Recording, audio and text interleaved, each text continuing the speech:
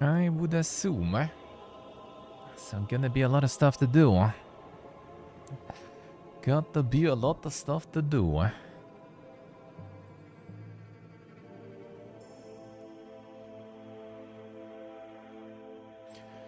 Tightening rules about Season Pass DLC. Yep, we're gonna get to it in a moment. Oh, we're gonna get there in a moment. Alright, let's see what is up. Star Wars Outlaws. Damn, son, 25% discount. Just $52. Nothing. That's nothing. And where is the reviews at, dude? 333 reviews. I hope Ultan will get more. That would be funny. That would be funny, man. That would be very funny. No, they already even like rolled down all this shit here. Bundles, DLCs, season passes. There it is. Yeah, yeah. I mean, they do at least like try to work on it still. So that's a good one. That's a good one. Still have been mossed really bad. It was just, people were just mad that it was forced. Like it was the only option to do. Like some people just didn't want to. Some people just want to go like guns blazing, and the game just kind of gives you like the fail screen, you know. So yeah, that was not very poga. So that was one of the concerns and one of the complaints, even like from the early, from just the release, pretty much people already were molding. No, I mean, when it will be like at, you know, like $10, then I don't know if I will still play it because I have plenty of shit to do anyway, so gotta find time for that. That totally wouldn't be on the high priority list. The Lost Depot on sale. The Truck and Logistics Simulator, then more simulators. Oh, that is Formula. Yeah, like I see EA Sports and F. It's already like FIFA for me and stuff, you know. Which is not completely far off though. 60% discount, just $30. Crazy. Screw the tags VR. Diablo 4, Kyuk. Can you imagine? A Neo 222 bucks. At some point I'll need to get the Neo 2 on. One was nice. One I did really like. Never got around to play the second one. Well, DLC's the first one I also haven't played actually. Those I heard are brutal. I mean, I remember watching Ella play that.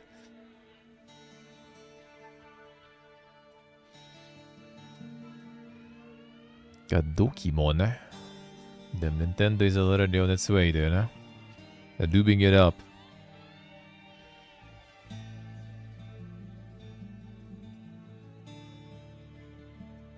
That seems like literally that, actually, too. Are they like trying to kind of like swarm Nintendo now? Holy shit. That's literally it all, pretty much. Everyone's just like trying to like, you know, like to make so much, you know, like Pokemon likes and stuff. So Nintendo lawyers just kind of like can't handle everything, you know. They just like give up and will be like, whatever. Do what you want. We don't care anymore. Kind of don't think it's gonna work that way though.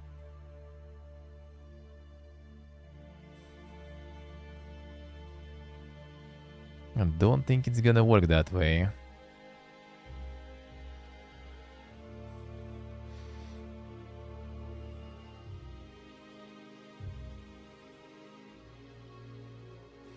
The English and Japanese and Yanaka RPGs.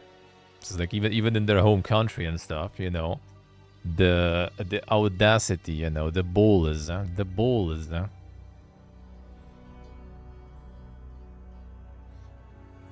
Made in Game Maker, I see.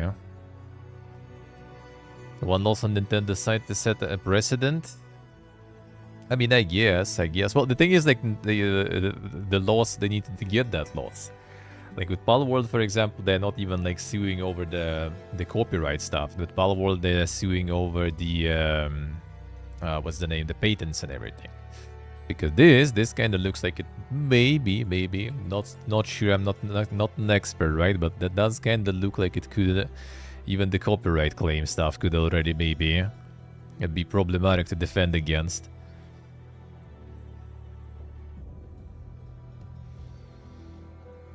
For the reviews praying to ton to reach that.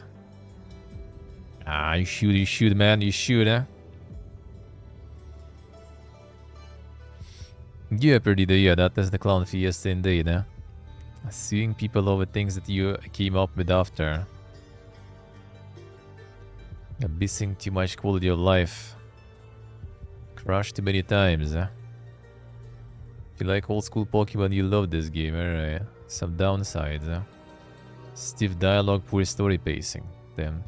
Guys decided to target like some Pokemon enjoyers, thinking like, oh man, easy farm. And there goes, you know, like all the actually type of guys here. Just shitting all over you. I mean, it's mostly positive still, so not too bad.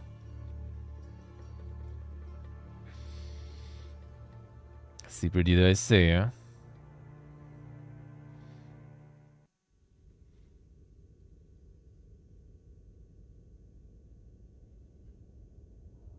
If you don't enforce, you lose a right at the bait. And I see, alright. Palworld the same as Valheim, it could be. I think they maybe will go a little faster though. Like they actually kind of like try to keep up with, I guess, like the live service approach. Because Valheim just kind of was like, you know, guys, we didn't ask for all this money, you know, so like fuck off and like wait until we do something. And Palworld is actually trying to pump some updates, looks like. I mean, the Valheim is like what? 20, was it 21 or was it 20 when we played with the boys? I think in 21 we actually played, wasn't it? 22? Could be actually, but not sure. We played in spring, I think I remember, but I kind of thought that was 21 actually.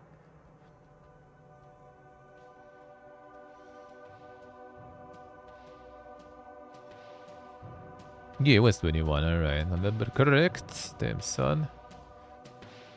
Can't launch discount and go straight into another discount, alright.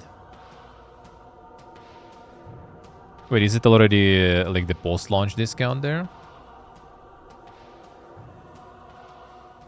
No, it's the launch discount though. It's 21st of November. So, yeah, introductory offer. No, that's still the same one.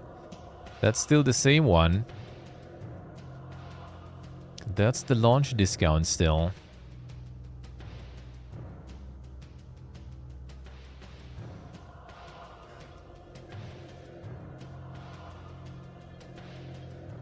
Alright, what else was there? Mercury Abbey. The Furia Jeddah. There it is. Yeah, that's the Gamer Games publisher. It's the one with the Alaloth. Doing good, MKHP, doing good. Hello. It's the same publisher as Alaloth. Similar to Locomotive, huh? Yeah, not sure about that.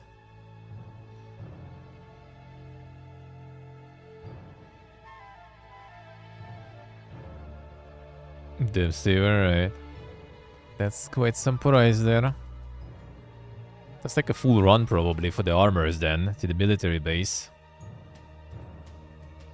The patent is there just how to aim and shoot, I see. The art looks good though. The art looks good. The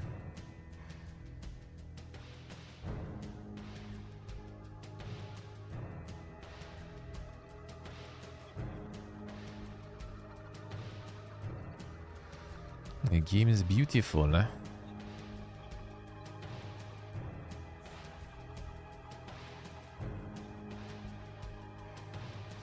Tales of the Neon Sea successor from the same devs, alright.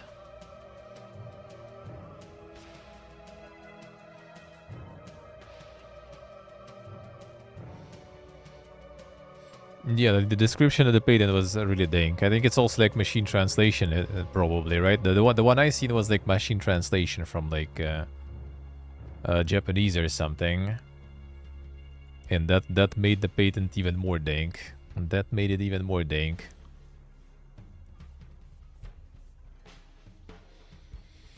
ICBM escalation, then Slytherin publishing. Then there's Mega Strategies and War Games again. Ground RTS, where you command armies, develop cutting-edge tech, and wield devastating weapons. Conquer enemies with the conventional forces or a nuclear firepower.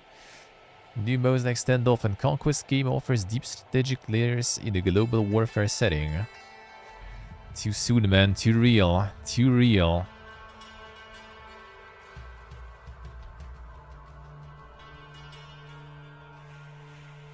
Hey, Sork. It was just for you. It was just for you, man. All just for you.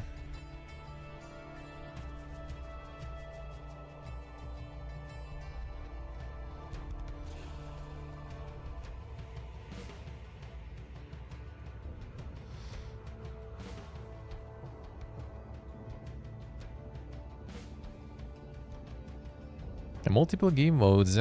Is it all just PvP? Doesn't seem like it. There should be some campaign, I guess. Or at least, you know, just like the PvE shouldn't be only PvP-ness now.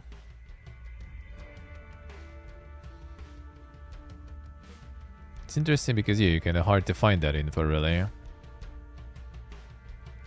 I kind of assume. Face off up at 10 players. About sure, actually.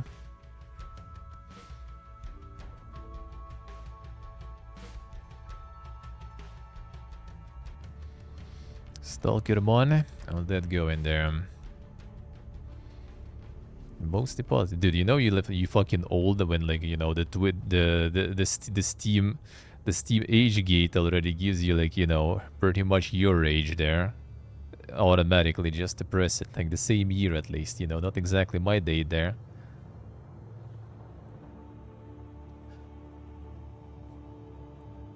%78 positive, That's good, nice that they're farming. Now that they're farming still, I hope that they will fix stuff fast. Yeah, 1 million copies sold already. Already? That was pretty fast. That was pretty fast. Surprised not mixed or worse. I mean, to be honest, it's not too bad. It's not too bad. Like, it depends, obviously, right? Like, on my machine as usual. But, like, my machine is, like, far from good. And, like, the performance, I, like... Well, there is this, like, weird, like, you know... seizure when you log super hard and need to kind of, like, reload. But other than that, crashes. Crashes are annoying, though, not gonna lie. Like, it's not Cyberpunk level of fuck up 100%. And Cyberpunk, I want to remind, actually wasn't mixed on PC release. So, like, if even Cyberpunk wasn't really falling into the mixed, then this totally doesn't deserve mixed.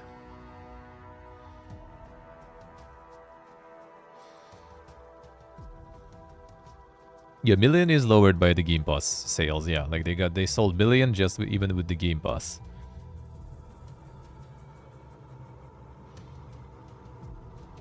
Yeah, Cyberpunk I had no problems whatsoever. Cyberpunk, outside of some T-posing, like the guy with the burger, and, you know, like all the wheelchair guy, like, you know, all the outside the meme bugs, I didn't have any really.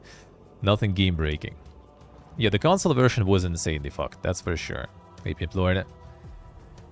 Console version was absolutely borked. Like, my friend got PS4 version, and that was, like, unplayable completely. He played on PC, like, years later. Not years, but, like, at least a year for sure later.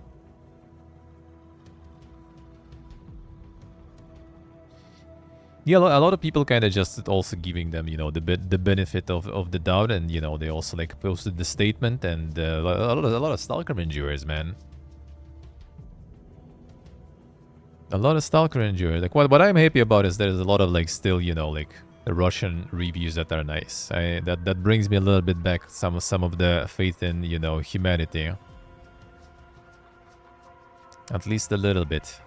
There are some Pipiega ones, obviously, and the negative ones. which I saw that they will be coming. And you still can see like how massive it is, like amount of like Russian language reviews and everything. Like it's crazy still.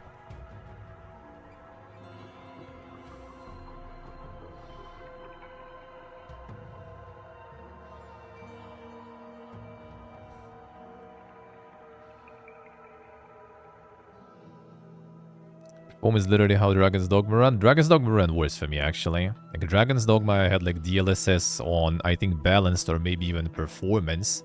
And a lot of settings were, like, on medium and stuff. And here I have, like, pretty much all the settings. Well, I mean, I can open even. Where's the NVIDIA shit there? That you?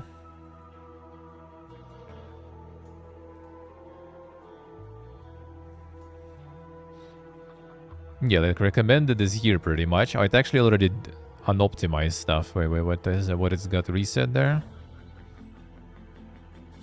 Something got apparently changed. Oh, VSync. Oh, yeah. It wanted to disable VSync. I obviously want VSync enabled to not have screen tearing. Everything else, yeah. High, high, high. Like, the only low is foliage. And anti-aliasing epic even. Like, that's what NVIDIA, like, set for me. And, like, I have no problems. Like, literally, like, no lag. Nothing. And DLSS on quality. Like the Dogma was like a lot of shit on like kind of medium more, and it was on, I think, performance or balanced DLSS. Then it was kind of running the way Stalker runs for me. Dogma didn't crash on me though. I think maybe like once in like all 116 or 17 hours it maybe crashed once or like twice on me. And I might be wrong. I don't remember actually it crashing, so just saying maybe it did.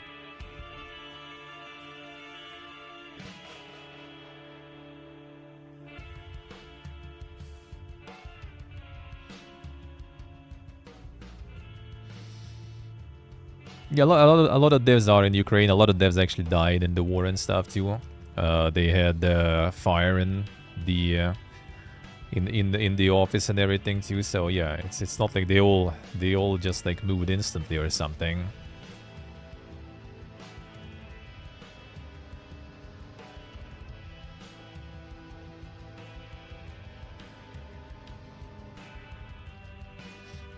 But I do really like my only like I don't even like not even super mad about crashes. Like I had one crash today, and that was like kind of long session.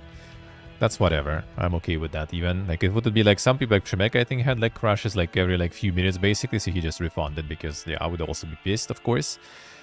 But for me it's actually fine. Like the only thing that was like the economy part is kinda, but like I found this farm right now, so like if that type of farm will be kind of good enough, or maybe there'll be other spots that will allow me the similar levels of farm, but you can just go get a bunch of loot for a really good money, then I kind of maybe not really, like, not that pissed about it.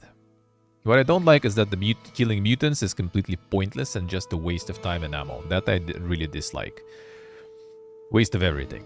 You waste bullets. Bullets that you need to find or you need to buy. Economy is already fucked, right? So buying bullets is not something you want to do a lot. Then you also waste all the durability on all your gear while killing those dogs, right? That is also, again, with this economy is really bad. And then it's just, yeah, they just like spawn on top of you. And like even strong mutants are not even like that bad. They're super tanky and stuff, but like kind of okay, because usually one. Even though I already had the situation where I spawned like 2 bloodsuckers at the same time on me. That was not that good. But like the dogs and stuff and that shit is just, dude. I mean, they're really well made though, I have to say. Like that's actually really like smart, like fucking enemies. Let's put it that way. But the fact that they just like spawn on top of you, and you're gonna waste a lot of ammo dealing with them, that's annoying. Like if they would be like in the distance and you could like start, you know, like shooting them from afar already, and that would be kinda alright. And still, probably would be tricky because dogs are fucking smart, man.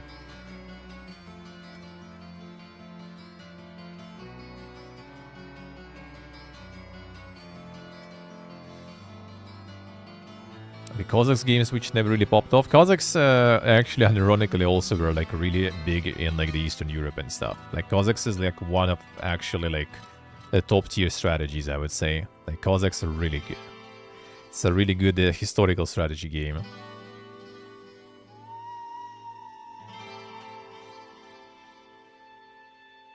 Not finding Stalker, it doesn't for everyone. I needed to like scan the folder manually. Had 2 crashes first day? No, since then. I had 1 on the first day. Yesterday was like 2 or 3, I think, though. And today was 1. And then everything kind of like okay. But yeah, like every day at least 1 crash I had so far.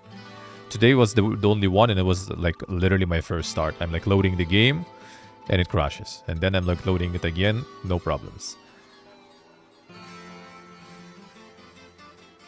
But like the immersion and stuff, I like it, dude. Like I'm really digging it right now. Better than the previous Stalkers for me personally. I like it a lot because they find like the exploration, except for like, you know, like all the mutants spawning and wasting your time and ammo. Like exploration is amazing. It's way more like kind of like way more like fleshed out, the exploration. You actually like feel that you're actually like, you know, exploring and finding things, and everything is like very detailed and everything is really beautiful. Very immersive and atmospheric. Even like some of the bugs and stuff, not like ruining it whatsoever. The A-Life, basically just kind of like emergent gameplay. Emergent storytelling, like things happening without you.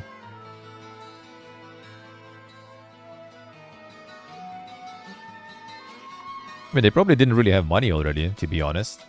I guess. Like, that's literally like, you know... Stiega in Japan, I don't know. I don't think they're gonna be paying them that much to develop. They're probably just gonna be distributing their games, so I don't think they were paying them much. Like, sure, they got like some other like money here and there as a support, right? I think Epic at some point was giving them some and everything for using the Unreal Engine and some of the technologies in the engine. But yeah, they probably already just kind of needed money there.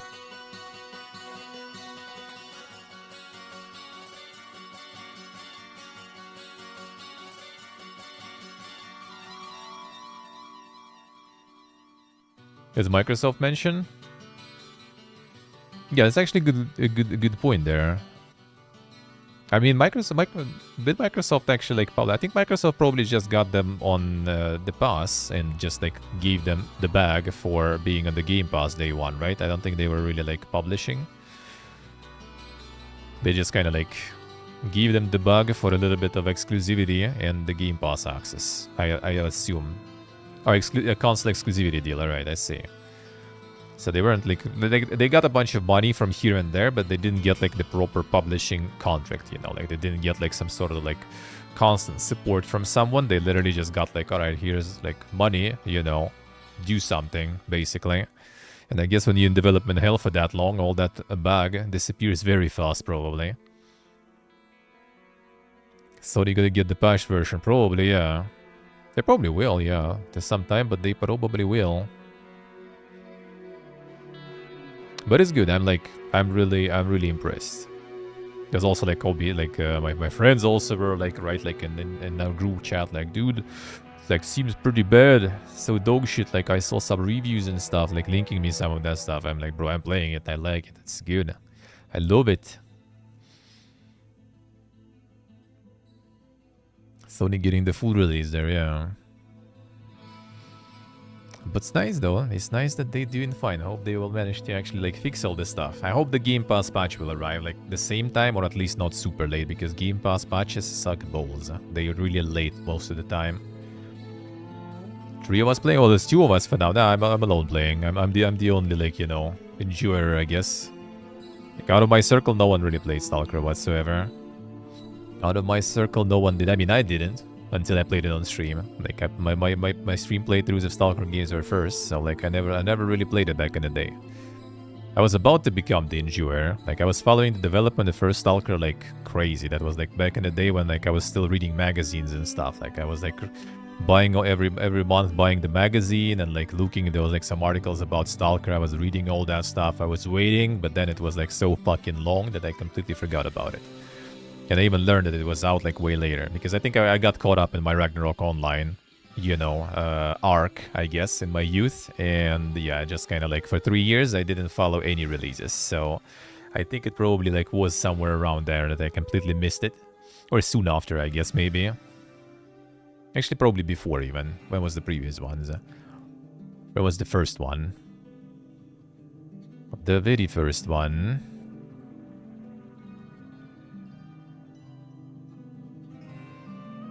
2008 was the earliest one, right? 2008 was kind of like a global release, I think, right? Like the usual release was different time.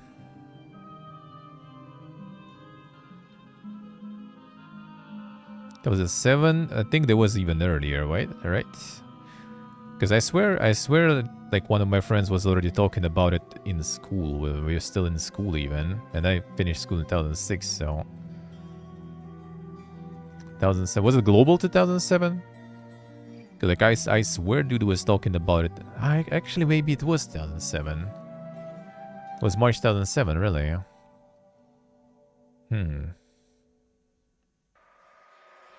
Interesting.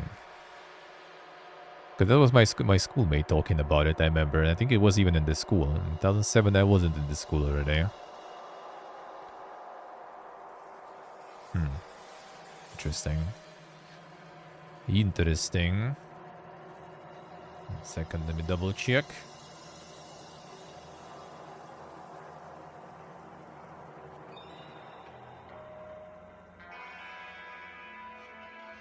The March was the initial release even, yeah. It was the global release later. It's actually just a few days. I guess console versions were way later. Oh, console versions actually way later. Alright, let's see. Maybe he wasn't. Maybe. Not me remembering it wrong, dude. Like I like my you know, like the visual memories are just way too vivid about this one. It could be maybe then like, because like for a few years after this school we still kind of like were hanging out with a lot of our like, it's now it's only just a few people already kind of left in the circle, but back then we were still hanging out with a lot of us. Maybe then he was mentioning it. Could be.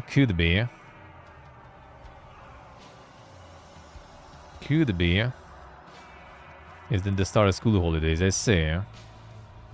No, maybe he was just also talking about, you know, like how good it will be or something.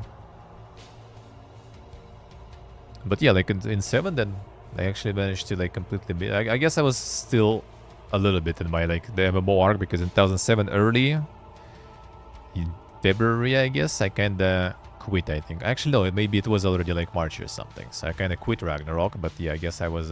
from Ragnarok, I just went into another MMOs anyway. Yeah, see that, I see. You're doing 2007? No, I can like all those times I remember really good. Huh? I remember those real good, man. Obviously, like some maybe a little like weird in the details, as you can see, but yeah, I remember. I think it was RF Online already though. Like I was kind of like quitting Ragnarok already after 3 years. And then they were printing the odds for another Korean MMO on our student bus tickets, like the magnet bar thingy. So I just like got my student pass, and there's like printed ad for the MMO, and the other boys from the college also got those, and they were like, should we try? Let's go try it. We did. It was just a Korean MMO again, with a lot of grind, nothing new. But that was like, yeah, that was when I was just going MMOs pretty much. So I guess I just kind of missed it back then. So yeah, like no one else is playing really. But there's one friend who's like back home still. He I think is kind of interested in playing some, but don't know if he's playing or not. I just kind of like mentioned that I got in the Game Pass, and he's like, how did you get in the Game Pass? Because in our region I think it was blocked in the Game Pass. But yeah, I don't use that one, so I could get it here. And here it works.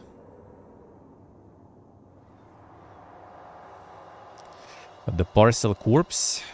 Wait, wasn't Parcel Corpse kind of like people even like talking about that one? I remember at least.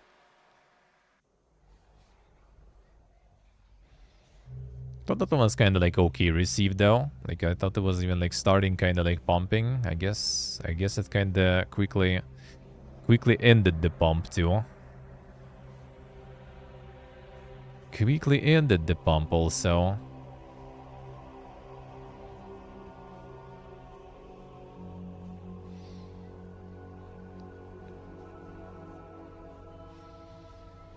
Well, I mean, the only thing that is kind of weird is that there was kind of like decent amount of marketing about that one, and it still kind of fell flat. That is unfortunate. That I think what happens when you kind of don't really have like some crazy marketing and crazy amount of like interested players, and you fall in like mixed territory. Like you get into mixed, I think you basically just the Gibbons algorithm just fucks you hard. And being found, being seen, it becomes very hard. The flight sim, yeah, I think I have even news about this one. We'll get there, we'll get there. Luma Island, could that be? The co-op RPG farming sim. And the epic adventure.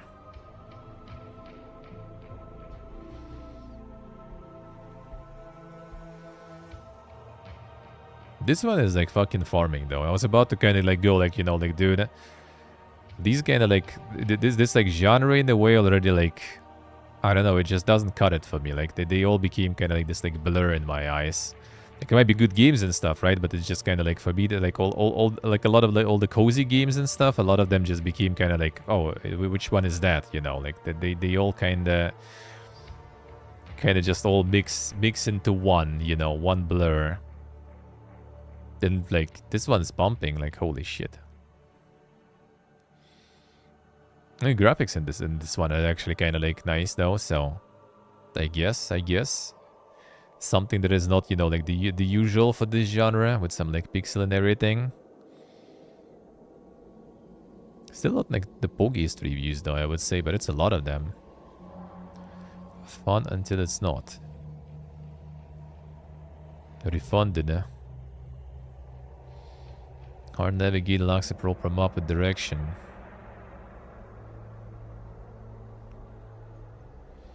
A broken craft and broken achievement, stupid combat.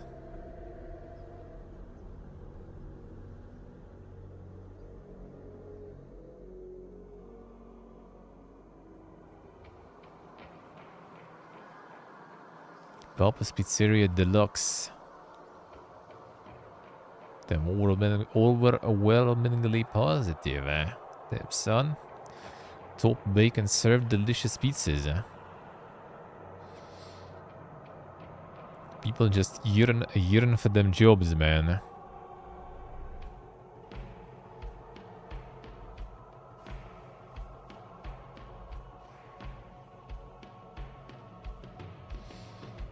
Simulation is going ham. The simulation market. Should also like call your stuff simulation of something all done, you know. Probably. Maybe it would be nice.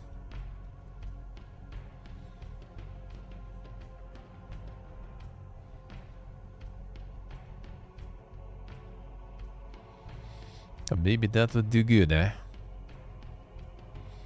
Incantation of the hoarder stuff. Simulation of going broke as a dev, yeah. True.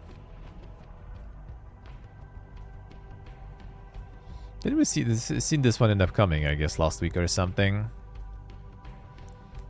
Yeah, I think so. I remember the font there. 10th of November. Also Farmer Religion. Holy.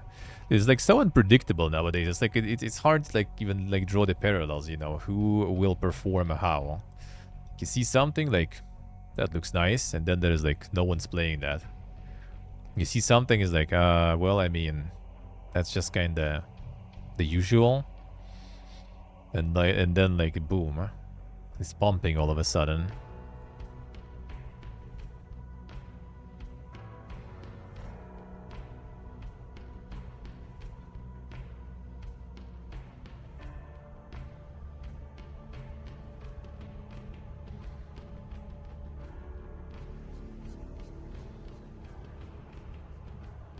You have $10, you should buy mouthwashing instead, Not bother playing this game. Damn, son. What an advice. I'm gonna go into every deck builder, like, you know, if you have like, how much even like a Slate Aspire nowadays? If you have $10, go buy Slate Aspire instead. And the new meta, dude, the new meta. Yeah, this one seems actual reviews and stuff too. I also wanted to kind of like scroll because yeah, like a lot of Chinese games nowadays kind of do some interesting reviews for us they're going. But no, this seems all legit. Damn, this one isn't mixed still. 69 Poge. Very nice. Well, not that nice, but at least it's kind of mostly positive almost.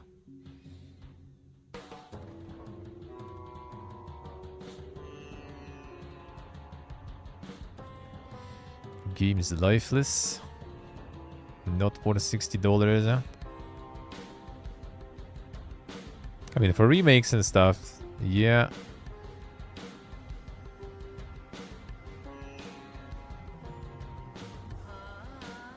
Painful yet simple and beautiful, alright.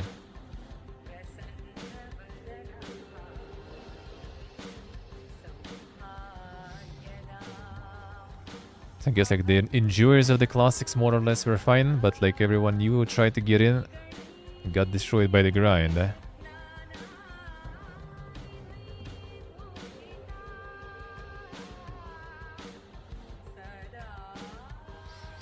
Like the art, well, I mean, this one is completely different art though. This is the HD 2D now. It's a different one. It's a different one now. I mean, that looks kind of alright in terms of art at least. Kinda.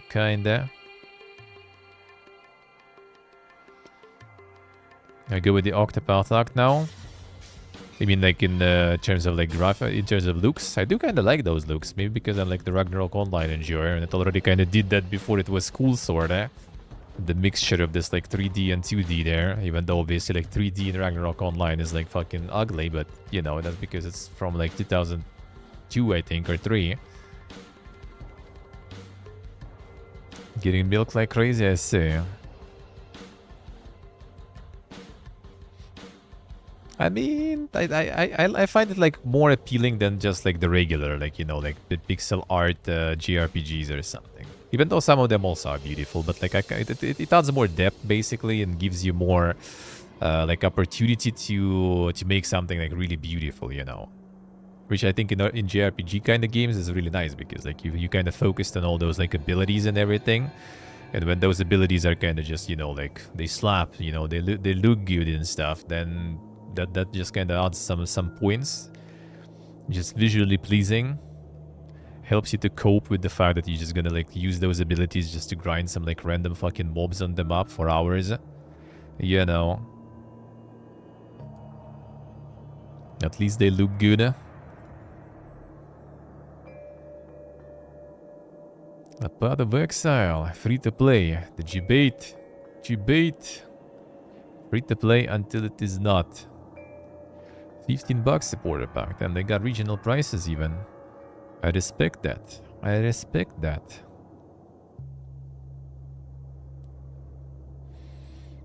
do respect that. Hey, Shumek. It is free to play. I mean, I guess. Not free to play test, yeah.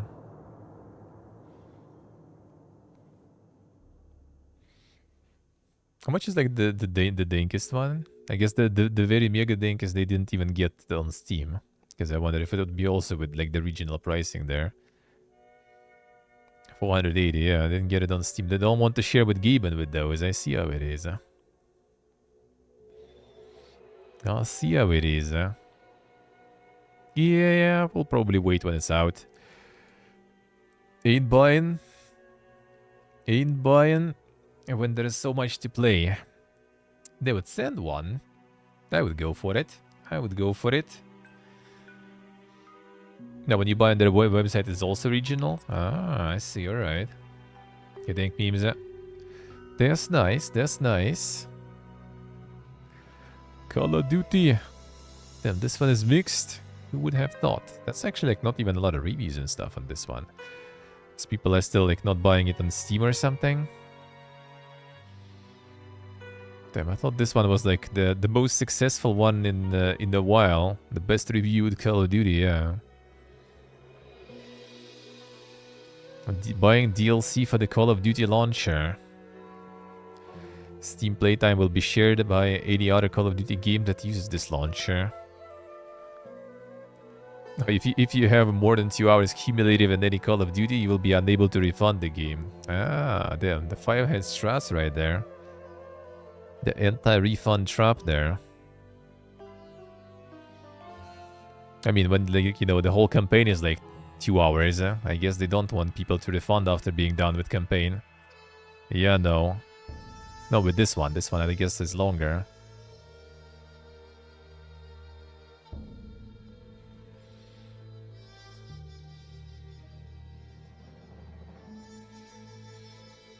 Opening Steam, clicking a general Call of Duty game that I have in my library, waiting for it to load 5 minutes after asking me to restart multiple times for some much needed upgrades. Then when I'm done with this, I navigate through the launcher to find Black Ops 6, click on the game and it asks me which version do I want to play, campaign or multiplayer. If I click one of the versions, the first launcher closes, then the actual Black Ops 6 starts. After asking me to restart multiple times for some much needed updates, I am in and ready to play that mode that I choose. If I want to switch modes, I need to exit the game, open the first launcher, choose the different mode, close the first launcher and launch the Black Ops 6 mode that I chose. Damn, son. The peak gaming, current year, man. In the current year.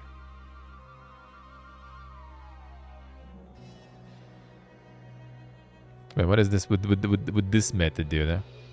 Give me acne, AIDS, allergies, Alice in Wonderland syndrome, Alzheimer, anal abscesses, anal cancer, anal itching, anal tear, anxiety disorders, arthritis. Damn, son. That's a one scary game there.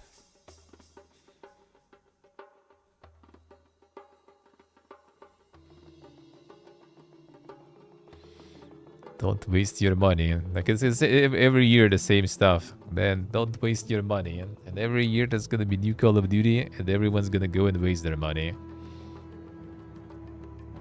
Same stuff. Guess some people never learn.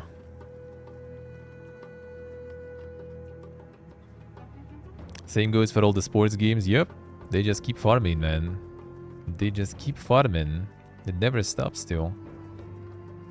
Diablo 4 gotten popular. Okay. Dude, the EA Sports already like on 50% discount. When was this shit out even? Okay, I guess like almost 2 months, but still. Like, why? Who even buys that on release nowadays, dude? You just like wait a month or two, there's like 50% discount already for you. And then you wait like few more months and there's already the next game out, you know.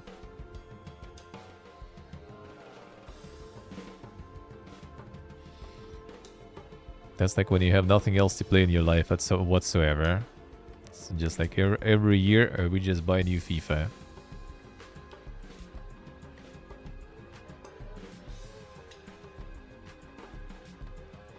It's interesting that Star Wars Outlaws is still kind of in top sellers though. Even though they, like, no one leaves the reviews.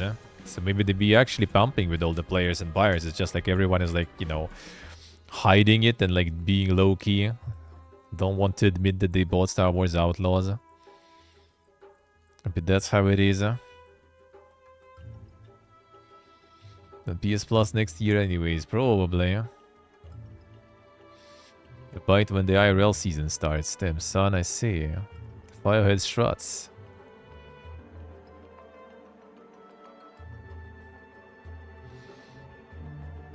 Lost but found in popular. Deleted by Gaben. I mean, you are not there? Well, because I own the game already. That's why. I think that's why. It was showing on the browser and stuff for me, though. So, should be there. Should be there. Spotfound got the demo now, I think, or something. Doesn't show, though, for some reason. Oh, maybe because they're releasing tomorrow already or something.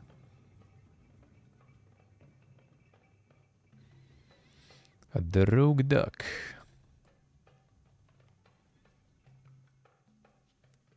That's when some puzzles and stuff.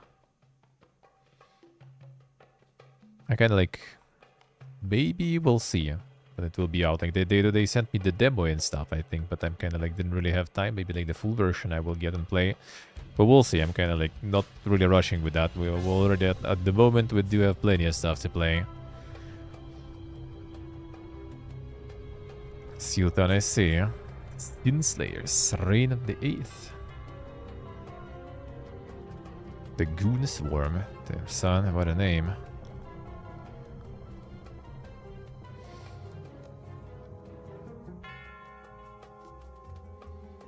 Body of a wicked adventurers. Kill and pillage the drive of a gluttonous nightmare in turn-based battles. Okay, rogue. You learn from tags, dude. I don't like I see kind of like JRPG here, and I'm not sure. Is it like, you know, is it RPG here? JRPG? Is it what is it, dude? Oh, the RPG rogue. Like, okay, I see now. I'm blind. I'm blind.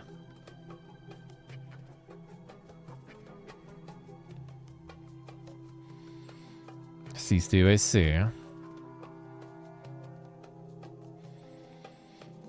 Yeah, November 25th, another one. See, that's already all the stuff for tomorrow here. And Ultron also should be there.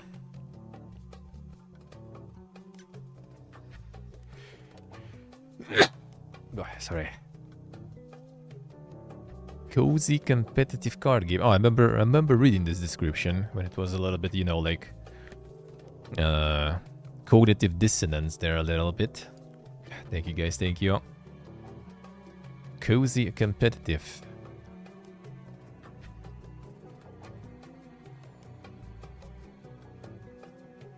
The game dropped even later, game didn't show them, I see. Maybe they made some sort of already like the cutout for that stuff.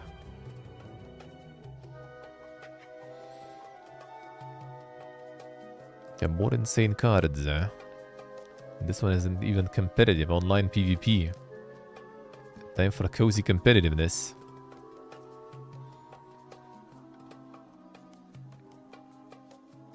Gaidus. A real-time grid-based action roguelike.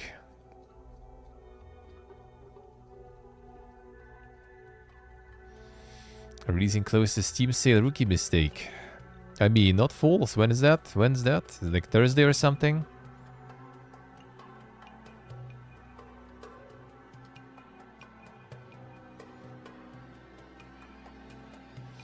No one's cozy while trying to win. Yeah, that's the thing. Like a lot of games who try to kind of like go both like, you know, cozy, but adding some sort of like the PvP elements, that usually kind of suffers there. Well, I mean, it could be in a way like, you know, I don't know, like Mario Party or something, right? When it's like kind of like the graphically it's kind of like cute and stuff, but in fact it's gonna be all the competitiveness and people molding. Even though for me that was kind of cozy, I guess, except like I'm bad, like I barely played, right, Mario Party ever. Still managed almost to win then. Could have Switch back then. Feels bad, bun. I think CB won in the end. I think CB won the Switch in the end. I didn't have any idea how to play the game, but I was getting lucky. But for some people, like Ella, for example, was like me again, man, playing Mario Party and stuff. Like, dude is competitive over everything. Like he was getting super tilted there playing. And yeah, for some people you can't be cozy with those, huh?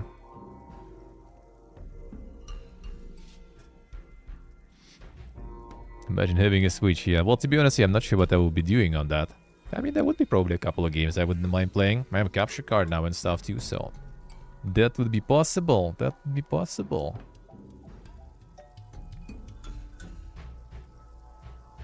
Semi-competitive with those kind of competitive people. I mean, he's not like, you know, like toxic towards others or something. There are some people who will be like molding at you or anything, right? He's just like in general kind of like, you know, like really agitated and emotional about it, but it's not like, you know, like shitting on everyone and stuff.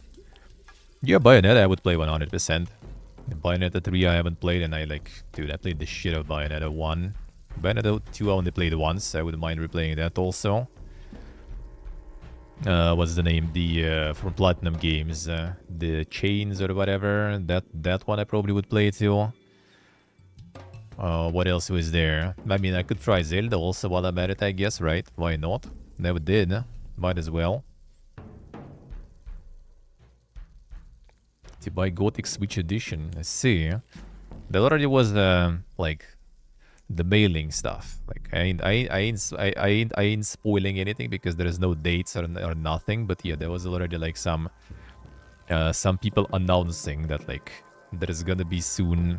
Well, soon. I guess it's kind of like 2025. It says in 2025 is gonna be contacting about like the Gothic remaster. So we'll see. Will it actually be in 2025? Yeah, Astral Chain, Astral Chain. Scout but good, alright, I see.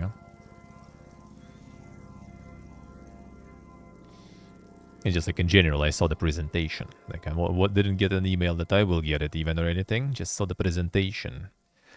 That they already kind of have some agreement with like marketing company over promoting and distributing Gothic Remaster among content creators. So we'll see. We'll see when exactly.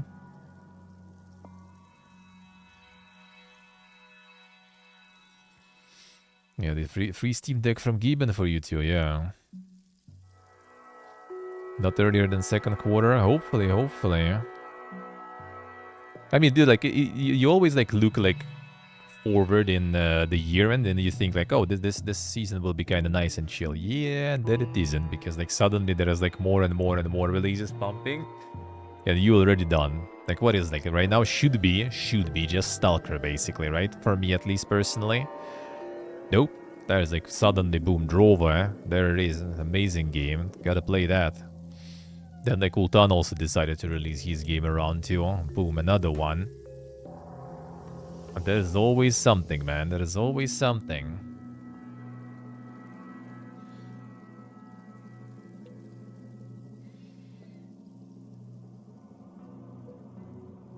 Gladio More.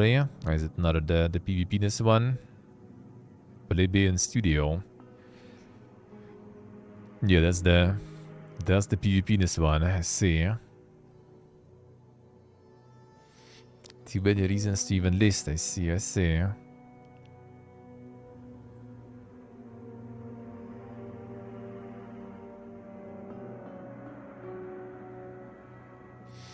Assassin's Store game has like a bazillion wishlists. I see.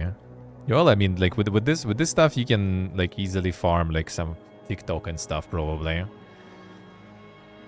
And pretty sure there's probably like a bunch of like streamers and everything and content creators who would just gladly jump on that one because I mean it's PvP. Like I can see like Lyric already playing this for like a few hours probably. Maybe he already even did in the demo or something.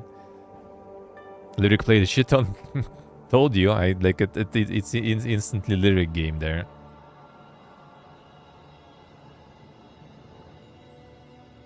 So yeah.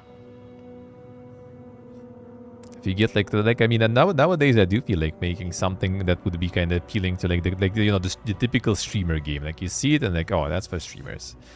That is kind of viable strat, really. And that is a viable strat. The thing is, you still kind of need to think though about it, how you're gonna like monetize that attention, and at the same time, that niche also kind of can get quite crowded.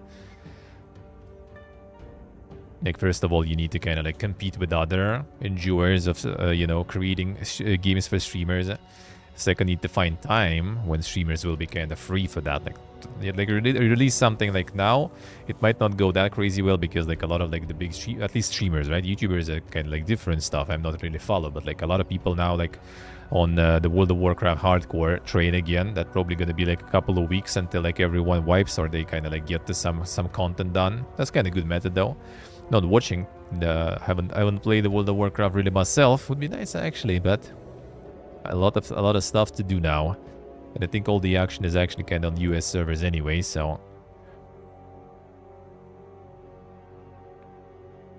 the Exeter, I see. Trail will go until Path of Exile 2, then it will die. I think so. Path of Exile, I can see a lot of streamers that will join. Like for the, the hype of the release and stuff, but then a lot of probably peace out. Like hardcore just like creates content like constantly. It's just like the last hardcore meta, like even I like saw a bunch of that because it was all over the place. Like, oh, someone died, or something like that, or like some wipe, or they actually did it. That was everywhere. So you can need to know like which meta is going on, to figure out the timings and everything.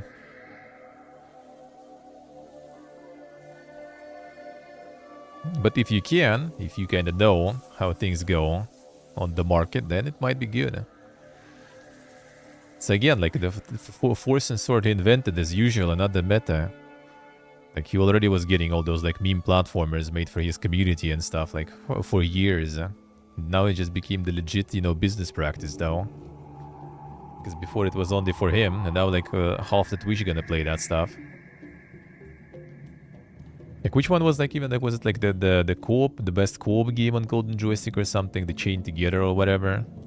Yeah, that was like the prime streamer game basically. They just farmed it. Kritter Cafe. Not a wholesome one, I see. There's a huge market for these though, also. So exactly one streamer played. Yeah, I kind of like haven't... I mean, I'm not really following much though, so yeah. Can't really say. But it is like the sole purpose of the game is also just to be like for content creators. Then you have another issue though, like why would people buy it? Like non-streamers, why would they buy it? That's when it's good, for example, with previous one, right? Because it's PvP. So you kind of can like give people, this like hope that they will buy it and they're gonna snipe their streamer there, I guess. The Chain Together is just co-op with some like people, right? With other streamers then. So like for average like person who's watching someone, why would they buy it? Like they already watch the streamer, kind of like play with it. They don't have friends to play it with someone. And like why would they buy it, So why would they do that?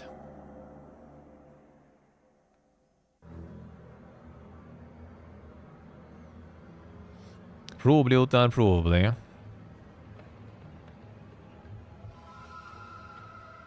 Need to take off, need to kind of like get, like, you need someone basically to like kind of start playing it. Like, it's always a snowball effect with like the streamer games.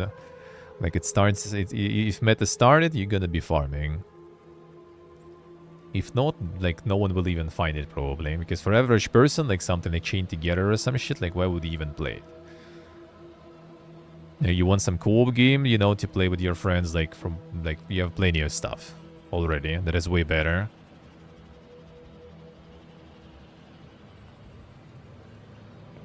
A Neon Blood, damn. That sounds familiar.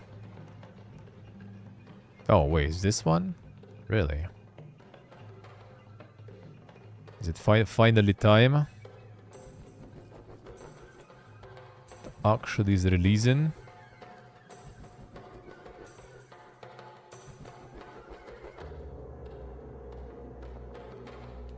No, I see, Rev, I see.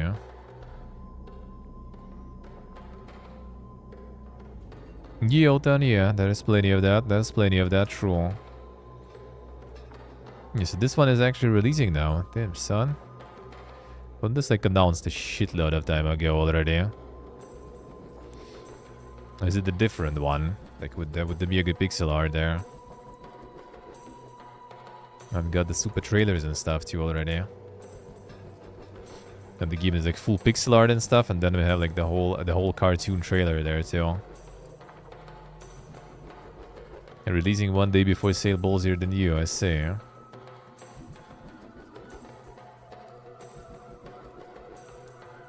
I see, Rev, alright. Some regional pricing is fucked then.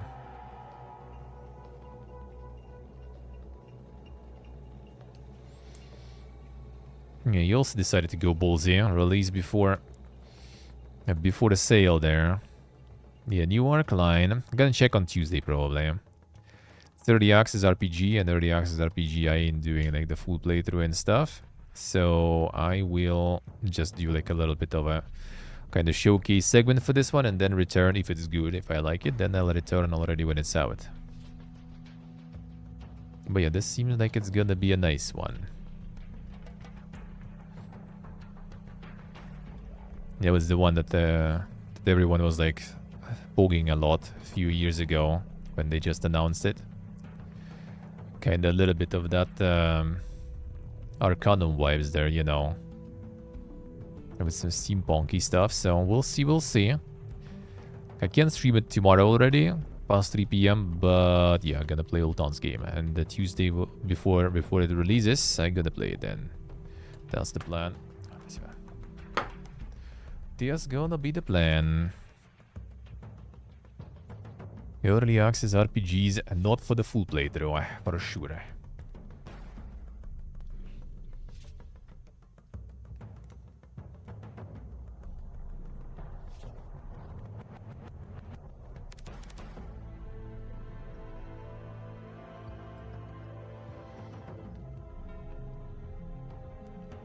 Dirty birds. That be. That's some insane artsy style there, holy. Publisher Art France.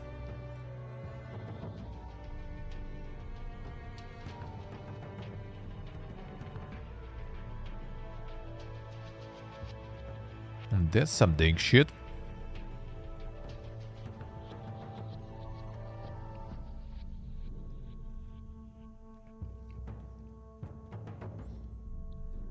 Yeah, kind of guess like Plucky Squire concept-wise in the way.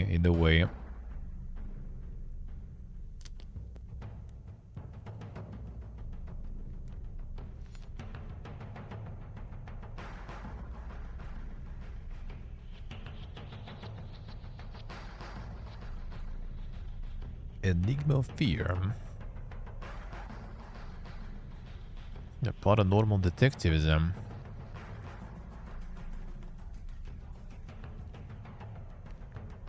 Didn't like Plucky Squire in the end. I was kind of surprised to see that people are like not really enjoying it that much. I thought that one will be kind of like swiping, but nope. Seems like had a lot of issues there. Like gameplay wise.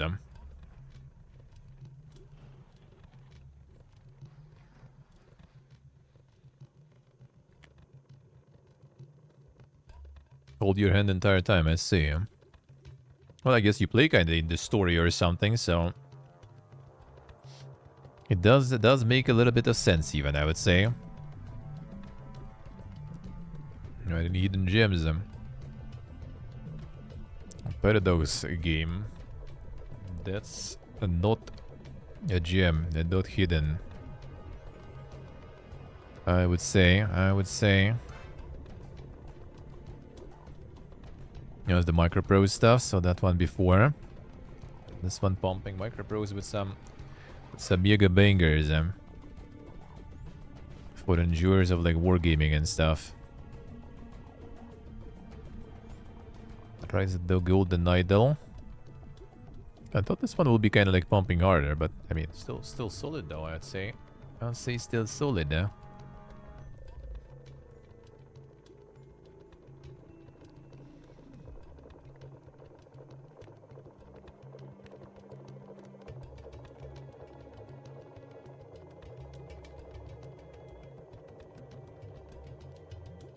game has no faith in the player. I see. I mean, depends on like what kind of target audience they had there too. Or maybe they were more kind of like aiming at like the casual player and like kind of young players, so they wanted to kind of get a little more of direction they're going. Yeah, I see, Steve. I see. Not through browser. Wait, only through the phone or something? Well, through their app. Temtem Swarm actually kind of farmed them. Well, it's not $3, but it ain't like 10 or more. On the phone stuff, alright. Even the PC app? No idea, actually. Probably not. I think I heard about it.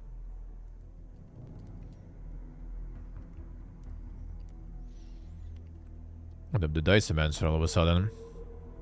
Yeah, that one farms super hard. Even still farming, actually.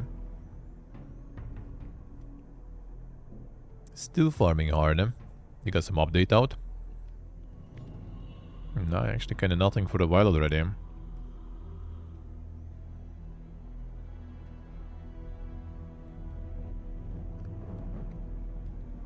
Just still keeps pumping, I guess. Alright. Whole bunch of recent reviews there. Out of nowhere. I mean, got in my queue also, somehow. All of a sudden. That's some interesting algorithm shenanigans going on, dude.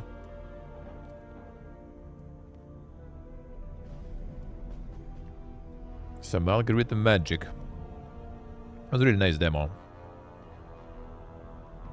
A real nice demo.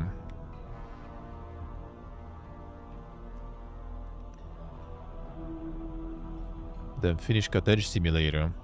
Even that is a simulator now.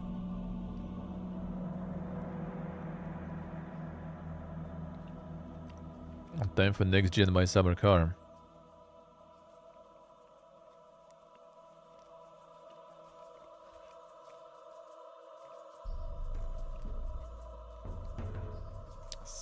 Simulate everything, dude.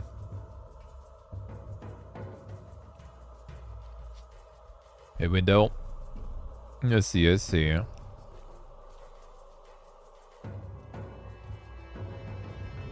Damn, been throwing some ash out. Insane.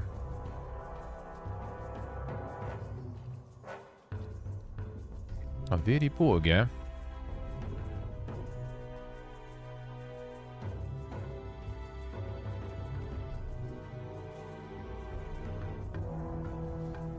Big gaming, dude. Truly, but it's wrong.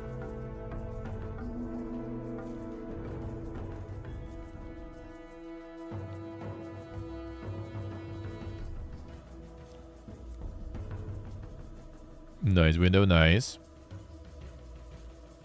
The common task simulator, yeah. Get like anything and make it simulator. I want to see like Finnish cottage simulator, make it like German cottage simulator.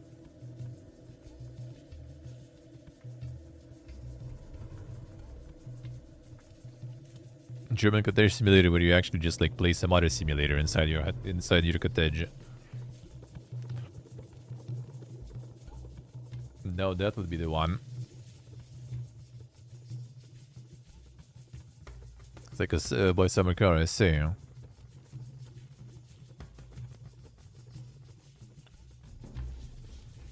Do you guys always have metal stoves there in Finland? Where is our Finland Lorenjuers? I think I have the same kind of sauna setup in summer house, which sadly is kind of fucked.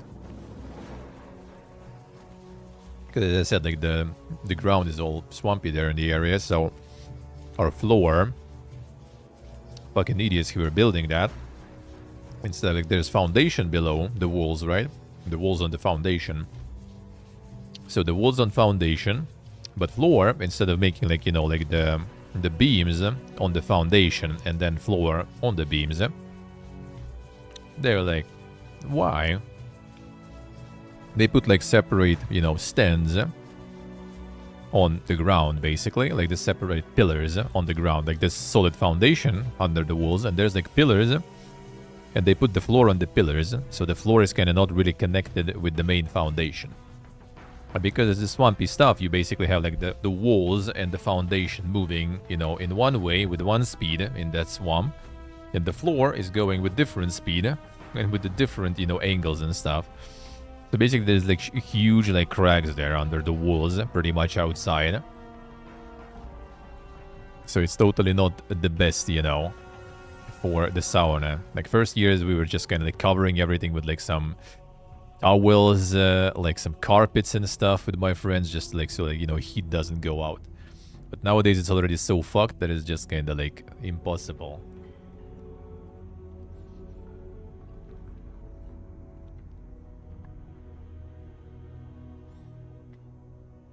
Heater is external, then you pump water onto some hot element to make steam.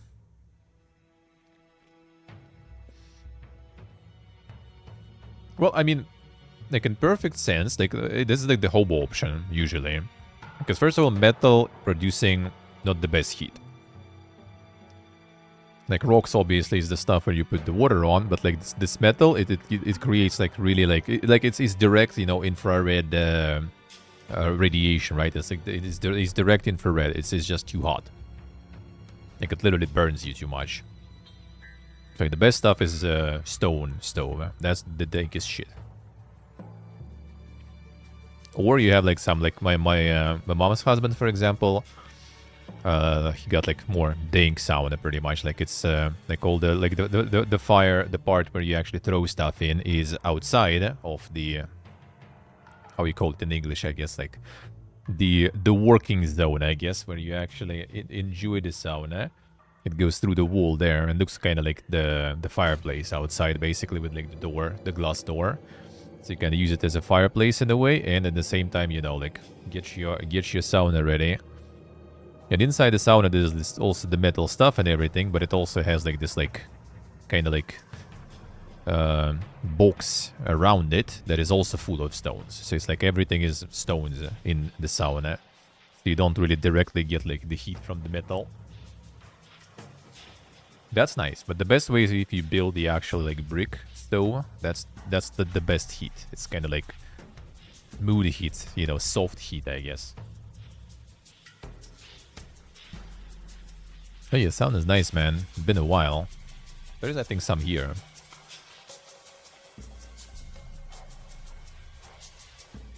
I think a swimming pool nearby actually has the sauna. I need maybe like when I have some time, some day offs in December. Need to probably go get some scouting, you know.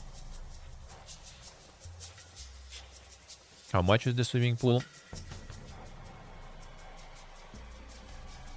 Yeah, is there a sauna?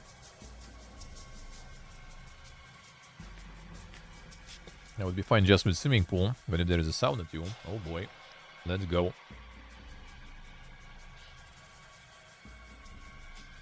The well-made little sims. I like little sims when they're like with the meme person, or the meme purpose. Like if it's just, you know, kind of like a would it be serious simulator with some tasks, those I don't really like.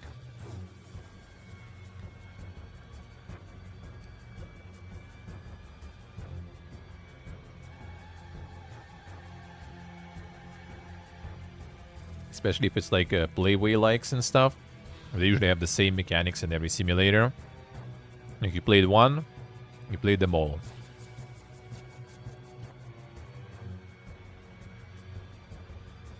Drug dealer 1, yeah. Drug dealer is a good one. That's the, like the best example. There were like a couple more from Playway, like some of the early ones that were kind of meme ones. Those were kind of fun.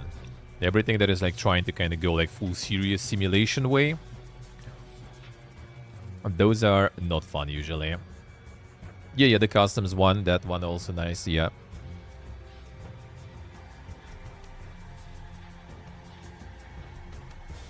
A Beastie Ball.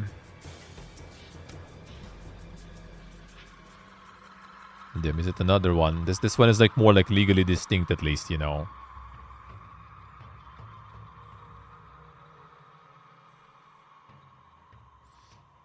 This one is more legally distinct there.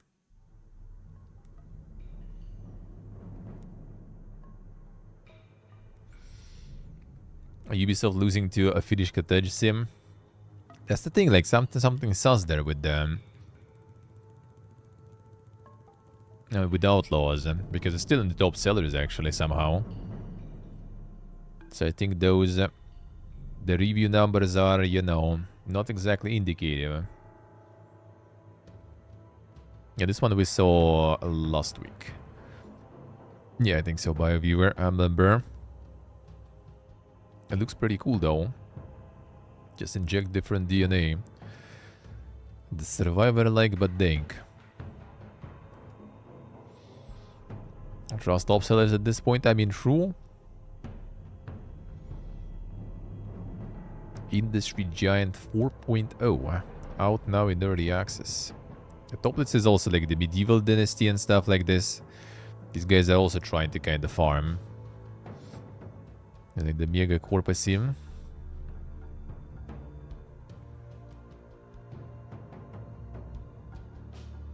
It was really not that good, I say. I mean, reviews also not looking that poor, yeah? Worst tutorial I have ever seen, alright.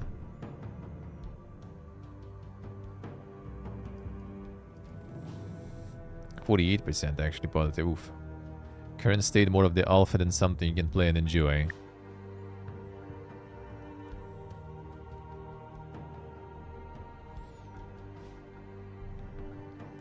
Do the exact same thing but much worse as other games I already own, eh? That's kinda a good point, brother. I agree. 420 Blaze 2. This one I think went already like so hard with the memes that I think even the content creators didn't really like play it that much. Some did, but not everyone though. Not as many. This one went a little over the top. But that was actually kinda, yeah, you could see what they tried to do. Yeah, Medieval Dynasty they did, yeah. Unpublished.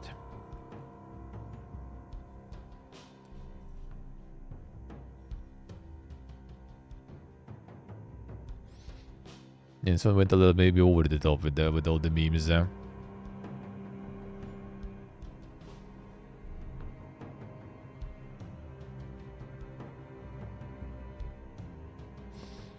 Potentially a little over the top.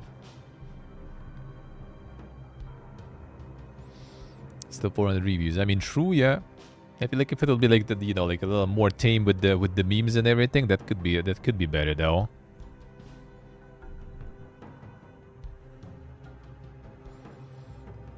Like not just like slamming all of it together, including some ancient stuff.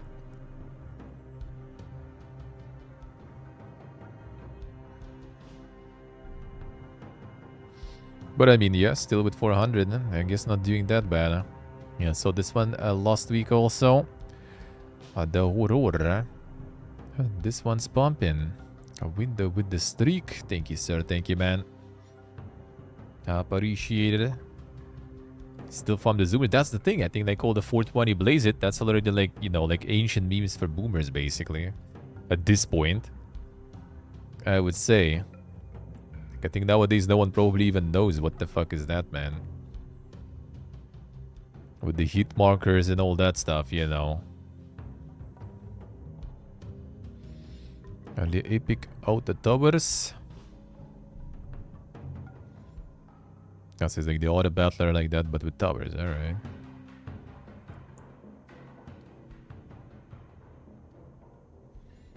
Auto battler and deck building mix. And this one's kinda pumping too there. Alexander Golovkin, just like one person too.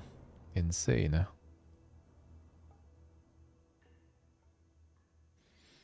Can do early access. And the cat towers, there it is. That's how you farm. Got interested seeing this game on stream. See, streamers don't work.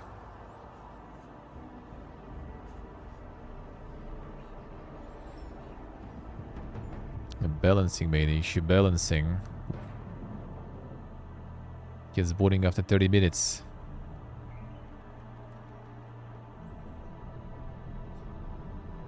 The art is AI generated, I think so. I mean, you can actually check the disclosure maybe. No disclosures here.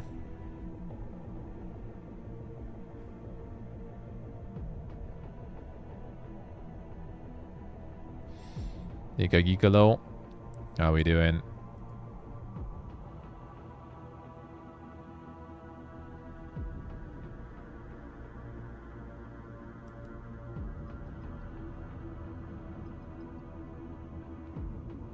It could be. Looks kind of like some of the those mobile games, to be honest.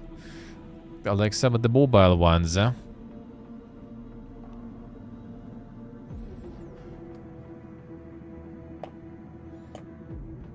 See what I say.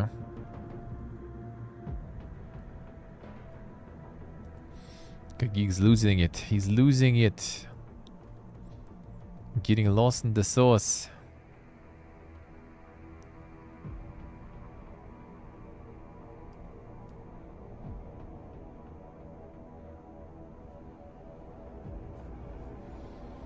And 16-year-olds even know what Steam is. I mean, considering Steam is like breaking the records of the active users, I don't think they kind of like getting, you know, like the older people on board. I kind of doubt that.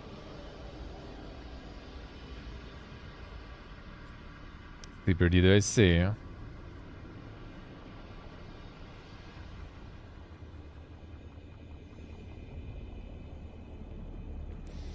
have to remember the brain rot is real. Yeah, try to like not to think about it, because then you kind of get in this like, you know, this spot of like kind of when you're not so sure and start like doubting everything. Like, is it AI? Is it not? Don't like that. Don't like that.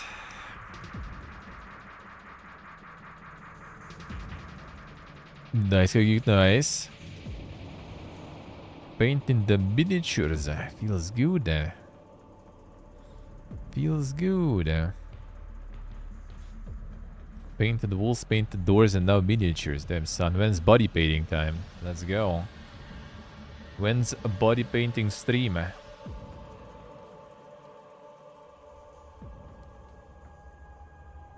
Since you already got on that pipeline, you know, I might as well. I might as well. Alright, let's get to the views.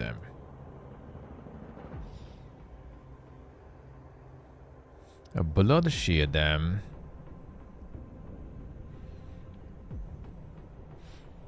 That was the one that played the demo, right? Yeah, I think so. Roguelike Survivors FPS. That one was kind of nice, even though like demo felt a little maybe kind of like repetitive and maybe a bit easy. But I assume in the full version that would be a better. Yeah, like the first person Vampire Survivors sorta. That was actually quite alright. 12th of December. Coming soon to early access. That was decent. This year's Game Awards will accept DLC, new game seasons, seasons even, expansions, and presumably Kojima's Microsoft Paint doodles. I mean, wouldn't be surprised with that one. Game Awards aims to recognize the best creative and technical work each year, irrespective of the format of that content's release. And expansion packs, new game seasons, like even fucking seasons, like bro. DLCs, remakes, and remasters are eligible in all categories. The jury deems the new creative and technical work to be worthy of a nomination. Factors such as newness of the content and its price value should be taken in consideration. Game Awards been a bad joke for years. Well, now they're gonna copyright that bad joke too, looks like. Or trying at least. Trying at least. Why is it accepting paint doodles? I mean, it's just a meme, I guess, about Geoff and Kajimbo there. I assume.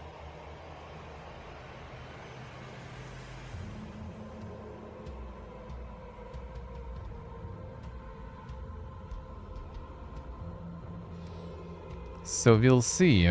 We'll see. Your cogs hello.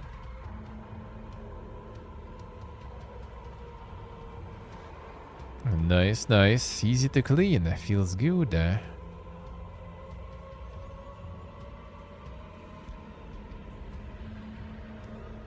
Bon duel. Pog. Insane odds. Even bon duel with the odds.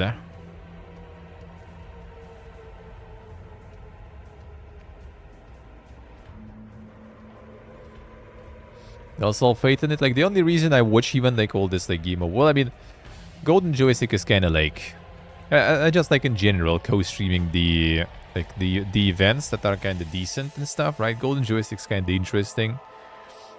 Golden Joystick is kind of interesting, just to see kind of like, you know, the unhinged version, I guess, of the awards. And the Game Awards you just watch for trailers, really. Like, the award itself, both in Golden Joystick and in Game Awards, is more kind of like just the meme stuff, I guess. Just to see the state of industry, not because of like some games deserving the awards, but just because who they give those awards for. Frames being dropped? Not yet. Not yet, but in like 10-20 minutes they probably will. And I will switch servers. For now, not on my end. For now.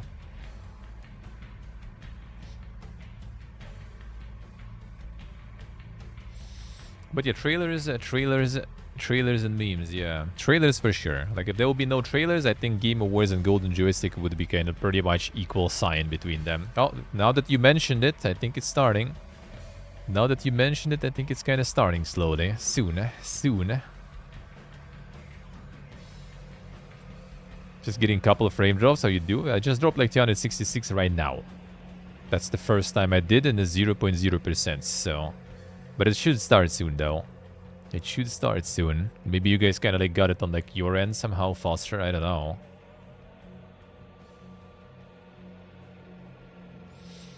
Yeah, Back for Blood 2 appears to be a thing, which is a shame because I'd rather play New Evolve.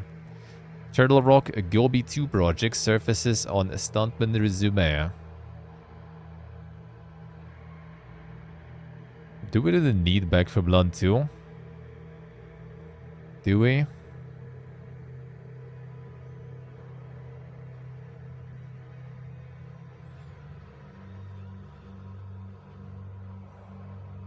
The words left for that spiritual successor always arouse a hunger in me, but I found Back for Blood quite disappointing.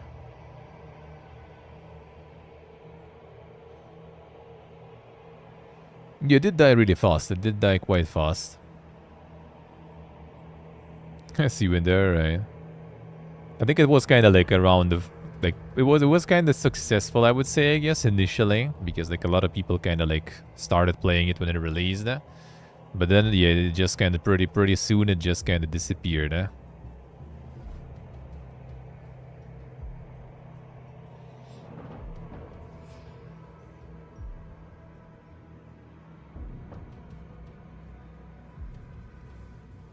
I see what it's alright. Classic, classic.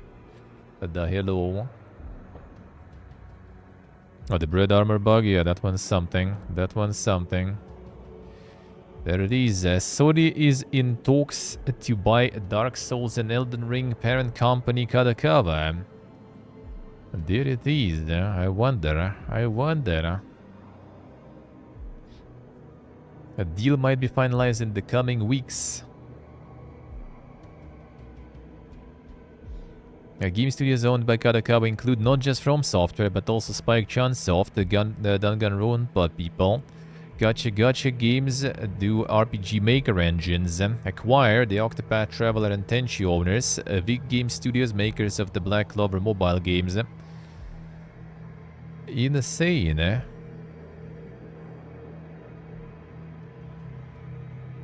FromSoft just buy Sony at this point? Nah, doubt it. Sony's still huge, dude. And besides, yeah, for FromSoft, like I don't think FromSoft is actually kind of like getting like that crazy much out of all this like pie. I mean, they do get a lot, right? But they still have, first of all, Bandai Namco, right, and stuff, who is the publisher who gets like a chunk out of it. After Gibbons, you could chunk out of it, right? And then like they also have owner of From Software, which is Kadakawa Studio, the one that Sony's acquiring, right? So those guys also probably take a cut from all the earnings. And then already it only gets to From Software. And on top of that, there is somewhere there like, you know, taxes and other fun things also. So like the actual From, I don't think is kind of like rolling like crazy in monies. They're probably doing good. They increase the salary for like interns and the like kind of like the junior stuff basically recently. So like they're doing good probably financially, of course. Yeah, but not that good to buy Sony or something. Alright, there goes, I think, the frame drop. I think so. Alright, one sec, just gonna switch the server real quick. That's gonna be just like a minute, one moment.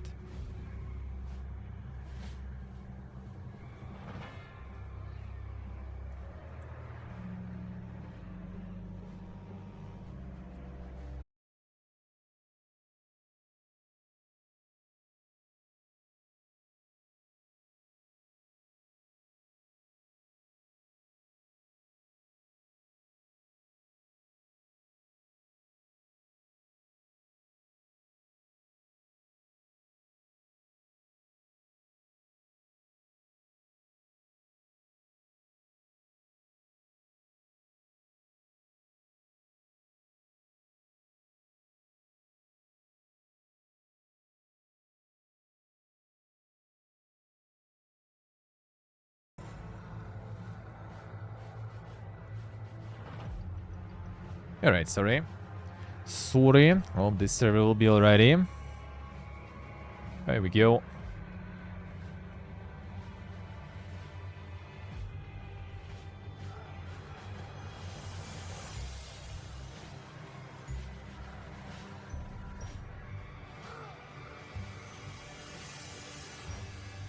How's going, Jordi? Hello, hello.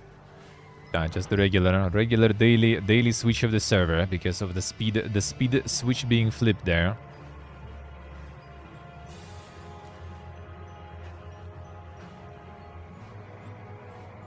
CSTUSC. Nice, nice.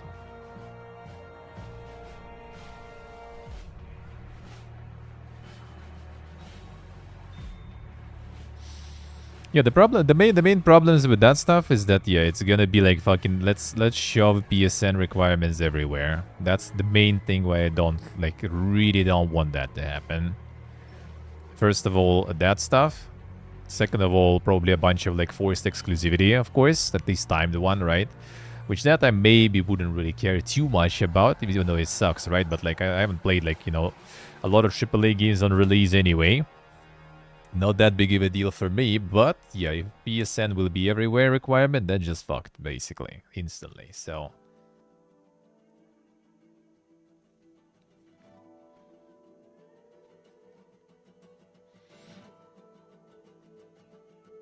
Use shields with spears, actually, holy. Yeah, no, we tried, you can use it with fist and everything, the shield. But yeah, didn't actually try with the spear. There's another article about this one, so we'll see. We'll see. I don't think there is any, there is acknowledgement, I guess, by Kadekawa that they got approached by that. But yeah, not so sure what they're gonna, answer and stuff with that. Alright, it's just, taking a while to load stuff.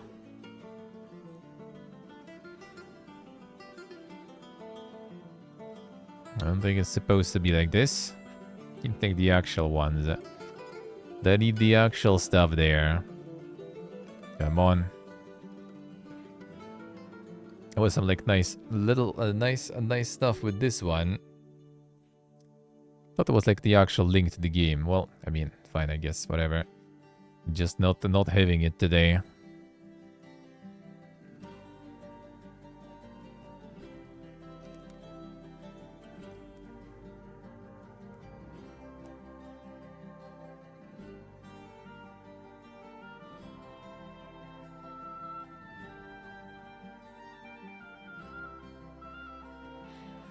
Well, yeah, one of the things people say, yeah, that they might get acquired by Kakao then, so to Korea and stuff. Yeah, that is true. That is true, huh? I'm playing the From Software games anyway. Yeah, I haven't played in a while, so I wouldn't mind.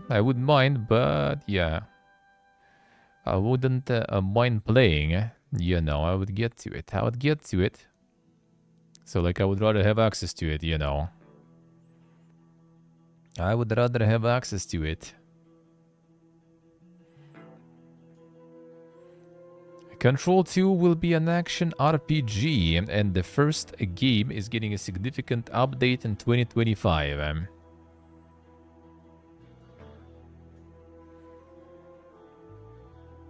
So even the original one they're gonna be updating somehow. Oh yeah, Alan Wake 2 sold 1.8 million units now. There is some article about that, so you would do that. Actually, I think it's 2 articles. They're back to back. It's basically Alan Wake 2 sold 1.8 million units, and then the next article is a farming simulator in a week sold 2 million. And there it is, dude. The contrast there. The contrast.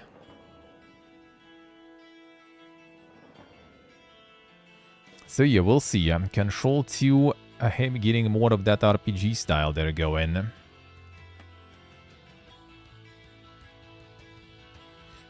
We will see. Yeah, we had that already. Action RPG, what was the first one? Apparently it was what, action adventure or something? And this is action RPG now, it's gonna be. Wait, they need to sell 3-4 million to break even? Damn, that's a lot, actually. That is still quite a bit. That is still quite a bit. A minor character progression. I mean, that they already had, though. Yeah, they already had progression system, unlockable abilities and boosts there, so... Wouldn't be the first time, you know. It wouldn't be the first time.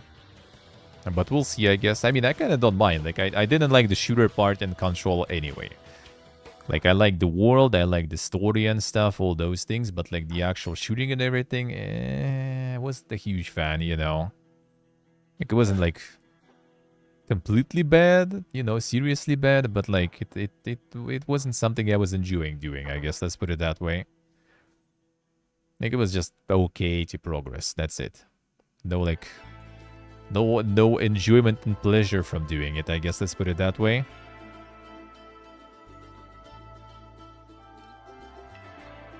Layoffs hit workers at Reflector Entertainment, makers of Unknown 9 Awakening.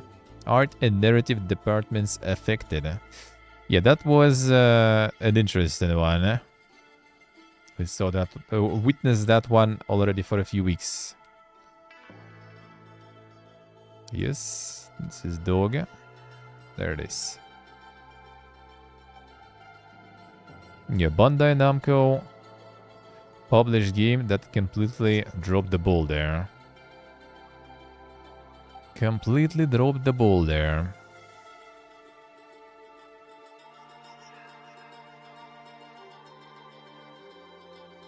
Truly unknown except to 9 people. Damn, got him.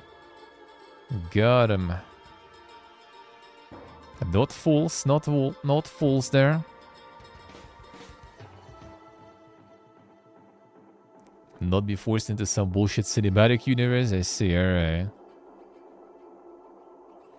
So yeah, this one got completely destroyed, eh? And now they have layoffs and stuff.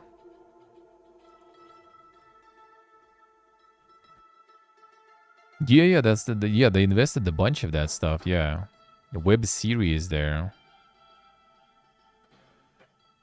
And like a bunch of other things. Yeah, I don't know who does that. Like, and how did they even do this stuff? I mean, I do kind of want to say that I respect the fact that they like decided to kind of, you know, they just like to put the trust into new franchise like this, right? Instead of like farming all the franchises and other stuff that they already kind of own, because they would have quite the selection of things, right? That they could pick for that. So I do respect that, but like that seems kind of like it didn't really go through any research, I guess. Let's put it that way. On like, will it actually be work?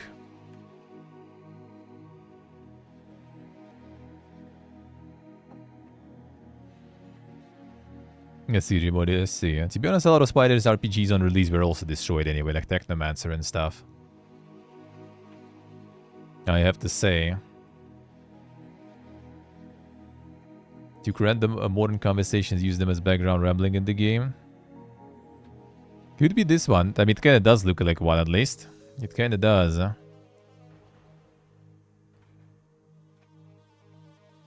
A Greenlight TV shows, comics, books, and a high-budget game. Well, I mean, yeah, they believed somehow in this, which is kind of nice. But yeah, I don't know what was the reason. Like, did they just want let's try to create a new franchise and see how it goes? Did they actually have some sort of like insane analysts or something, just like saying that, yo guys, this gonna be POG, go all out? Because this clearly wasn't POG at all. Layoffs amount to 18% of the total workforce. Isn't driven by commercial success or external pressures, but stems instead from our current reality, which is that at this time we cannot guarantee tangible work for all of the talented individuals we employ. Which, in turn, I guess, is kind of driven by commercial success, though, to be honest. Yeah, that's probably the way like they were kind of like, you know, another game that's not gonna really work that well. We need like, you know, we need to make the board a POG, yeah? So they kind of went, you know, like all out, like, oh yeah, well, we're gonna create, you know, like the the multiverse, you know, like the different medium, you know, cover multiple mediums with our content, you know. What was the smart name? I forgot already for that.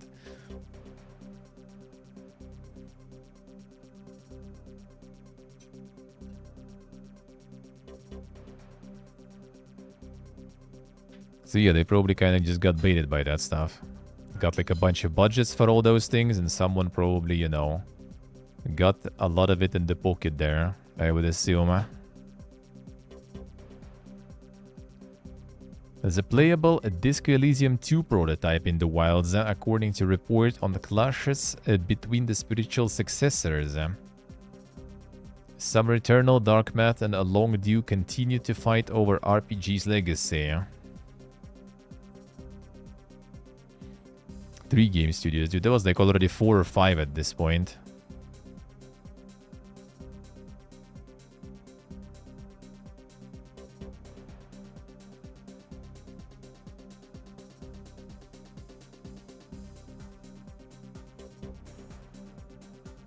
Yeah, all 3 studios claim to have former Disco Elysium devs on the books.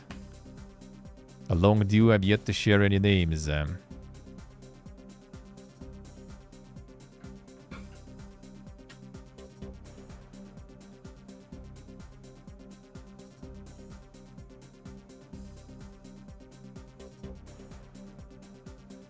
So what was about the second one, though?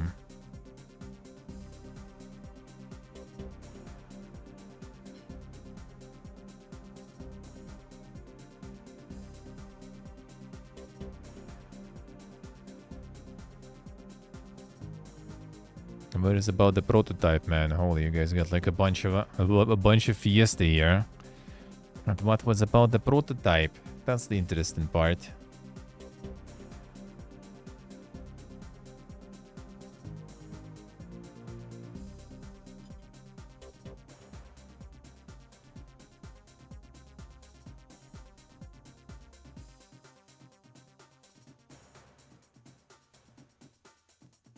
Tooling has a USB stick containing 20 minutes playable build for a cancelled Disco Elysium sequel codenamed X7.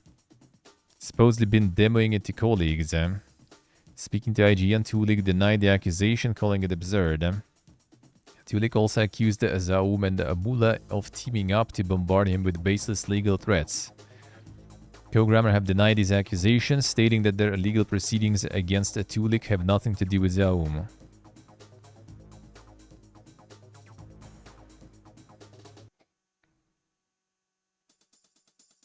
Not the Randy's USB stick there, I guess, yeah.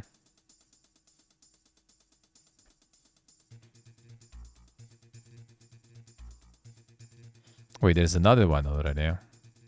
The fourth, I think it's like a fifth already. Disco Elysium successor studio Red Info. Founded by Disco Elysium lead writer Robert Kurvitz and art director Alexander Rostov, both fired from Zaum in 2022 for alleged misconduct. Kurvitz and Rostov reportedly making a game with the backing of Chinese internet company NetEase. Yet to say anything publicly about the other 3 studios, and for the sake of my sanity, I hope they never do. So there's even more. Holy shit, alright. I wonder which one is kinda... It's even kinda considered more like, you know, legit then, I guess. So they have like... At this point they have like the main stuff was... what was there? That drama is like way too dank already at this point. Like too much stuff going. So they have Carl Kiender, art director Timo Albert in Dark Mass. Summer Eternal is Argo Tulik, who resigned from Zaum earlier this year, apparently because he suspected he was about to be fired for talking to the press. Olga Moskvina, together with several former Zaum staff. Principal writer Dora Klinčić, senior concept artist Nastasia Ivanova, and graphic designer Michael Oswell.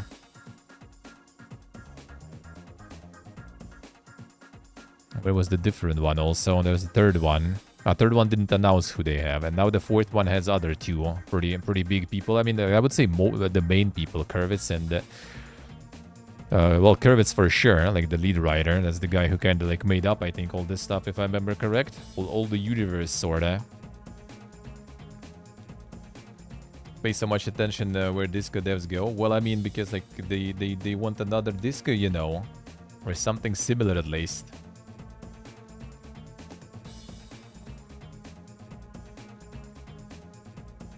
I mean, they don't, Rev, yeah. And the fun part about it, like the with the disco and stuff, right? With all the criticism of capitalism and stuff in the game, capitalism basically killed the whole studio and the second game and everything. Because all the people who worked on Disco Elysium 1 just got ousted from the studio, basically. Claiming that they kind of like, you know, toxic and stuff. And they just kind of all got fired from working on their own, you know, game.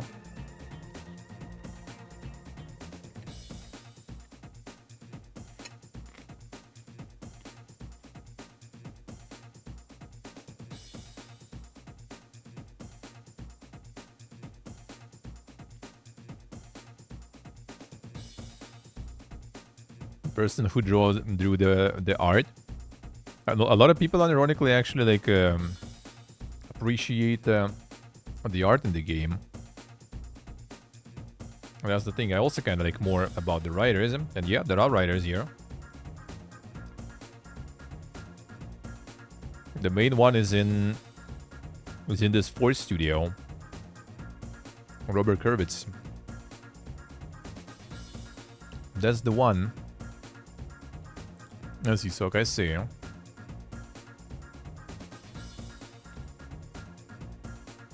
Management is shit and lead devs are weird. I mean, yeah, probably both kind of true. Probably both kind of true. I mean, you can say that like the whole like the writing, the main people, right, on the project, that all of them were kind of like interesting personalities, right, with how they kind of went on the Game Awards stage, right, and the fact that they had like one of them, I think, had like the Lenin's, you know, like the statue on his table, even though like the guys are all like from Estonia and stuff, and you know, like in Baltic countries they don't like that part of history.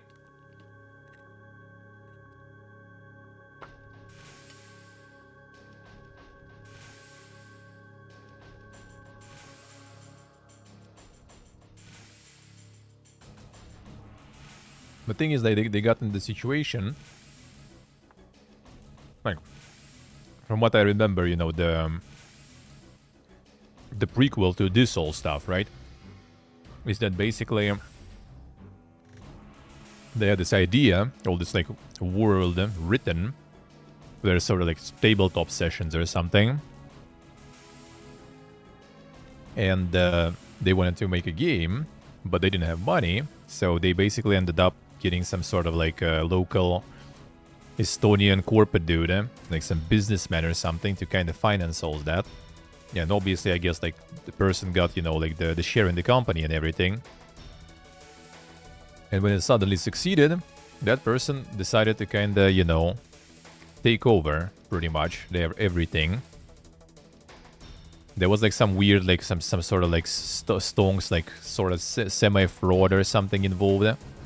Like basically like one of the stonk owners like borrowed money from the studio's budgets to just buy the stock in his own name or something. He basically used the studio's money just to buy part of the studio for himself and stuff. Like there was like a lot of fiesta going on. And at some point they decided to just remove the main devs also because, you know, they own the franchise and stuff. Now the studio owns the franchise. So they just wanted, I guess, to kind of take everything in their hands and decide where the games will go. But I guess they didn't really realize that, you know, it's the kind of game that that sort of really depends on the developers and the people behind it, right? Like, it's not just some average game, like some shooter or something that you can just, like, you know, keep the brand but put different people in charge and it will still kind of work. It's like, it's something that needs, like, very specific, you know, team behind it. So that all kind of like fell apart in the end for them. Because all the developers pretty much more or less pieced out. All the writers, at least all the important... They fired the important people and then ended up in the situation where there's like pretty much no one left in their studio to work on the sequel.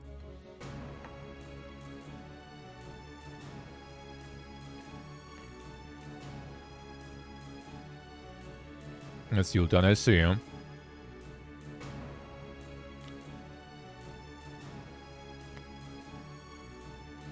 But yeah, we'll see how it all ends then. I'm ironically kind of more interested in... I mean, I still need to play Disco, right, also? Not that ironically more interested in this last studio that didn't announce anything. Because like the lead actor is there. The lead like director, art director basically is there. And they just, instead of like going through all this drama, they just kind of, you know, like got the investors, got the company, and silently just work. And yeah, it's not gonna be like Disco Elysium like 2 or something now. It's gonna be something else. But I mean, hopefully they can pump something good. Huh? And yeah, maybe they were kind of toxic and stuff. Like I wouldn't be surprised with them. With artistic people, you know, it can be quite hard to work.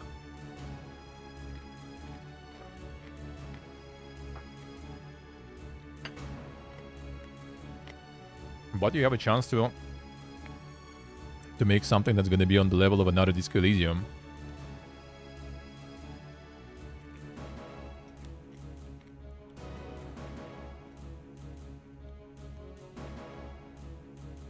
Drugs and rockstar atmosphere. Damn, son. That sounds dang.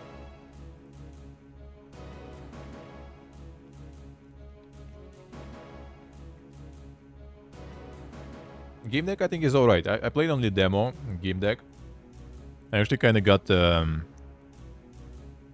like a little discouraged to play the full because it's kind of like I expected it will be like the full-blown RPG and stuff. But that was actually, yeah, pretty much Disco Elysium before it was cool, I guess, in the sense of gameplay.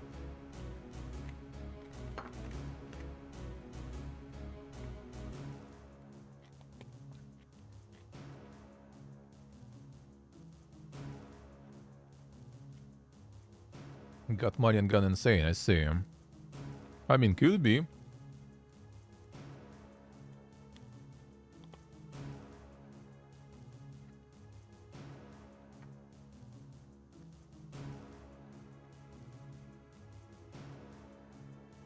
Siltan, I see.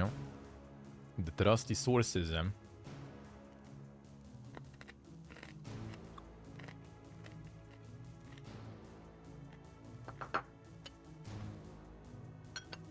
Sorry, finishing the food. I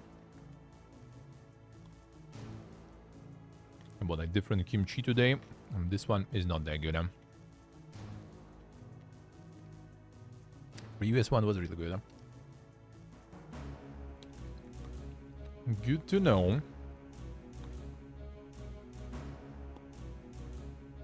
And still the bolognese, man. Day 4. And I'm not even mad.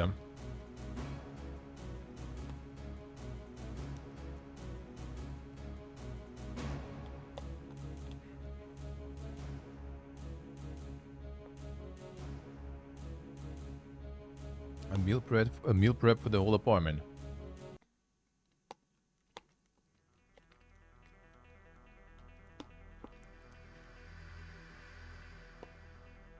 And the easiest meal prep even.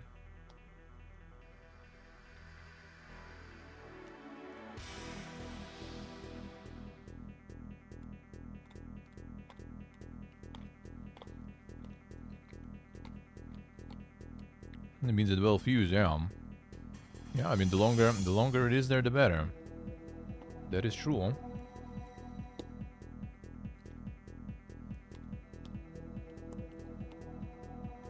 And then the third friend gonna arrive, and everything gonna be evaporating super fast.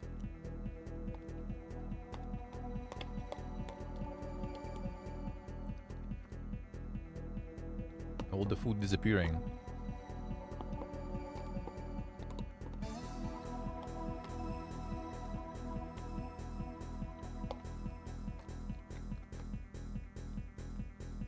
I think 16th of December you will arrive. They're thinking how to do like with the day offs and a boomerathon. Like I wish he was planning to go like first weekend of December, but stalled even with this, so a bit later we'll see him. So might need like the day off just because it's gonna be a bunch of paperwork shit that needs to be done potentially. But they kind of didn't finalize some of the things with the landlord because they said, like, let's wait for the third guy. So we don't, like, do it, you know, like, first with you, then with him when he arrives. Just gonna do everything in bulk. So we'll need to do that stuff then.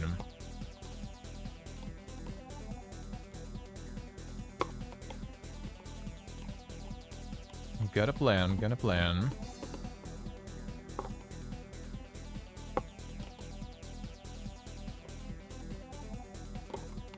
Alright. Yeah, done. Feels good, huh?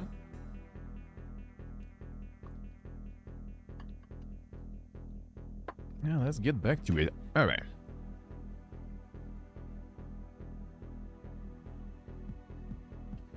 Homeworld 3's last major update adds super weapons, campaign interludes, and the new armor system. Then the super weapons, the mothership-sized overhaul before Blackbird begin a new chapter. Mildly dissatisfactory space strategy. The last major update this week. A gargantuan number of improvements, fixes, and some entirely new features. Brody consists of combat and balance overhauls together with changes for the skirmish and war games modes. Showing the campaign a little love. All people wanted is the campaign love, and they don't like... Everyone trying, oh, we're making strategy. We need to make it like super, you know, esports ready, competitive. Prepared for multiplayer fully, like, bro, most of the people don't give a shit. Make a good single player if people will like it, and they will start pushing that esports stuff. And don't try to jump into competitive stuff from the beginning, from the release. I mean, it wasn't ironically like not that bad. It's just the campaign was too short, man. Like, it was like a good movie to watch because like the cutscenes were like super pogo and stuff, absolutely. Amazing looks, amazing graphics in the game too. But yeah, the campaign was just way too short. Campaign was way too short. Some writing was not great. I mean, like, it's an RTS, man. It's like not really supposed to be some sort of like, you know, pinnacle of writing there in the story. Yeah, it was a little debatable maybe at times, but like the vibe was a little bit kind of like, you know, some sort of like the TV show or something. A little too dramatic and emotional and stuff, but I mean, whatever. It's an RTS. But yeah, a lot of the fans of the originals didn't like where like the story took turns, I guess. And the campaign itself was just way too short and stuff too. You had the maps in the campaign, like maps were like super detailed, super... Like, which I kinda liked actually, like maps were like more composed, like it was like one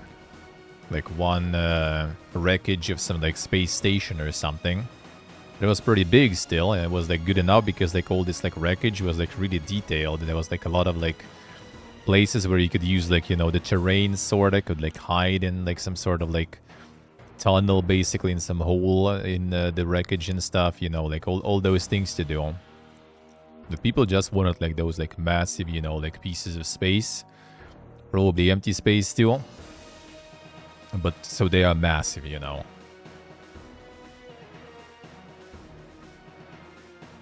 But yeah, main thing is also that they didn't even plan anything to improve the campaign. Like all the future updates and stuff, everything was for skirmish, everything was for multiplayer. Like, dude, come on, man. A threshold, damn. A lonely station atop a mountain train rumbles its precious cargo to places unknown. As your shift, keep the pace and cover the mystery. Fight for your last breath. The air is thin up here. Psychological horror. A critical reflex also on publishing. They do have a lot of dang stuff.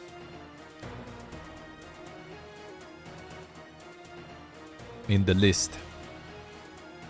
That was, I think, the publisher guy who went on Twitter with like, you know, shoot us your crazy ideas, and we're just gonna like throw some money your way with no strings attached and just make the dankness to work, you know.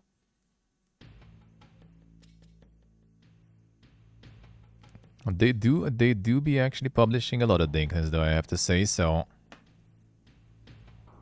I guess that maybe wasn't even completely wrong what they said there. 90% positive, eh?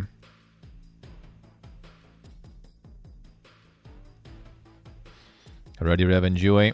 Enjoy the ride, eh?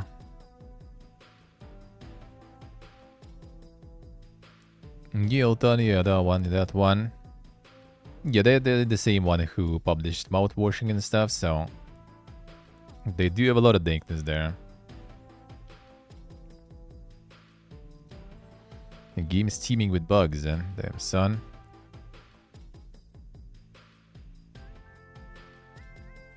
I'm on my 8th playthrough now. Holy shit. I guess like a very like small one. 9.6 hours in. Playtime is 70 minutes, not 6 hours. Starts off with strong atmosphere, gripping a somewhat tedious gameplay loop. And teases horror to come. Ends up with about an hour of gameplay time that is more like ESL Gary's mode than a video game for sale. Damn son.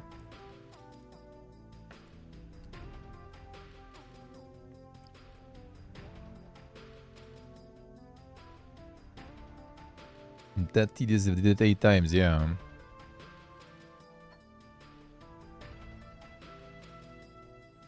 A job simulator when you already have a job is tough. A not horror boring job simulator, not a fan. A lot of people liking, like I wonder, is it like people who are expecting they're gonna be just a bunch of like jump scares happening, or what's the twist, man? What's the problem there?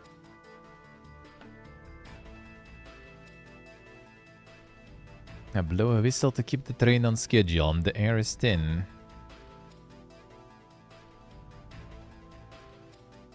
Don't speak, don't run, don't look in the train. Do your job, They'll all be over soon.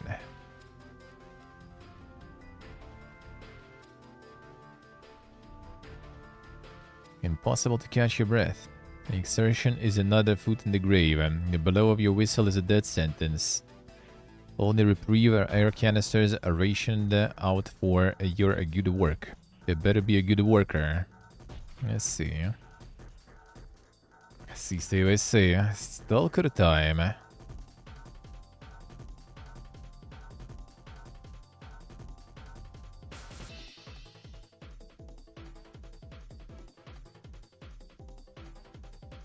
A choice is your story.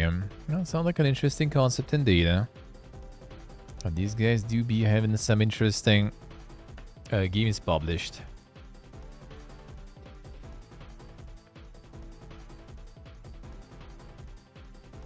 Star Wars Outlaws' latest patch is out and aims to make stealth and combat more satisfying. There it is.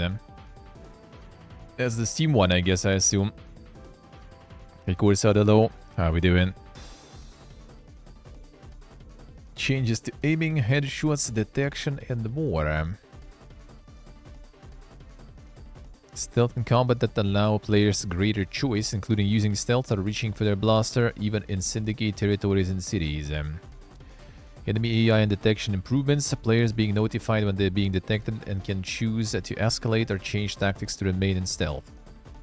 Enemy weak points have been added to reward strategic gameplay, which, if targeted, can trigger explosions or cause enemies to die in spectacular new ways. A retuned case blaster and pick up weapons to improve the combat experience, including being able to carry two-handed weapons in more situations. Facial expressions, animations, and dialogue scenes have been improved. Option to toggle off the cinematic lens during gameplay has been added, and the visibility of distant lights has been improved. Worth coffee time, Ultan? Them pumping there, they pumping.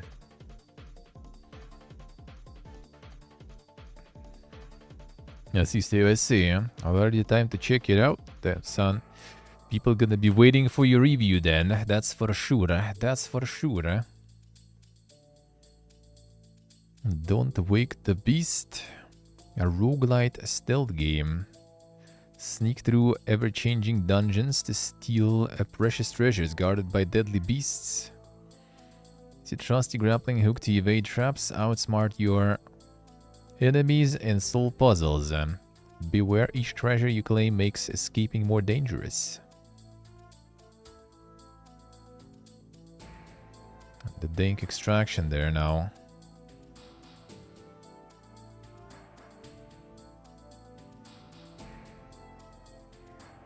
That sounds kind of nice.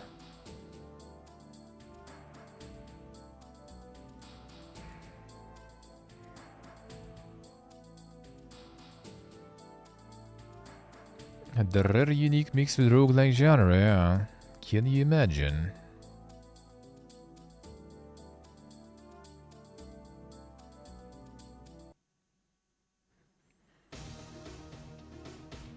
Then you wake up the wagon.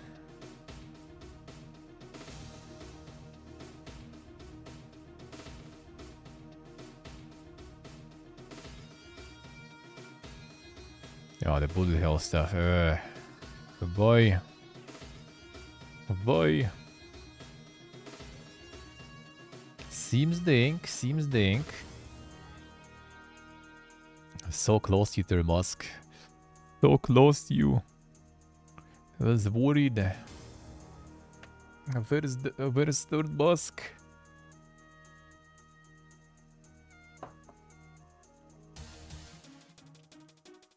Yeah, Sok, I think, is like less alive than you.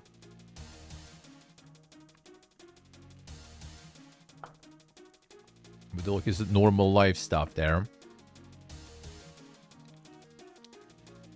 A normal, successful life there. I see him even less now.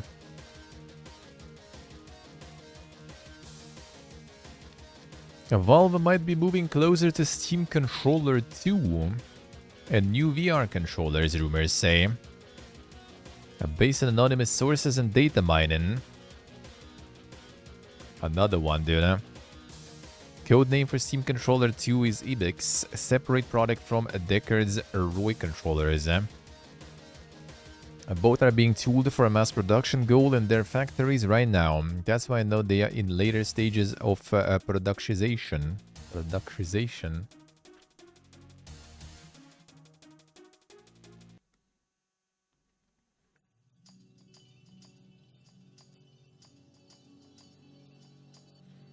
Yeah, maybe that's gonna be my chance to get a Steam controller and get the first one, dude. I remember they were at the end of the life cycle store. They were selling it for like what, $5 or $10 or something, but it wasn't available in our region, so I couldn't get one. The ROI controllers, reportedly new motion controls designed for use with new VR headset.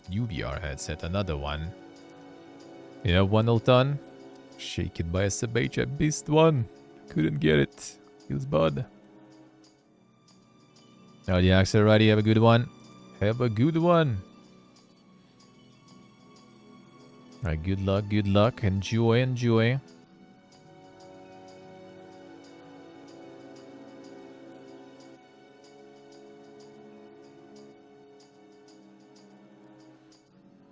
Crap compared to Xbox and PlayStation. I mean, yeah, I'm not surprised though. That's why it failed, kinda, I guess. But that is obvious then.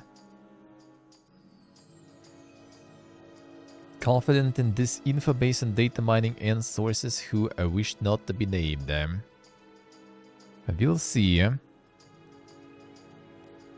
We will see. I wouldn't mind. I kinda need actually a new controller or like fix the fucking D-pad that broke after a year.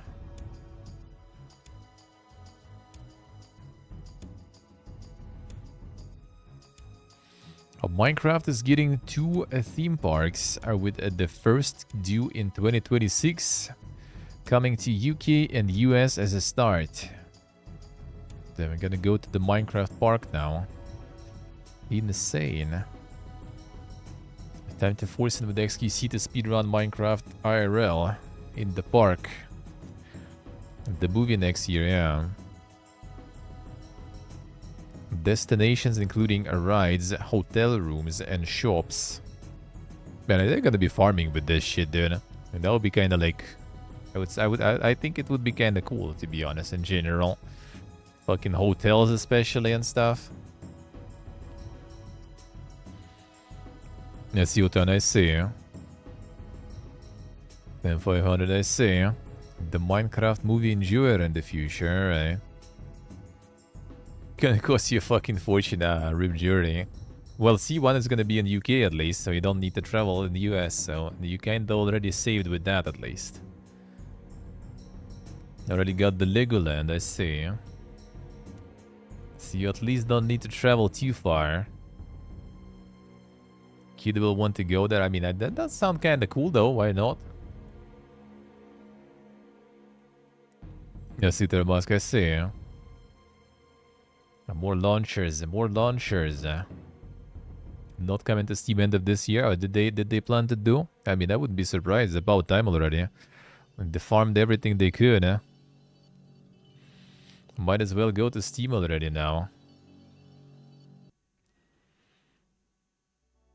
Steam tighten up rules for games with Season Pass DLC.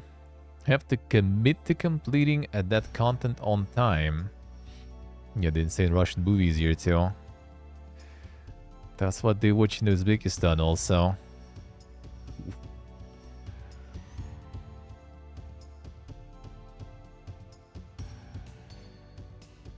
DLC delays now limited to 3 months. Plus mandatory refunds for cancellations. That looks like something you'd watch. I mean, it's just kind of like the fairy tale, like a whole bunch of like, you know, like Slavic Russian fairy tales just as a movie. The Lost Bogatyr, I guess. I don't know how bad that is. Like most of the movies, to be honest, they make nowadays at home are trash. Honestly. It might be kind of fun trash, I guess.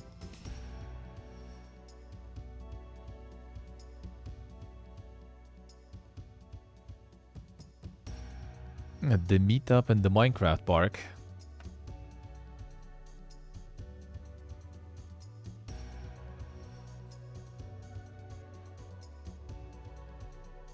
You can separate visa also on top of that, dude. That would be tricky. That would be tricky. Bring it all to EU. Then maybe if I'll get lucky with the visa there. By offering a season pass, you are promising future content. In the process of launching a season pass, you will be asked to commit to a launch timing for each content release in the season pass. That launch timing is a commitment to both customers and Steam. If you aren't ready to clearly communicate about the content included in each DLC and when each DLC will be ready for launch, you shouldn't offer a season pass on Steam. Damn, son. Given with some Giga Chad moves there. Selling season pass has risks since you are promising the release of future content. You have to commit to completing that content on time. Customers don't like the content you're releasing in the season pass or the timing of that content release. That will be reflected in sales and reviews. To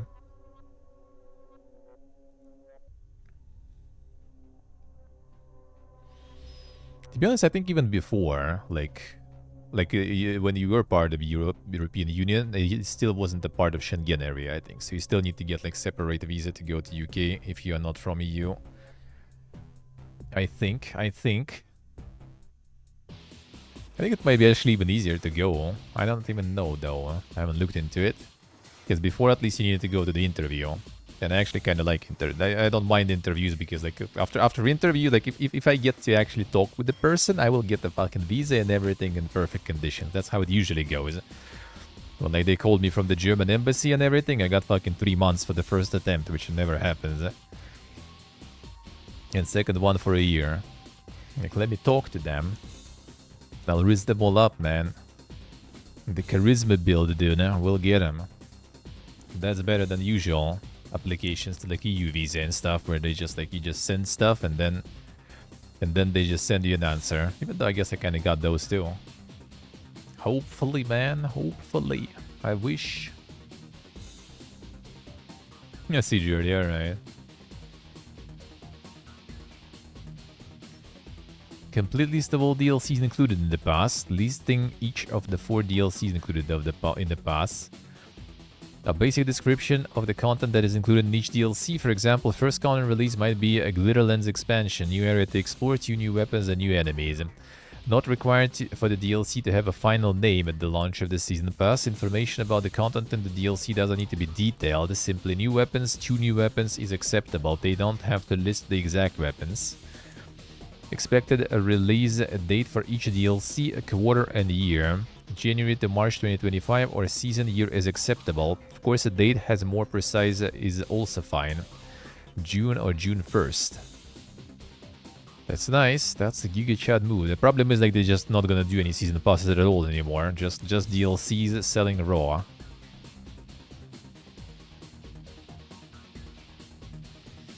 You will never guess what you do in Kill the Man in the House. A short, colorful FPS experiment with the free demo. Damn, what would you do in that game? Where was that Steam page? Steam demo. A short, visceral, first-person shooter about killing a man in a house.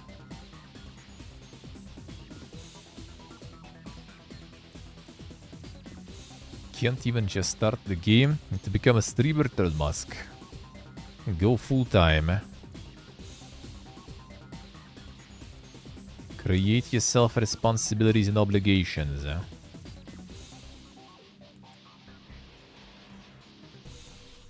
Some of those people aren't even in the house, yeah. Like, well, who's the man in the house that you need to kill even? Oh, I guess that one was. And there's Budget Simpsons there. There is a house. In the house is a man.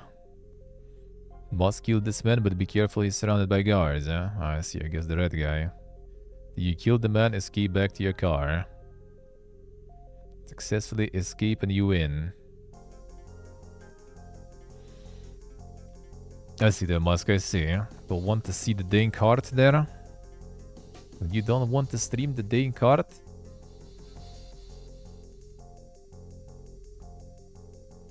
Hey, Guaco. A dialogue.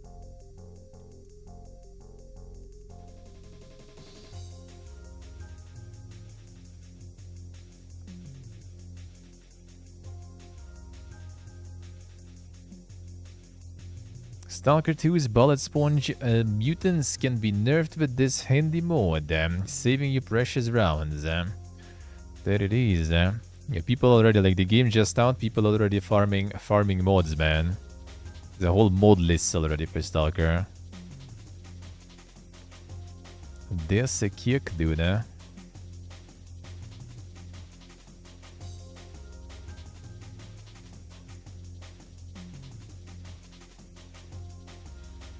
Got like 10 pages of mods, I see. Makes the game way more comfortable. Yeah, I mean, I bet. I kind of like will still probably try to stick to kind of, you know, vanilla suffering, because I know that I'm gonna play it again at some point with like way more mods probably. So I'm gonna play it like vanilla, you know, experience the original vision, and then down the line, after some time, get it like on sale already on Steam and everything, and play with some dank mods and stuff. That would be nice. That would be nice. See, Steve, I see. Got the Hukes. Factorio Dev's next game may take inspiration from World of Warcraft. There it is. Losing his mind. I mean, probably can afford. Probably can afford now.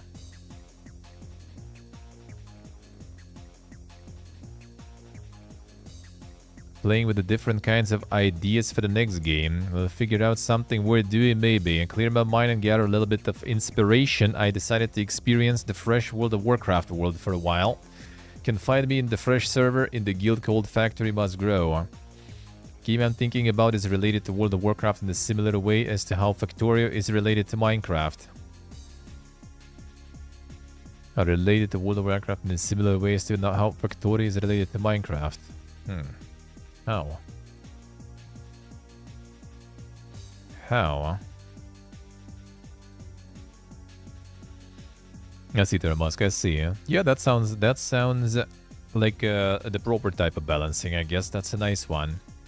The problem is that would be like it would be really brutal to get that balancing in Stalker 2, right? If you get like super one-shots, but enemy also getting killed easily, right? It will be really bad to do it right now without having the mods that fix the spawn. Like if you literally have like, you know, like 6 people spawning right on top of you without you like being able to like hide or something, then with that balancing, you're just gonna get like, you know, pew-pewed instantly without being able to do anything just because there's like 5 or 6 bandits spawning on you with the weapons aimed at you already instantly.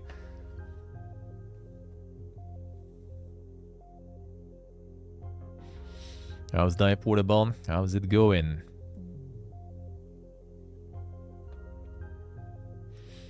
Fallout 76 celebrates 6 years of failure, triumph, and bobbleheads.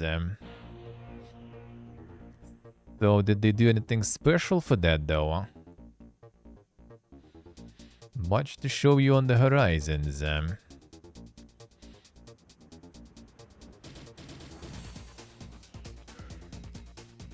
Head into 2025. I think that they posted like the roadmap. There should be an article about that too. Unity CEO says he flew around the world to understand why devs didn't like runtime fees. This could have been an email, Matthew. True. The first thing I did was get on a plane and start flying around the world to ask folks how they were connecting with us. They told me again and again all over the world that folks valued Unity as a partner, but they didn't like the way we were connecting with them. They didn't like the fact we hadn't consulted with them. They didn't like the way we were planning to charge them. That gives me the vibes of like the current Twitch CEO that everyone is like shitting on, because he also like one of the first things he just did like a world tour, basically hanging out with like streamers all around the world. Which, I mean, on one hand, that's kind of good, right? When like the CEO is like down on the ground talking with people they work with, like streamers or like in this case developers. That's good.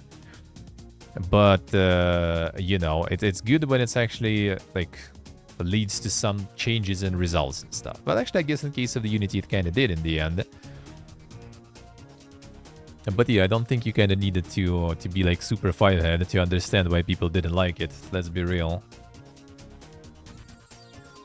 Yeah, one of you said he took the private jet to indie devs. True.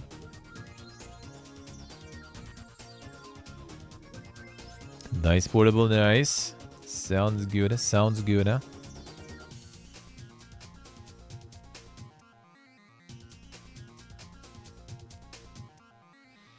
Sounds good, huh? Talked up the lessons learned from the affair with announcing changes to payment model well in advance being a chief among them. My experience in general is that if you do things in the right way, you tend to get better outcomes, and it's about the quality of the process and the authenticity with which you go into it and openness with which you go into it. Shocking that. True.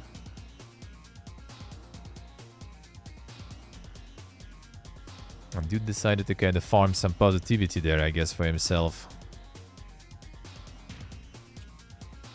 Towers of Agazba early access fans on Steam are already issuing warnings about the state of the game.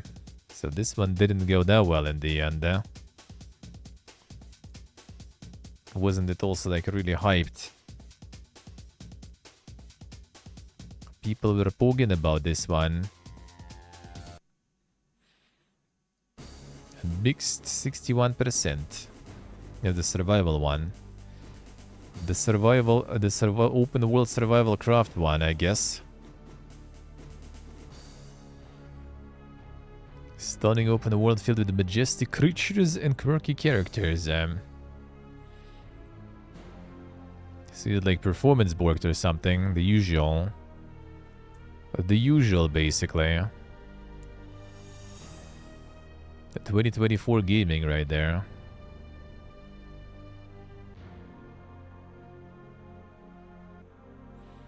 See portable, I see. Good luck, man, good luck.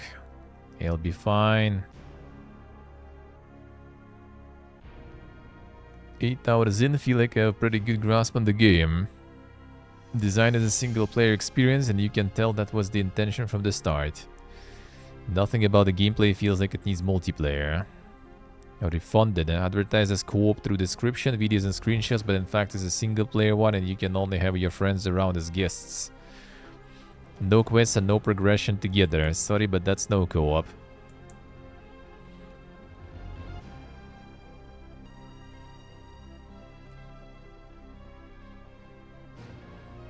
Sister USA. Game is unplayable, constant crashing, which started after the refund time. Damn, son.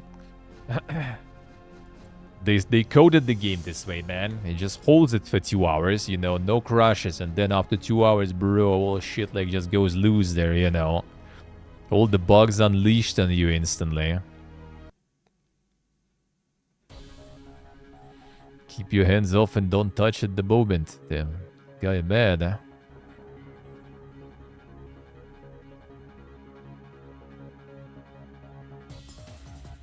It's a multiplayer, not that bug, I guess. True save true, huh? Game needs way more time to cook. Low durability, oh, durability mechanics. My favorite, my favorite. A Bugs Day, yeah? It changes its existing chat system to a Discord-powered one this week. Oh, Discord got something dingo in there. New system will initially look familiar. The chat will boast additional features like a zone-wide chat friend list, ability to block and mute, and ability to stay connected to friends outside of the game. Should be noted that this is a first iteration of the system with additional features such as clan chat and voice chat coming in the future. Excited about this collaboration and the opportunity to open a fresh approach to in-game discussions and socializing, allowing you to connect more seamlessly with your friends, clanmates, and fellow adventurers. So it's actually gonna be a Discord integration with Bugs Day. Interesting. But I guess kind of assume like, you know, like some of the life mods and stuff in Arma had these like some sort of like TeamSpeak, you know, integration or something when you just like need to connect to the TeamSpeak server, and then it has some sort of like special like plugin or something running in the game that kind of creates this like the locality basically for the voice chat. So like it's not like, you know, like everyone in the server hears you, but only in some specific area. That was, I remember when like Lyric was playing it back then, when he was like, you know, like logging out and stuff, and that kind of like plugin was disabled, and you can just like hear, you know, all the server talking in one place because, you know, it doesn't like work properly anymore for you. And chat was spamming. Not even Way to Dank back then. I think it wasn't the time where Way to Dank existed even, dude. I don't remember what was spammed back then when it was too loud.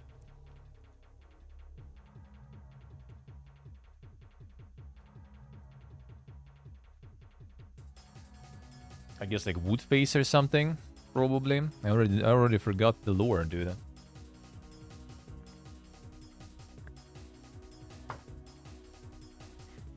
What was for the loud, eh?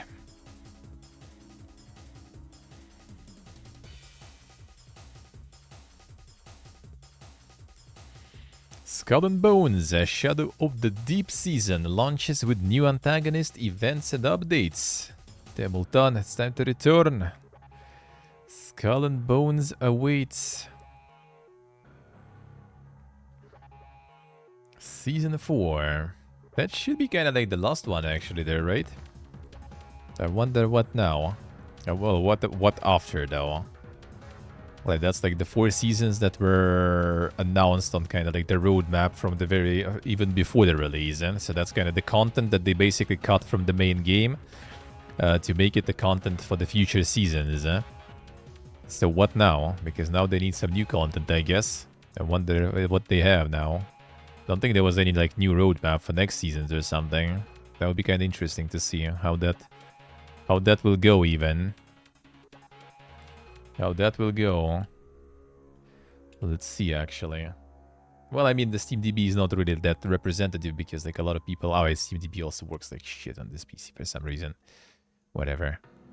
Like, really, really badly loads. Not sure why. But yeah, not sure, huh? Price is still kicking. I mean, they had, like, 4 seasons already, like, planned, basically.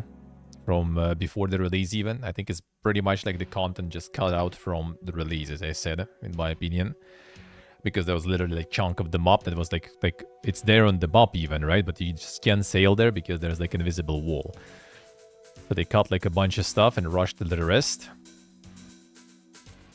And now they kind of just releasing it slowly. So now that 4 seasons are over, the ones that they planned, like the first year of content, well, not yet over. It's the beginning of the last quarter now, right?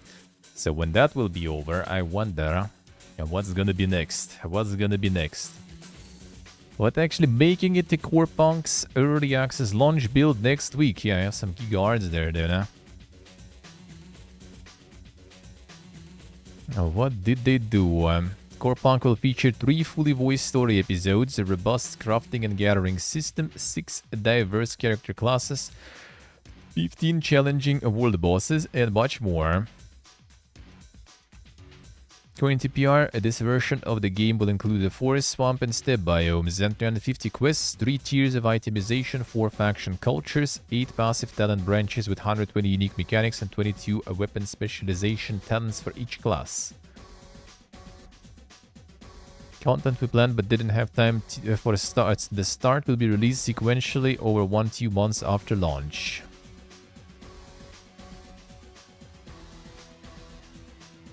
Press release also appears to be heralding streams from paid gaming celebrities starting this weekend. Damn, son. Full launch scheduled by the end of 2025. Paid game celebrities. That's what you get with the marketing agencies, I guess. The game celebrities that were ready to play it for free and stuff. Those they are not probably getting, I guess.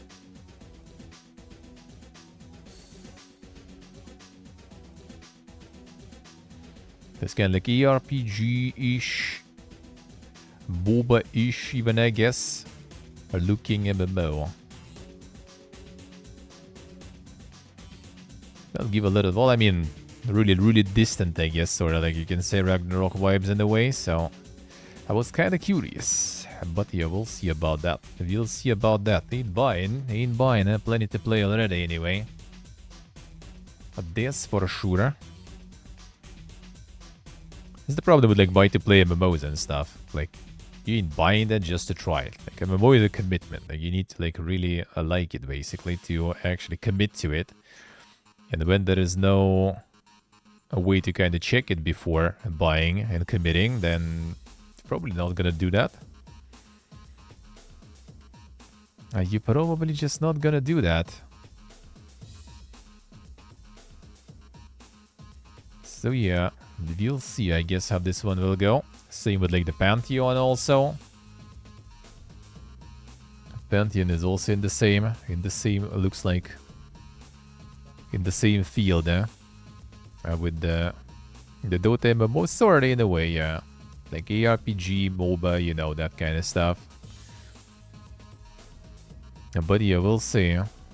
We'll see.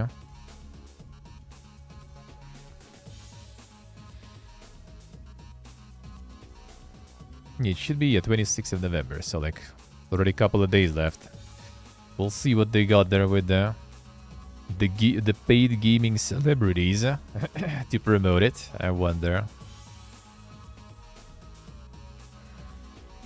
Face of Mankind, Rogue Server Empire Rising unveils plans for classic single-player and testing for multiplayer. The sunsetted Cyberpunk. I for some reason thought that was the different post-apocalyptic one. Doesn't just have a spiritual successor, it's also getting a Rogue Server as well. In case one version of an old game shuffling about isn't enough, in comes Face of Mankind Empire Rising, a fan-run version that seeks to rebuild the game from the ground up, fix a lot of engine-related issues, and modernize the game for 2025. And then the devs just gonna kind of like go in with like cease and desist and shut it fucking down. That would be a twist, dinner. MMO sandbox Life is Feudal is being resurrected for the second time this year. Dude, I kind of like back in the day, I remember I was kind of even like curious about this one. But then I kind of didn't get into it, and looks like kind of for the best, to be honest, because that one already died like a couple of times at this point. These guys actually do be farming, I think, like content creator stuff, because I got invitation to this one. But yeah, I'm kind of, I wasn't exactly super thrilled, I guess, because it was also kind of like weird take, I guess, on like MMOing, because it was, if anything, it was more kind of like one of the survival games again, in a way. So I just kind of, yeah, probably gonna skip that one. Probably, yeah.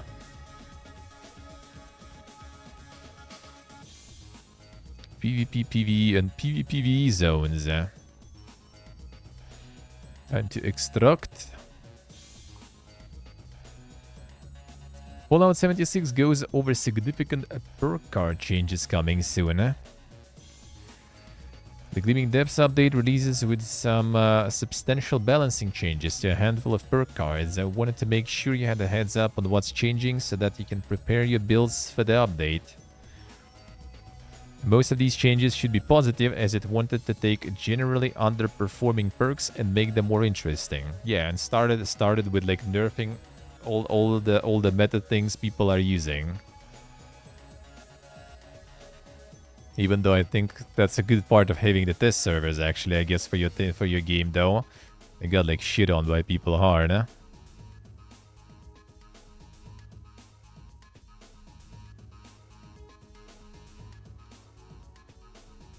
That's, I wouldn't, like, say, like, crazy amount, though, of perks, but sure. The Montium Skeleton ranks reduced from 3 to 1. A limb damage reduction effect now scales with endurance. Just needs more content? Bro, it doesn't need more content, man. There is, like, way too much content, dude. There's just too much of it, man. Like, like... You get in this situation where you don't even know, like what kind of, like, grasp, because there's just way too much of stuff. Like, if you're gonna do, like, all the events and stuff, you just kind of, like... You literally don't have a time to, like, you know, to do something. You just do one event, like, and there's like 10 minutes left until another event, and then in 10 minutes you try to do something real quick, boom, another event. You go there, do that stuff. And then it's always nowadays also like all the seasonal, you know, like activities, festivities going all the time too, that you also kind of can be doing there. Like, dude, it's hard to keep up if you don't, like, do it like... Well, I mean, you can also do it in relaxed format, obviously, right? But when I kind of do it, I sometimes just get into it, and it's like, if you start the whole evening after stream, you just kind of, like, disappear completely. Talking about story stuff is like something you do once and you forget about it. Like, story stuff, they can add, like, you know, like a shitload of story there, and even the slowest person gonna be probably done with it in like a few weeks or a month. Like, in live service games, like, the story stuff is not gonna, like, cut it really. I mean, I don't mind if they add more. Like, all the stuff that they added so far was already. But yeah, it's live service. You don't play live service for, like, you know, some sort of, like, single player stuff. You play it for the grind. You play it for the grind, or you don't play it. That's it. But that's it. But yeah, nerfing the popular options, I don't know. It's just the easier one, right? Because, like, trying to find something that is underperforming and you can make it better is way harder than just kind of, like, you know, just making something that is OP, like, nerfed, and then force everyone else to use things that are less OP.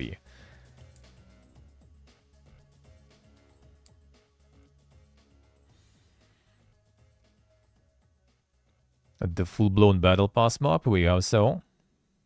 what was the battle pass mob?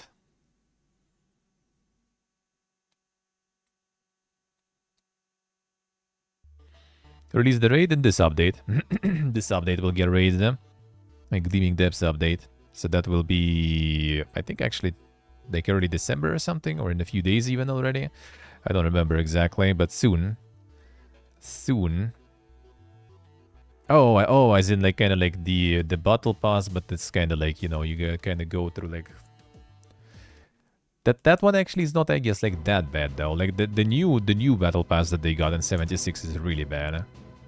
Like, as soon as the show took off and Fallout 76 fucking exploded, they started, like, pumping like this like PPG monetization stuff. Like the battle pass became like way too predatory. Well, not way too predatory. It's not like that bad, but like it's way worse than it was before. Like before it was more relaxed. And now like farming the battle pass and stuff is just kind of like, oof, man. Like for me, for example, that's not like that bad. Like I can take the grind basically, right? And still it's like something you just like do it for a month or two and then you just kind of like burn out on that shit.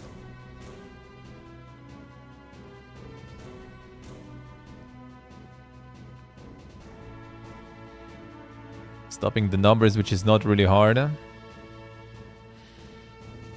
mean, technically it should be. So that's what they kind of did here. Well, I mean, it's kind of also depends, I guess. It's like people always like go through some like paths of least resistance also, right? Like it depends how difficult the game is.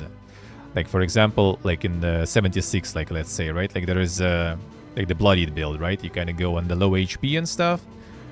And if you combine it with stealth, for example, then the low HP as the negative factor is kind of like more or less, you know, balanced out because, you know, you have not a lot of HP, but, you know, no one fucking sees you anyway, so whatever.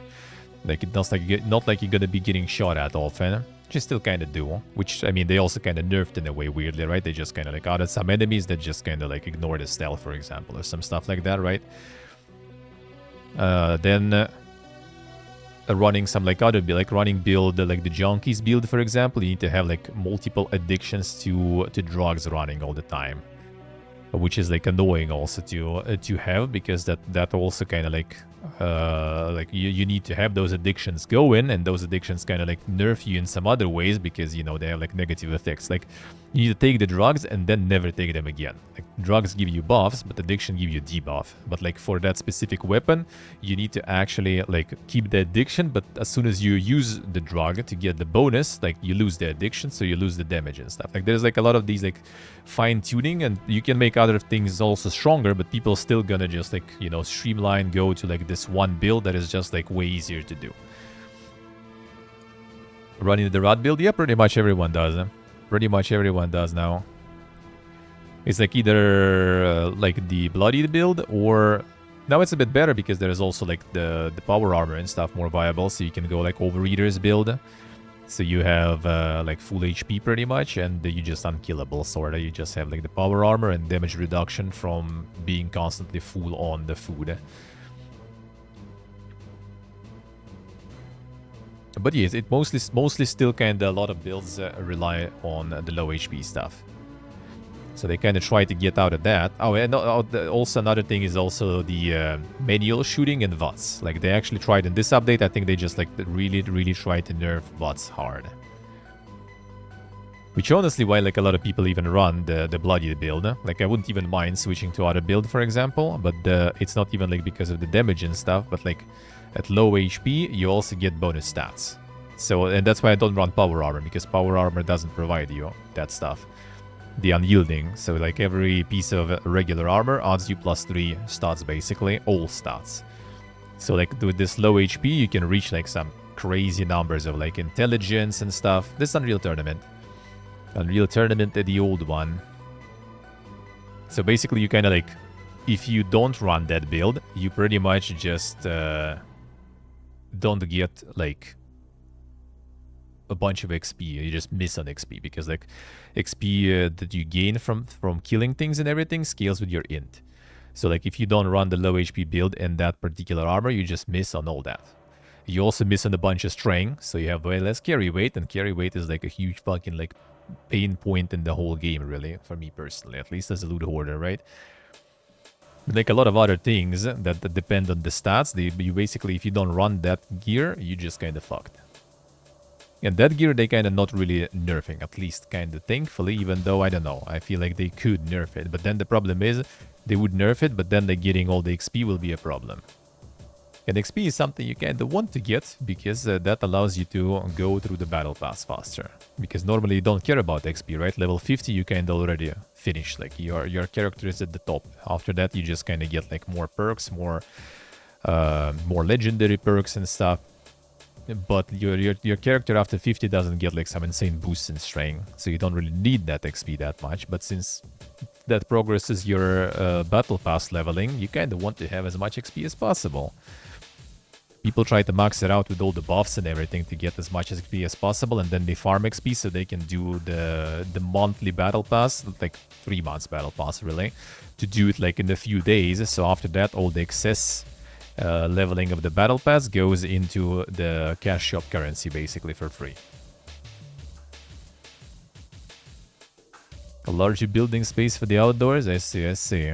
I mean, you can have like multiple camps now and everything too, and just like switch them on the go if you want.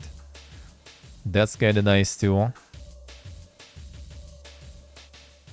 So limb damage reduction effect now scales with endurance all night long from 3 to 1. Rank 1 perk point cost increased from 1 to 2. Positive effects of pre-war alcohol last twice as long. Batteries included. Ooh, more weight reduction. Ooh, that's really nice. That actually is good, huh? Like, man, they just, like, really need to make, like, a game more pleasant to play with, like, weight reduction. Like, the inventory management is pain. And I do understand that they kind of make money out of that, right? Because, like, with subscription, you get, like, this, like, endless chest for junk and stuff. Endless chest for ammo now, too. But that's still not enough. Like, I don't even mind, like, paying subscription just to have, like, no problems with, like, endless stash for everything. Just give me that shit, dude. I will be like, I mean, I still gonna be subscribed, right? Gonna be subscribing, but like, give me that kind of stash, like, boy, I will be enjoying this game like 10 times more. Just like endless stash for everything, so you don't need to have like headaches with your like, oh, should I keep this, should I sell this, should I throw this away, you know? Like, just give me that, like, dude, I will love that stuff. Because now half of my build is, well, I mean, I kind of like optimized it a bit. I already tried to go for like more damage to kind of feel as a proper build. Because before, like, most of my build was just like different weight reduction perks and bunch of other shit just so I can be a fucking Omega loot hoarder.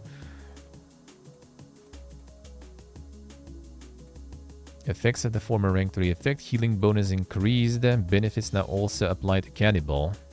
Oh, damn, you can go full Cannibal mode now. You're gonna get some super healing from eating other players, huh? A bullet shield out of the 4th rank. Okay, so they're basically making endurance kind of more viable now as a stat because it was complete trash. Like, you barely touched endurance, what, like 3 maximum. Most people had 1, like I did, huh? 5% chance per rank to deflect range attack. Oh, wait. Oh yeah, range attacks for 6 seconds when firing a heavy weapon. Cannibal rank 1 now only. Increase in healing received and hunger restored. So you can go full human eating mode. That was always like the story since the release. The story is 6 years actually. The game is 6 years old, dude. Holy shit. When someone just like kind of like died and they ran to resurrect them, but they had like the Cannibal perk equipped, so like you just kind of watch like some dude, instead of resurrecting you, just fucking eats you.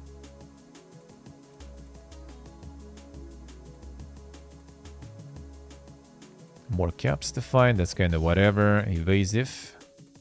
Increase evade chance based on agility. Man, this will be OP. Like, you already kind of run evasive, I think, even with 3 points. Well, not always, but like it's nice to have. And now it's gonna be 1. And you're gonna have a lot based on agility. That's good, huh? That's strong. Steam pack healing scales with intelligence. 4-leaf clover. Abysses and VODs contribute to the critical meter based on luck. Yeah, they're gonna like, they probably still gonna nerf the VODs though, so you miss more. Which is again like a lot of things got basically kind of cocked by the fact that people have like some insane stats because of the gear, right? They have like fucking like, I don't remember how much you can ramp up, like 40 something int I think or something, which like you are kind of like maximum your character can get from just stats, like investment into the stats is like 15, and you can get like double or triple it basically with gear. Well, I mean, you have like +3 from 5 pieces of gear, so that's like already like, yeah, that's already makes it 30, so you can get the same with perception, so you pretty much can like snipe things from afar, like no problems. So they maybe will still go with that nerf, even though people weren't happy. Increases energy resistance. Works well in power armor. Oh, that's actually kind of good, huh? Scales with luck. A life giver improves HP gain from endurance. Okay, so you can go like kind of tanky builds with this. You all they like really need to add is like in raids and in other content to make some sort of like tank build, you know, support build and stuff. Like if they would manage to do something like that, like some sort of specs in a way, not maybe directly specs, but kind of like a way to adjust your build so you can like fill into some role. Like that would be so cool.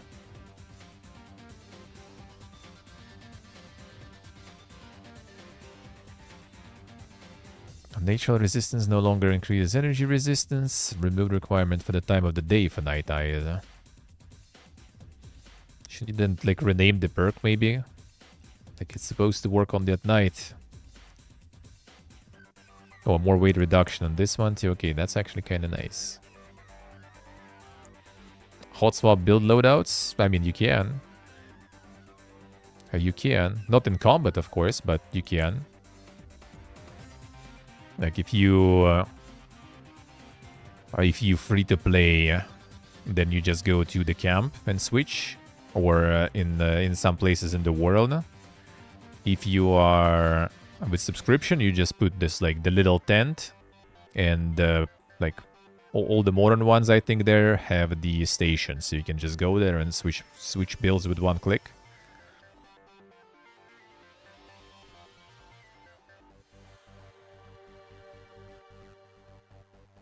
Radiation healing scales with intelligence. No longer required to craft disease cures or water filters. Professional drinker ranks reduced, so it's easier to be professional drinker now. Alright, let's see. Not a bad, eh?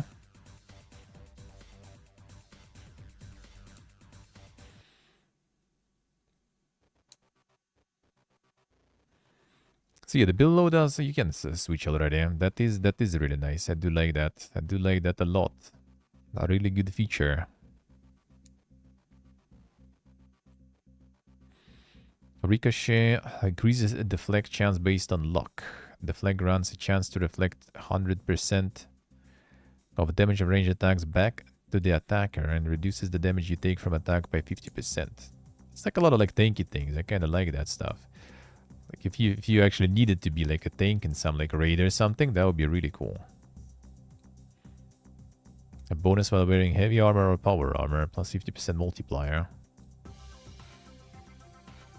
I like that. Like overall, kind of not too bad. At least there is like pretty much no nerfs though in this list, which is good. So you just kind of get more things that are kind of viable instead of like nerfing whatever you can do, whatever you use already. They even did buff the stuff that like currently uses a bloodied build too, and make it kind of like less perk points. Oh, they moved Star's genes also too from luck to endurance. Man, you need endurance now then too. And also more weight reduction. I mean, we'll see. So the ghoul they're gonna add in March. The ghoul is coming in March, so we'll see if I will feel like returning in March. Like right now, I kind of like don't really feel. In March, we'll see. I hope there will be another session of me kind of feeling it, you know. A new world is merging 12 of its crossplay servers just weeks after the Eternum launch. Well, New World's not feeling that good, looks like. 12 servers that will be merged down into 6. By our count, that will leave the game with 41 servers across all regions and platforms. So, which I mean, in total, that seems kind of nice. That seems kind of nice still. A New World clocked some nice PC numbers since Eternum. Over last month, it peaked at 61k players concurrent and 26k players on average on Steam. Like the main thing that I think, in my opinion, now cucks New World and all their attempts is the fact that you need that fucking DLC. And I don't think a lot of people want to buy it. Like, the main game already was kind of like, you know, a bit of a, like, mixed bag, a bit debatable and stuff. And here now you need this DLC. That's the problem. That's the problem. The merged world there, yeah. Like, you literally, like, without DLC, you kinda like a pleb by default. Like, you don't have a mount, you don't have a bunch of access to a bunch of other things. Like, why would you even play that? Like, I own the game. I wouldn't mind, like, returning and, like, playing some for fun, but you literally just kind of, like, some, like, pleb. A lower class, you know, like, citizen, sorta. Yeah, you need the DLC because it adds, like, some kind of, like, things that are, like, nice to have in general, right, as a player. But at the same time, it doesn't really add much to justify buying it.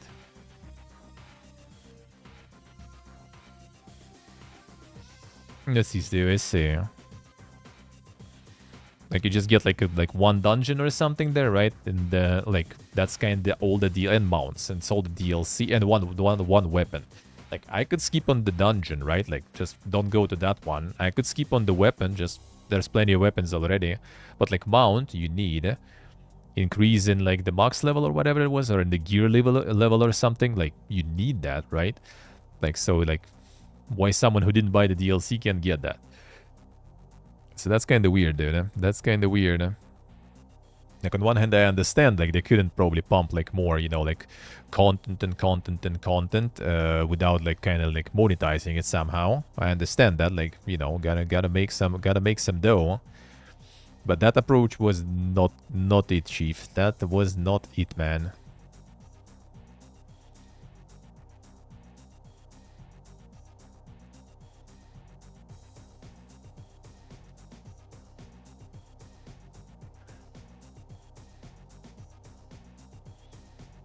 Wait, which Avatar DLC? In New World? Oh, or even, you mean an Avatar game, the Ubisoft one? Oh, the game out. Okay, I see, alright.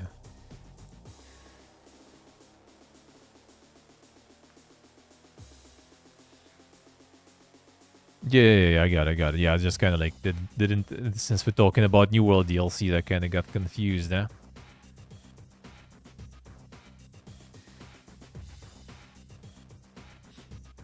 Yeah, like if they would just go like, all right, guys, we kind of like, you know, got like new big update with like new like real good content, like that update when we returned to New World, right? Like a couple of years ago. Like, that one was good. That was a good update. Those, like, fresh start servers were good. Everything was good. Like, that was nice. That was, like, 2 months or something. Was enjoyable to play. Absolutely. But then, like, yeah, with the DLC, like, that wasn't Pog at all. So, like, make, like, again, this same kind of, like, update, right? Like it was before. Make it paid if you, I guess, want to make money, sure. But yeah, just make the reasonable, like, price to content ratio and add the previous DLC in then, I guess, too. Even though, in my opinion, they should give, like, mount and, like, some, like, important things. They should be for everyone. Like, you shouldn't be, like, just like, well, I have only base games, so I just kind of suck a dick, you know. That's, that, like, you can play ESO, for example, right? Just, like, with the base game, and you kind of, sure, you're not going to be able to go to some areas. Sure, you're not going to be able to do some dungeons, right? But you're still going to, like, be same level. You're still going to be able to get, like, the gear that will be on, like, just on par, pretty much, with others. Well, I assume, right? Kind of on par. Like, maybe like less options for your build, right? But you still will be able to have a character that will be capable of doing like end game content that is available for the character, just not in the areas that you didn't pay for.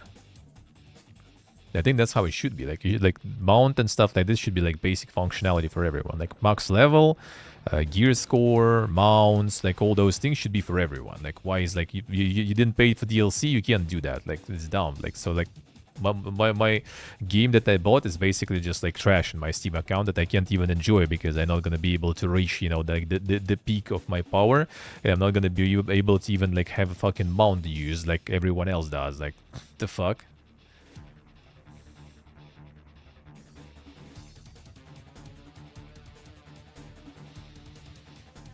Yes, they like. I think those things should be for everyone. So like, I think that they kind of cock themselves hard with that stuff. It's like basically whatever they add now that requires DLC, they already kind of like lower, you know, and narrow the player base by a lot because I'm pretty sure not a lot of people probably bought the DLC. Like New World itself, like back then, was already kind of like debatable purchase for many, I bet, right? And like justifying just buying the DLC for it, yeah. Well, I mean, still a lot of people did because, like, I'm pretty sure, like, still, like, what, 61,000 and 26K average playing is probably most likely those people do have DLC because you're literally, like, just not gonna enjoy playing without DLC. So they do have that DLC. But yeah, like, the next DLC drops, there's gonna be less people most likely. Like, you're not getting new people that way, for sure. Like this also because they added crossplay and stuff. Now there's console people also playing and stuff. And in my opinion, like they should just upgrade like everyone who owns the game to the same like edition with Eternum. Like add all this content for people. Fine, you can cut the dungeons like weapon, remove them. I don't need that. I need mount, and I need to be able to be on par in like you know like opportunities for leveling, like as much level as others can reach.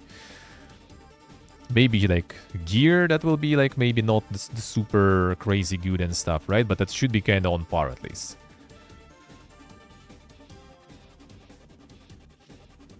I raise the barrier and ward out more people, yeah. I mean, I do think that they probably will make it that like, you know, the look kind of like MMOs do nowadays, mostly. Like when it's like a big DLC and stuff expansion release, you buy that and you have all the previous ones already. Because otherwise it's just like, it's not going to work with MMO. I don't think they are that dumb. So it's fine, at least, if the next DLC will be really good, and it will include already existing DLC in, I maybe would consider. But it should be something really good, though. Yeah, that's the system that the like World of Warcraft and stuff uses, for example, or ESO also. But they should make all those like extra dungeons or extra things. They can make them as like mini DLCs like ESO does, for example. And then have like big things that add like some dang stuff. But like a lot of things still should be for everyone. Like mounts are like such a fundamental, you know, thing and difference that everyone should have that, in my opinion. That's like such a big gameplay mechanic that not having it is just kind of like, why are you even playing, dude? Zero, I say, the Dink win there. It's quite the ride then.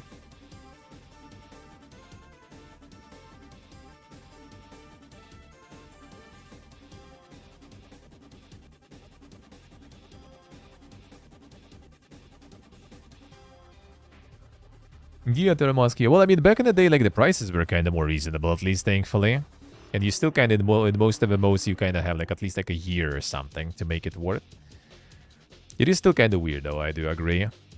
Especially, like, when, like, with the ESO, like, I wonder how much, like, the latest update gonna be on, like, the Christmas sale. Because we literally, with my friends, just, like, got, like, the latest update last Christmas sale, we got, like, for, like, $8 for, like, Omega Deluxe Edition or something. And you have all the updates and all the expansions included already. But if you want to get it on release, that's gonna be a different story. That I don't really like. That I don't really like. Thought it would be a chill ride, I see. Got some sweaty one then.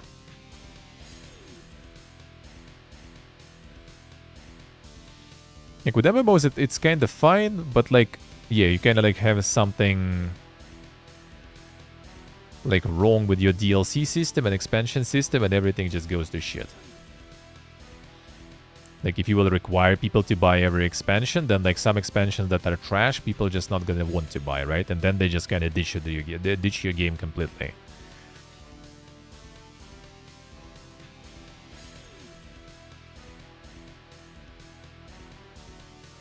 I see, Remote, I see.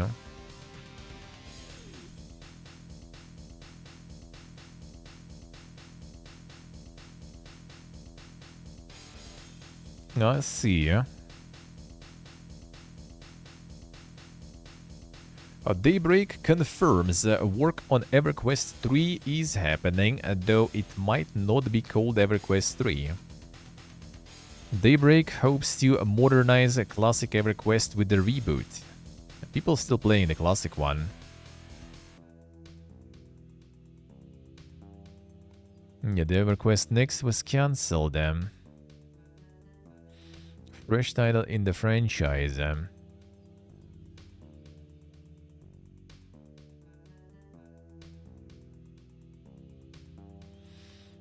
1 and 2 are pumping, yeah. 1's still alive. Yeah, 20k to 30k concurrent users for EverQuest 1. That's the numbers that right now New World had for, like, you know, the hyped POG event. And that's like the not ancient, but like one of the ancient MMOs basically. I haven't played actually one nor two. I haven't played any of those. EverQuest alive 25 years later. Still 20 to 30k people playing. Holy shit. I mean, I will opt for some things now. The Daybreak Studios is not, you know, the best, I would say, like, I guess, studio, though, with the portfolio. I mean, they do a lot of MMOs. It's just, like, none of the MMOs are kind of, you know, boogie-woogie, though. Let's put it that way. Ashes of Creation wipes away assets and eliminates over 100 characters over a duping incident. It is like alpha test. May never, yeah. What sort of benefit someone would get from trying to use dupes to get ahead in a game that is in alpha testing? Not like this is going to be permanent, you know. This is a test build that's irrelevant, not a win condition right now. Well, we may never understand why. The fact of the matter is that a duping happened during Alpha 2 testing of Ashes of Creation, and those who partook in the exploit were severely dealt with. Kick. Exploit occurred, saw players dupe materials, gain gold and enhance node treasuries at an accelerated rate, and craft legendary equipment with ease.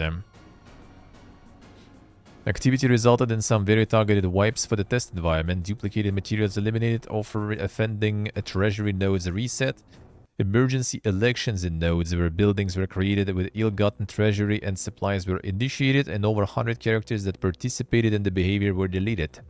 He raises hello. How we doing, man? No account level actions were specified.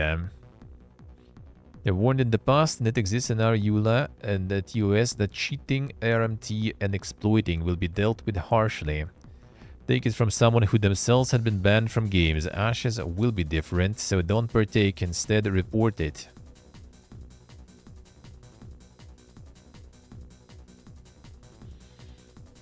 Yes, he raises, I see.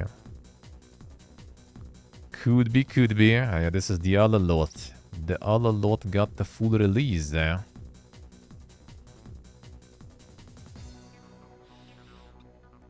Yeah, my Gieben borked again, looks like. Come on, dude. Stop it. Was working fine before. The news articles about Finity. Yeah, Finity, how's Finity going?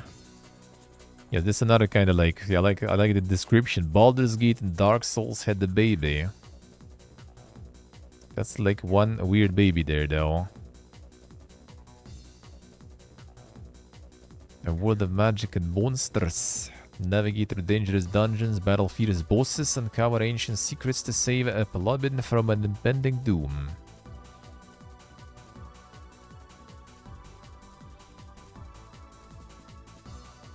Guys who didn't get any coverage by having Splattercat, yeah.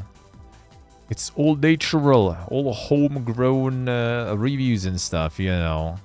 Didn't do any outreach there.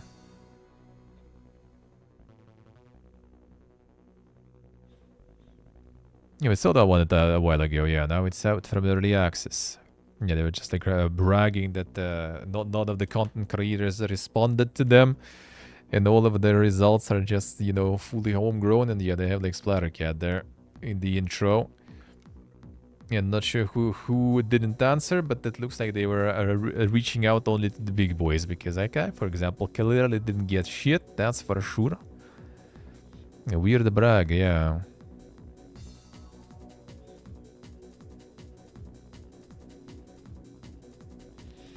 Extra Life PC Games and PC Gamer there too, alright.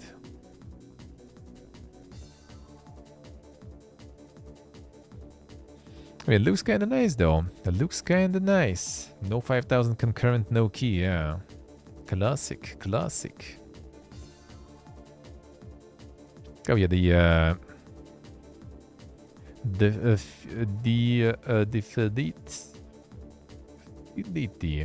they actually reversed today. It looks like actually the app works good, but the browser lags, by the looks of it.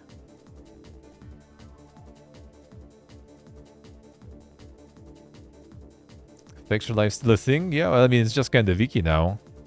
They just don't stream anymore after Twitch cracked down on their a host from the website.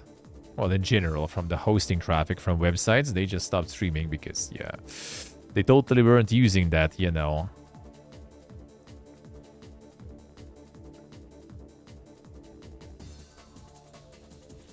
Nice, Dave, nice. Trying their own streaming thing. Oh, that's... Oh, wait. Their own site or something? No, they were streaming on Twitch. They were just using all those embedded streams on their website to boost their numbers. So it was kind of basically like legal viewboarding until Twitch made it illegal, and then they just stopped streaming. So these do be an MMO, the creature fighting MMO.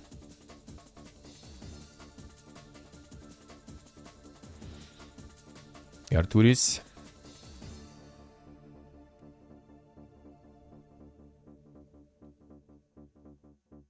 So like the Pokemon's MMO sort of.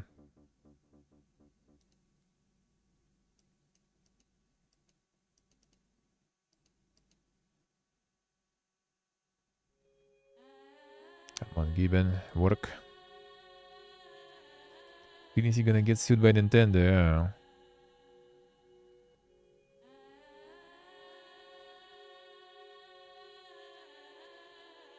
Steve is about to make some dang games there.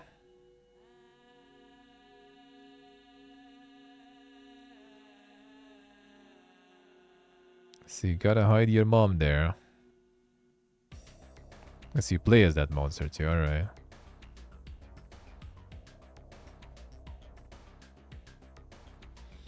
And then you have a whole team of monsters there.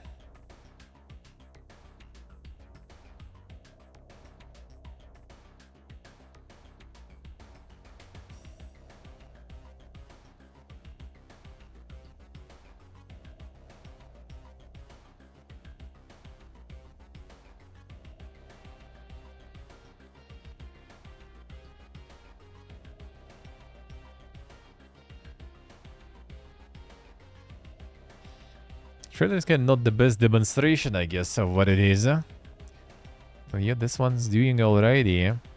Not like many people, though.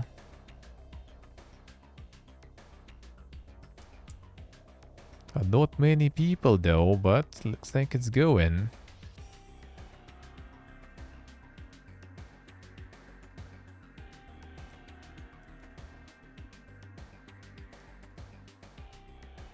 The only downside, latency. Thank God it's turn-based. Yeah, the turn-based MMO. If you use monsters, strategic dig building, or just wing it. Explore and capture. Gotta catch a few. Global player battles. Show off your Wi-Fi connection. Challenge players from around the world to see whose monsters reign supreme, or at least whose game doesn't lag. Solo indie endeavor powered by coffee. There it is, man. Just went and made an MMO. Ah, I see. Whatever. Entirely server-based and made with Java. Holy shit. Summoning Dorksel right now. With the Java there. Seems big though.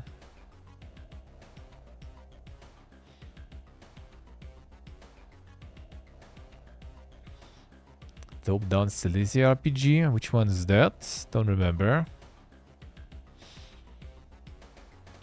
VOD arrives February 18th. Pre-order the premium edition to start your adventure early. There it is, dude. February 18th with pre-orders beginning today. Premium edition offers up to 5 days early access, 2 premium skin packs, and access to the WoW digital art book and soundtrack. Dude, why 5 fucking days again of that trash, man? Holy shit. Top-down RPG set in Poland.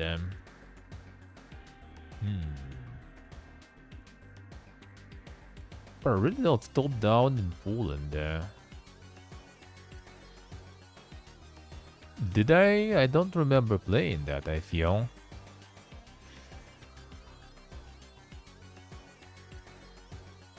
Shadows of Silesia. Yeah, I don't think I played that one, though. Did I? I don't remember.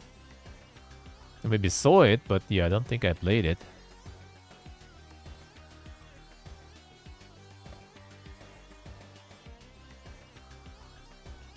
Yeah, well, there's from Pillars of Eternity universe.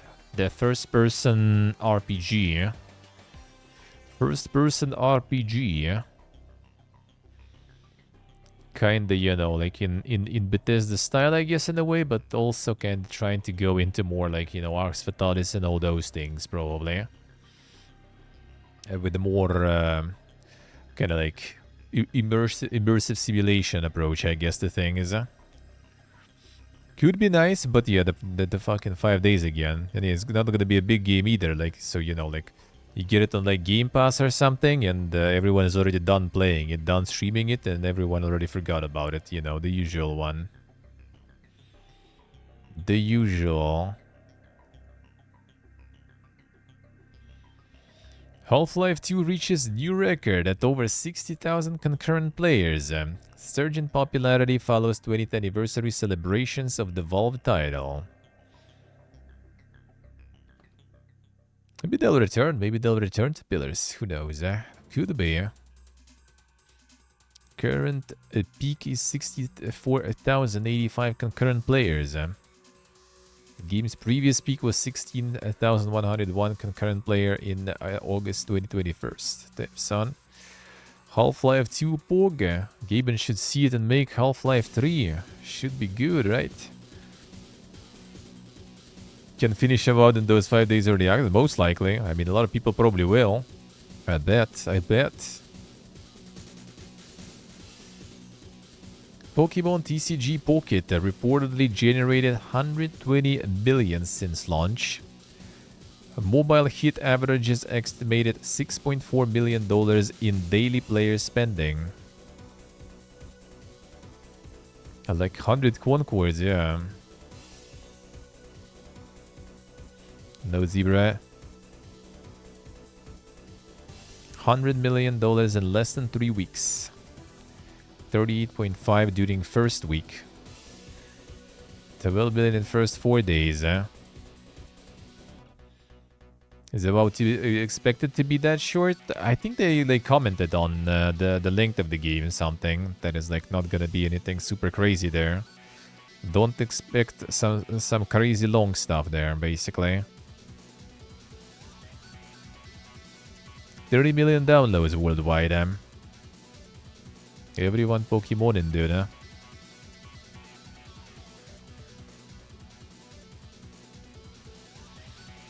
Tiger. Half of UK game devs have found it difficult to fill vacancies in 2024. 32% of respondents found skill shortages directly impacted specific disciplines, leading to difficulties in hiring. So not enough artists, man. Art was the most affected at 41%, followed by programming at 30% and design at 11%. Tempter Musk, it's time. It's time to move to UK. They don't have enough artists there. Time to apply. Time to apply. A lack of experience in data science, production, audio, community management. Oh shit, time to apply for B. Consumer support, marketing, and quality assurance. Fire 18% anyway. Yeah, it's interesting that like in this time when everyone's getting fucking fired and stuff, they still struggle to find shit. I have a feeling it's one of those cases like back home and stuff. They also complain all the time, like, man, not enough workforce. You know, we need more people to work. And then my brother was like trying to find something for like months.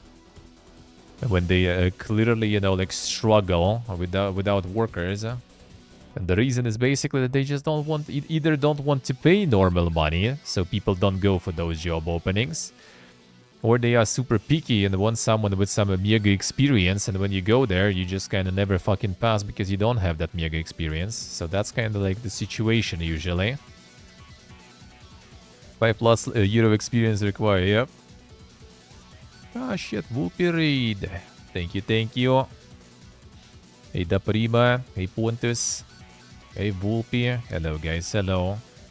Thank you. Appreciate it. VB Seaton indeed. Thank you. How we doing? Desperately seeking abandoned cash with 10 billion inside, yeah.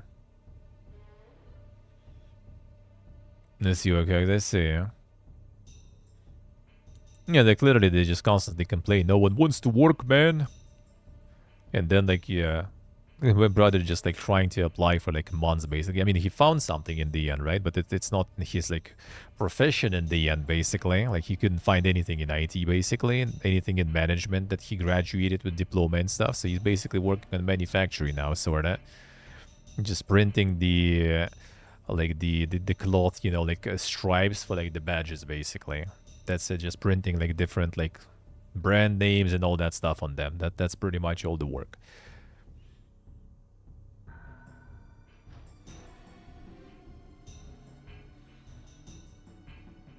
A €1 burger in McDonald's there, 500? Holy shit, that's fucking dirt cheap. For €1, I would, yeah. Even, actually here, not sure. Here, I guess for €1 you can get like something nice too, sorta. But that is actually still competitive, I would say. That is competitive, dude. Yeah, they do have this PPG stuff. I feel like it might be just the same case. Like they either like require some crazy skills from you, or they just don't want to pay reasonable monies. That's why people don't even go there.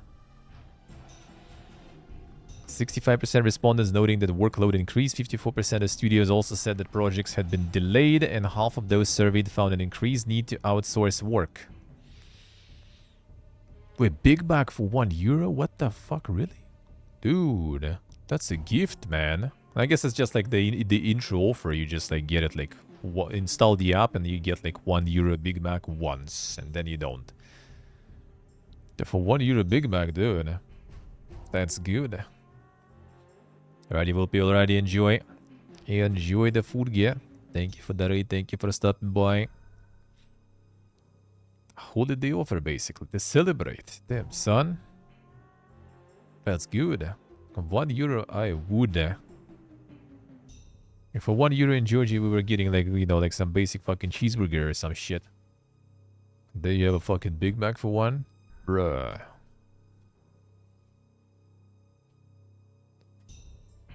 A games company recruits 78% of new hires from within the industry, 21% as recent graduates, and only 2% from apprenticeships. Oh yeah, no one wants to get any apprentices.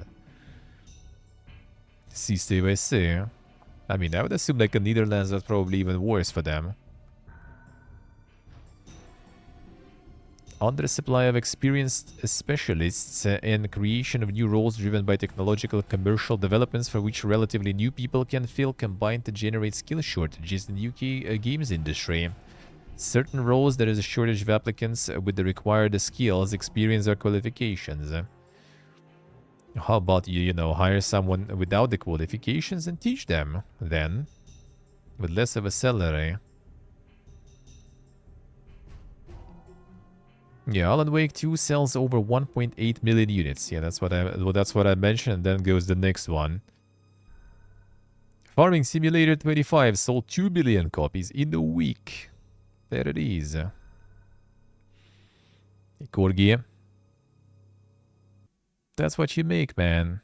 They don't need them all in weeks, looks like. They want farming simulators, and that's what they want.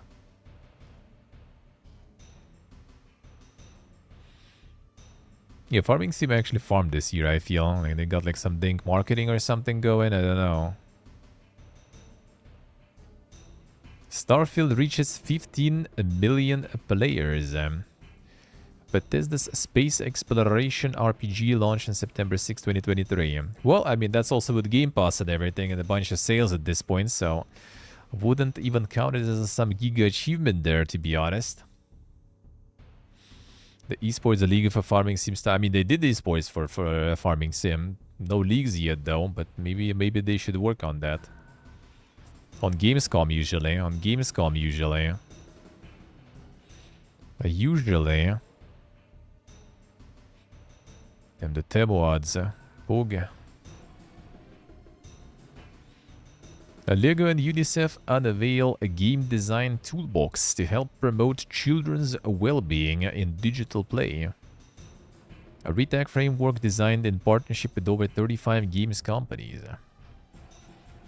They've designed guidelines to make well-being for children. Well, how about like not having crazy prices for your Lego there, brother?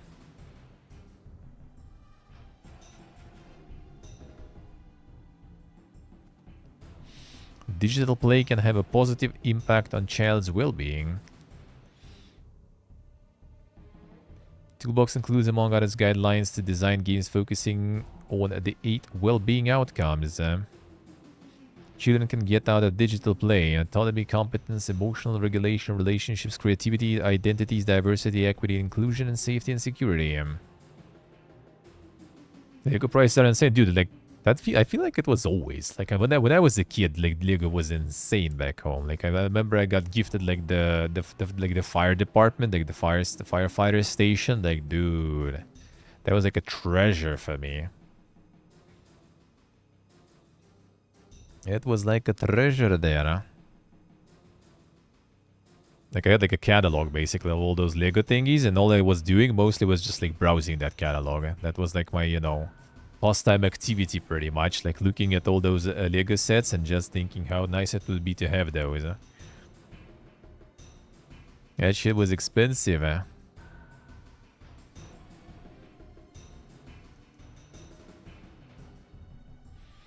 Final Fantasy XIV coming to mobile. There it is. Square Enix style will be developed by Lightspeed Studios. Officially licensed and supervised by Square Enix. Damn, son. Now you can weeb it out on mobile too, huh? Specially tailored for mobile platform. Yeah, I wonder, is it gonna be like... Oh, 9 duties from main game, not clear what other pieces of content will be included in this version. Yeah, I guess it's not just like the cross-play style, it's like a side game, I guess, or something, right? Like it's not the actual thing that is connected with the main game, I assume. Oh yeah, Lightspeed Studios is the guys who got the studio with Hideki Kitsune. Huh. Maybe he's just working on Final Fantasy XIV mobile then. Nah, probably not. Probably not. Probably not. Yeah, From Software parent Kadakawa confirms buyout interest from Sony. Sony sent the firm a letter of intent to acquire its shares, but no decision has been made at this time, CEO says. Please don't.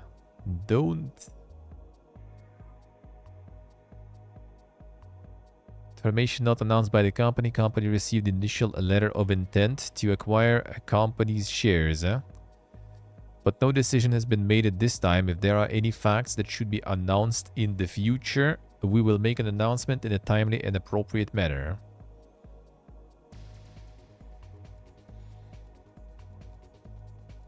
FromSoft Independent. I mean, I don't know if they would be able to afford that. That would be kind of nice, though. That would be kind of nice. But yeah, not sure if that would be possible. Probably would get just a bunch of PSN and stuff injected in all the From games. That's the worst stuff, and then you can't even get it in like half of the world.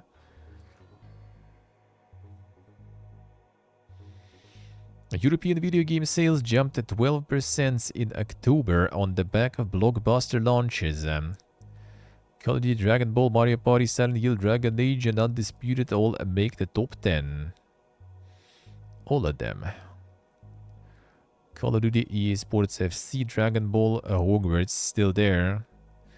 Game that doesn't exist. Super Mario Party Jamboree, Silent Hill 2, Dragon Age, Veilguard, GTA 5, Legend of Zelda, Echoes of Wisdom, Undisputed. It's time, Ultan, it's time. It's time.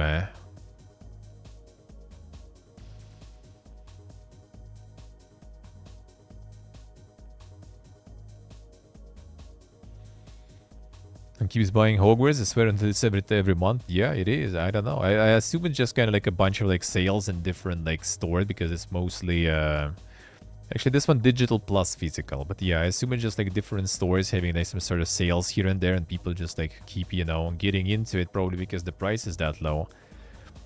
Like it's not based on the like profit basically, like the money amount is based on like number of copies sold. So I guess that's it. Sultan, I see.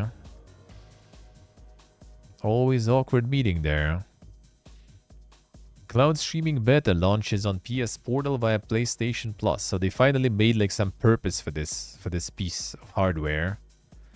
Feature is limited for now, but it means users don't need to be connected to PS5.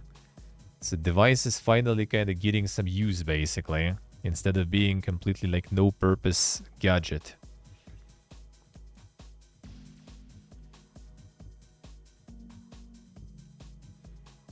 Majority of a game head office staff reportedly laid off since August.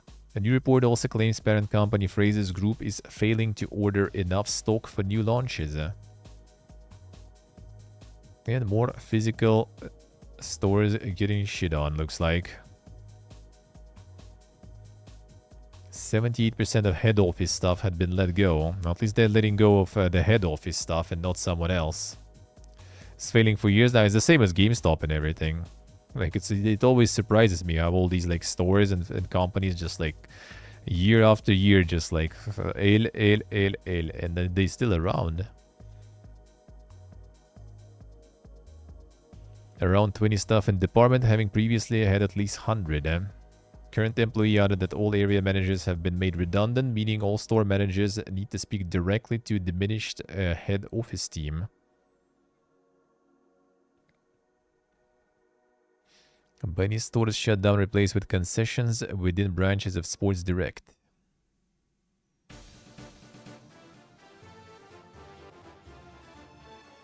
Anything that hasn't been EA Sports FC or Call of Duty has been late arriving or not arrived at all. That's the thing. That's the main targeted audience, you know, of all those stores even. FIFA and Call of Duty enjoyers, man. It's like the bread and butter basically for everyone. Hyperlight Breaker dev Heart Machine lays off a number of staff, but studio says early access launch of upcoming open world roguelite will not be impacted. Dude, this one is already like cooking for a while though. Like I always kind of like surprised, oh, it's still not out yet. Got Funko Pops there though, true.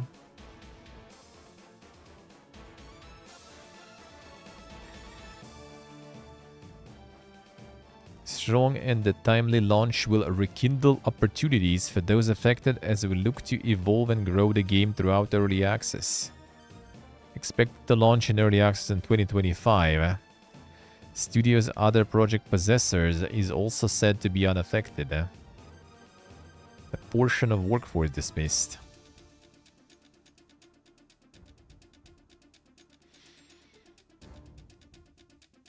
Game investment and merger and acquisition deals pull ahead of 2023 at $10.38 billion for Q1, Q3. When did they manage to get like acquisitions and stuff that much though? Who was even acquired that much? What the fuck? Leaving from the glory from the first Hyperlight for 10 years now, I guess. Yeah, looks like already not enough. Gotta develop more shit. Number of deals for first 9 months up 16% compared to later year.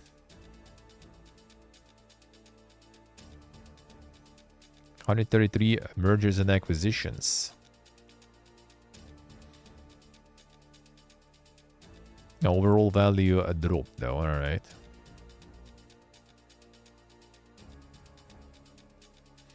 Last year has been incredibly difficult for the games industry, as we've seen many of our industry colleagues close their doors and make round of layoffs or pivot to survive till 25. However, last quarter I mentioned that I was optimistic about near future. That sentiment remains true, as what we've seen through our clients' network trade show attendance as well as the data in this report is evident that recovery is getting underway. Recovery soon. The corpo is getting strong again. Itch.io now requires creators to declare if their work uses generative AI. Itch.io said that a new category ensures buyers are aware of the origins of the material they are obtaining. Well, Itch is probably gonna be, probably already, I guess, is like the AI slop galore there though. Even though it doesn't really sell on Itch, so I guess like just filling the store with AI slop if it doesn't even sell, I guess, kind of pointless. Nice, Oxer, nice. Welcome back.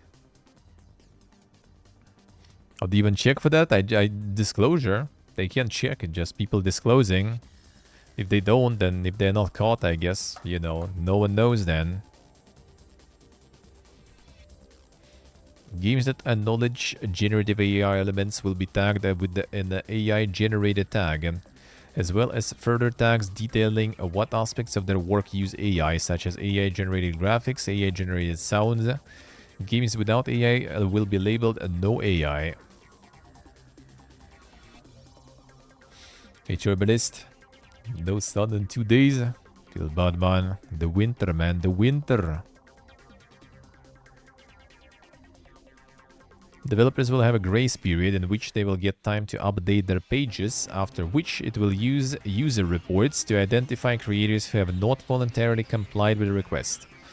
A bulk tagging tool has been introduced to simplify the process of tagging assets. So yeah, basically like, if no one's reporting, then there is no AI, I guess. A Bandai Namco subsidiary, Bandai Namco Online, to be dissolved and merged with parent company. Existing IP will transfer to Bandai Namco. What did they even do online there? Online portfolio, huh?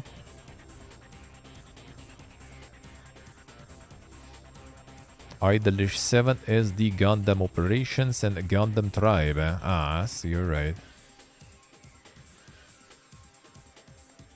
Shut down the Japanese service for Blue Protocol. Oh yeah, that I guess also makes sense then. That also makes sense. Not a lot of online going for them.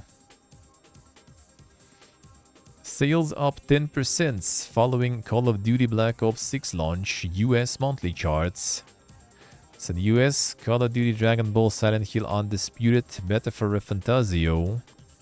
Dragon Age Veilguard. The US has like some more refined individuals there actually, with Refantasio in the stats.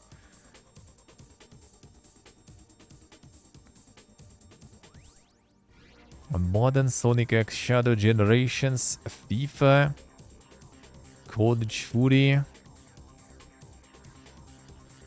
Was Code a Giga Game Pass boost? Yeah, I think they said it was. I think they said it was actually massive. I don't remember if they got like some. I don't think they disclosed the numbers nowadays already for Game Pass. But they did say that it was massive and it still sold really well. And Minecraft, yeah. True. Xbox and Switch digital sales not included. Digital sales on Nintendo platforms not included. That's the smiley face there.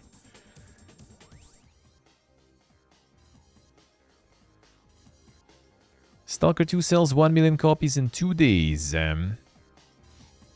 Feels good, man. And all that even with Game Pass. Feels good.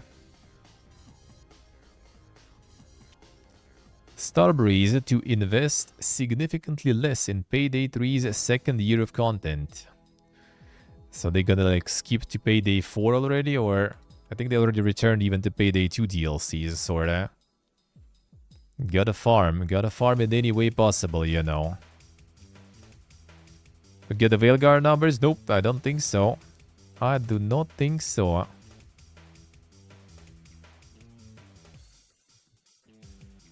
Cutting the expenses everywhere, dude. This time last year we had just launched Payday 3. Milestone for us as a studio and a commercial success, but also launch marred by a series of technical issues.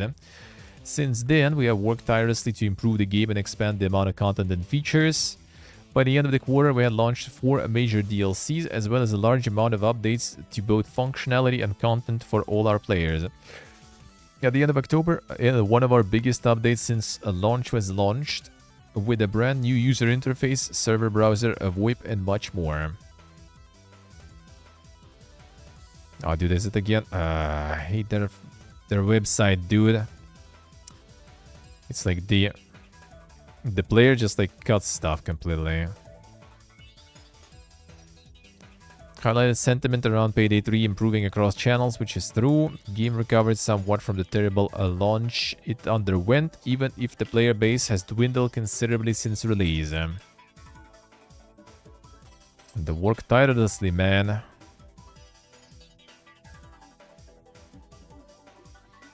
Dark Souls 3 Remaster is in development, it is claimed. So I guess like Sony already like, you know, quietly actually bought them because they already started to remaster fucking everything. Let's go. A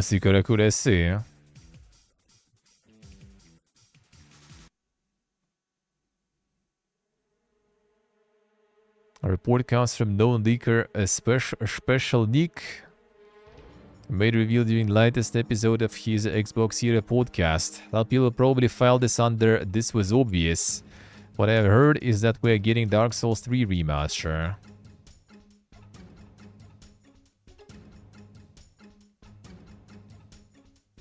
More than 1080p, 60 FPS than the original game features.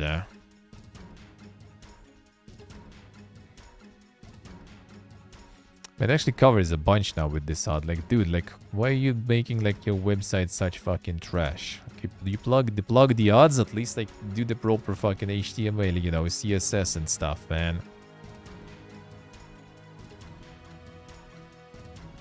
Disable the insane? You probably can, like, yeah, through the inspector or something.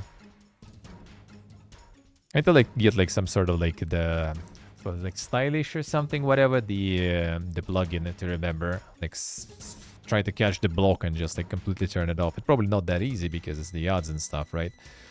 And they usually making it harder to do, but we'll see. This one is far. This one is okay. This one is not covering. Like it has like a specific like a div most likely that is like stretching and stuff, and nothing is getting covered. This shit is getting covered. Like, come on, man. What is this little player, dude? Huh?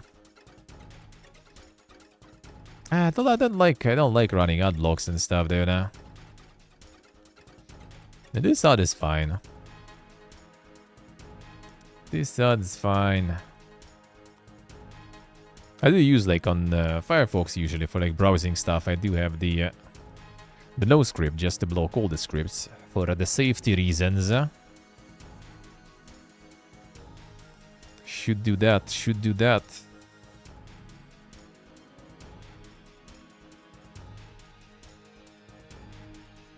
Marvel Rivals roadmap reveals new launch details. 33 heroes in Season 0.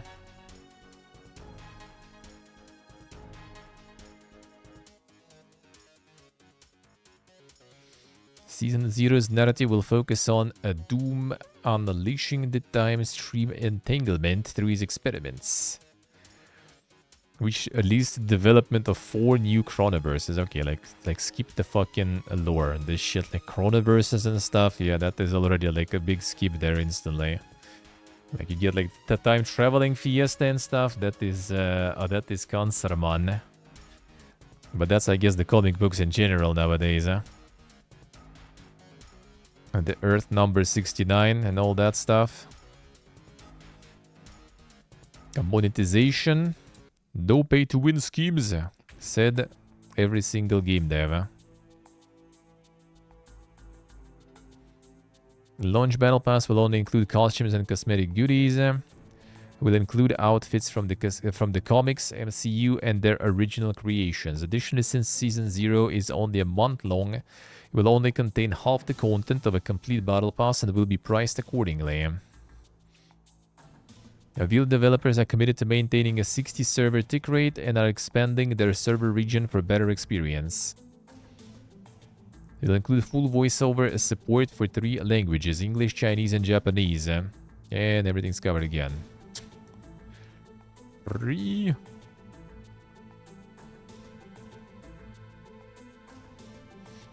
Game Awards 2024, all nominees announced.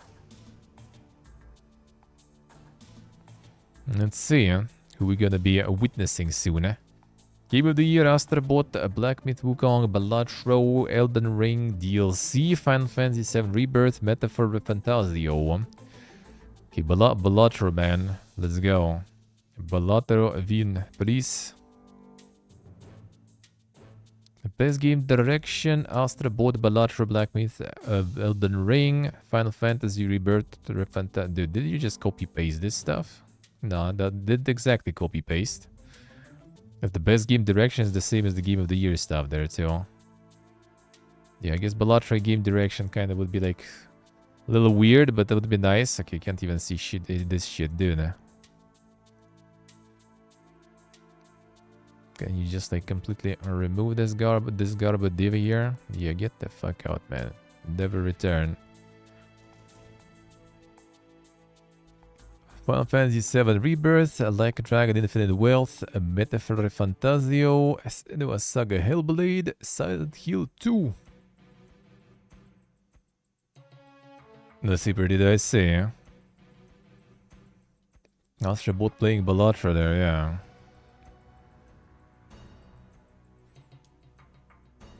Best art direction? Yeah, like it's like the same stuff everywhere. It's like pretty much like with a little bit of variety. It's like the same games in all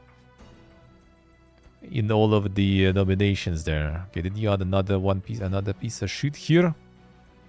Remove all the divs like that. No, this one.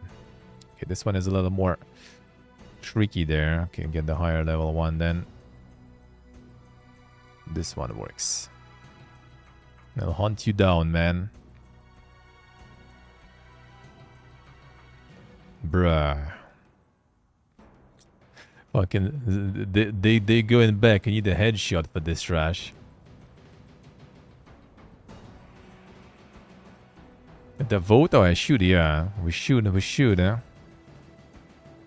We should, Nice element picker from like just the browser. I don't use ad blocks and stuff. That would be kind of like weird of me to use ad blocks when I kind of get ad revenue myself, you know. Kind of sounds a little hypocritical. Okay, which div did I kill last time that it never fucking returned? We need higher level div. This div, Can you just like not display inline, just change the display and it will be fine. I see, so guys, see. Astrobot, Final Fantasy Rebirth, Metabirth. Huh? Okay, it returned. Dude, motherfucker. What is Metabirth? Silent Hill 2 Stellar Blade. I'm just gonna scroll through this shit. How big do we need even to go with this one then? With this div, I see the iframes and stuff. Alright, if I kill this div though, this div is better. Just need to snipe the right one. Oh, that's supposed to be metaphor. I guess, alright. The meta bird then.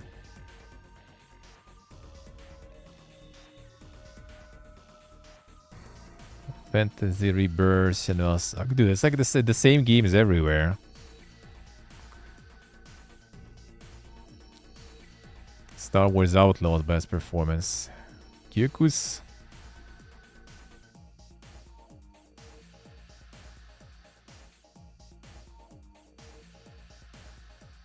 Games for Impact. Life is Strange. Tale of Kanzera. Closer the Distance. Indica. Neva. Senua Saga Hellblade. How is Indica really game for Impact? To be honest, like I assume it's kind of game with like some sort of like messaging or like, you know, like some sort of like a deeper meaning or something. Like Indica seemed kind of just way too dang stuff. I mean, there probably was some deeper meaning and everything, but didn't seem like that crazy obvious at least.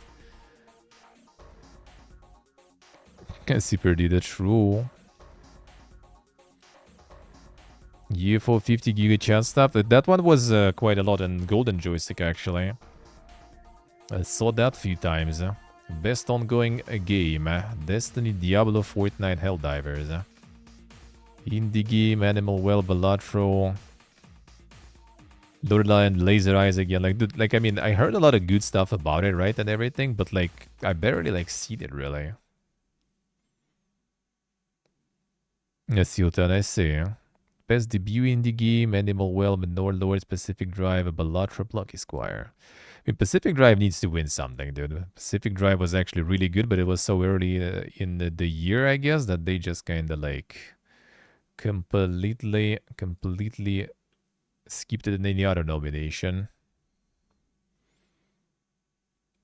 Which isn't going for 7 months. Yep, seems like it actually. A very long going. No more Nozad. It will return soon, just you wait. It just like plugs itself every like few scrolls. Community support Baldur's Gate 3. I have like powerful deja vu. Was it best community support last year Baldur's Gate 3 or something? VR AR game, not really familiar. Deviation accessibility, not sure which ones would be their best action game. Wukong. But Space Marine needs to win something, dude. This was good. Like, I really enjoyed it. I really enjoyed Space Marine. That was nice. Action adventure. Yeah, leave the small one there. Best RPG. Motherfucker. Keep the small one in there. Like, the long articles on this website are not good to read, man. Considering how much, like, water they add also usually in the articles, it's just not good, huh? Guess I'm just gonna get, like, no script on Firefox and just get all the scripts blocked completely. Fuck them, do that.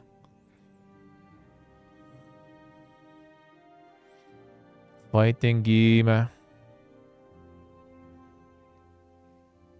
RPG, Dragon's Dogma also should... Well, best RPG metaphor probably gonna be, I assume. Even though, like, I wish Dragon's Dogma would win something too. That was nice. Sports Racing, NBA, EA, Top Spin, WWE, and Formula 1. Yeah, like all of them are fucking yearly releases, dude. Huh? What a beautiful genre there.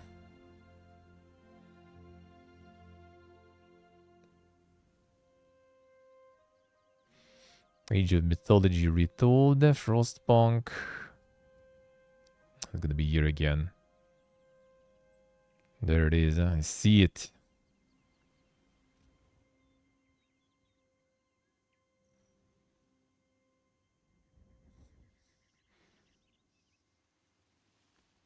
Manor Lords would be kind of nice to get there too.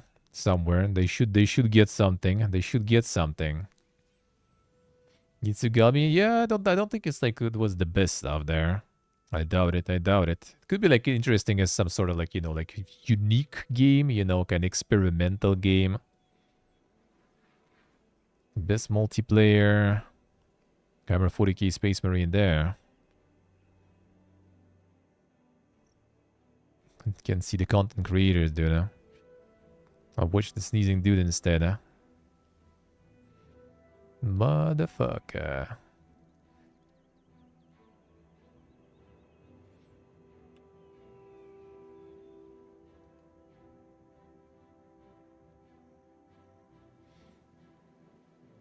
KCO, Elojuan, Techno Gamers, Typical Gamer, Rosada Picora. Who? I know KCO, I guess. Is the dude that was like streaming actually no, that's Jinxie or whatever, I think, streaming Siege. KCO, was KCO also streaming Siege? I don't remember actually. It only seemed like some like meme clips and everything. That's pretty much it. The clip farmer, I guess, yeah. That I seen. Best esports athlete, 33. Never you like think that you know, like numbers in the names are cringe and stuff. There's this, you know. Best esports game, CS2, Dota 2, League of Legends, Mobile Legends, bang bang. Damn, the best esports right there. He can bang bang. Best esports team, Billy. Oh, the T1 probably gonna win. Faker got like what, fifth world champion or something? They should win that. Most anticipated goes to UTA GTA. Will GTA 6 farm it again? I wonder. See, so I see. You actually consuming the content there? A Monster Hunter Wild, eh? I mean, out of this list, actually would be Monster Hunter Wild for me. Probably not gonna even like buy it or something, but yeah, at least that I'm kind of looking forward to, sorta. Best adaptation. Well, Fallout. Fallout. For sure, for sure.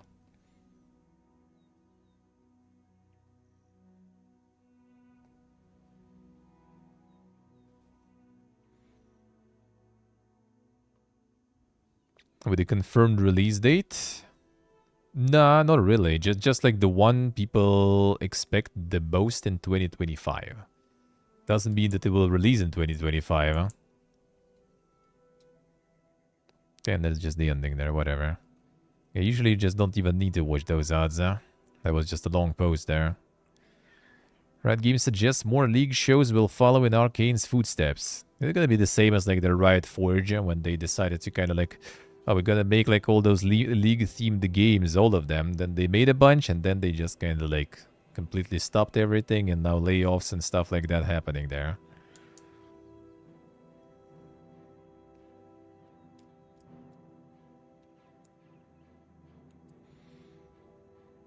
Elder Scrolls to be there? Well, I mean, we don't know if it's 2025. Like, if it would be announced as 2025 already, then maybe. I think it's like those that are kind of like expected in 2025.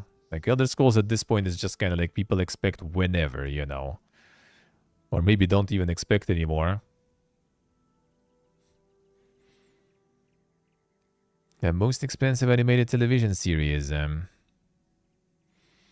Can't fall with the spend it took to deliver a show that was worthy of our players' time. Get more, man. Silk Song. Silk Song, I mean, kinda, but it's more of a niche thing, I feel.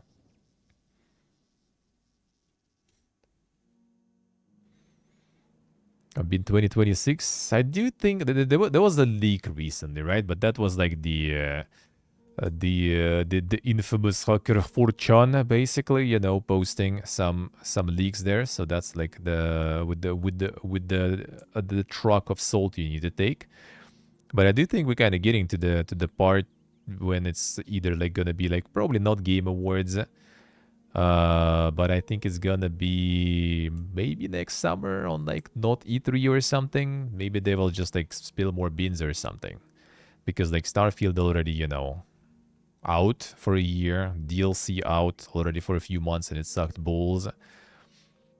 So what else? Indiana Jones game about to be released. So they just kind of like Doom already also like in the works and stuff. So they kind of, you know, about time maybe to start spilling some beans there, maybe. Maybe. What's bad about the DLC? I actually kind of like not even so sure what's so bad. Like I think people expected it's gonna be some sort of like you know, the big comeback looks like, but yeah, everyone just like shit all over it. I think since like Halo didn't like, you know, like come all over it from the DLC, I guess it's not good enough for sure. And Ultan is also not rambling about it all the time. So even if like if Todd cultists are not beating it to that DLC, then it's not good for sure.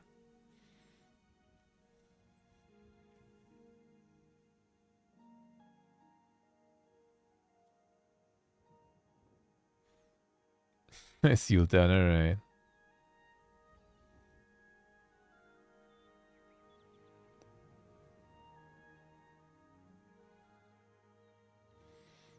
I see Ultan, alright. I see.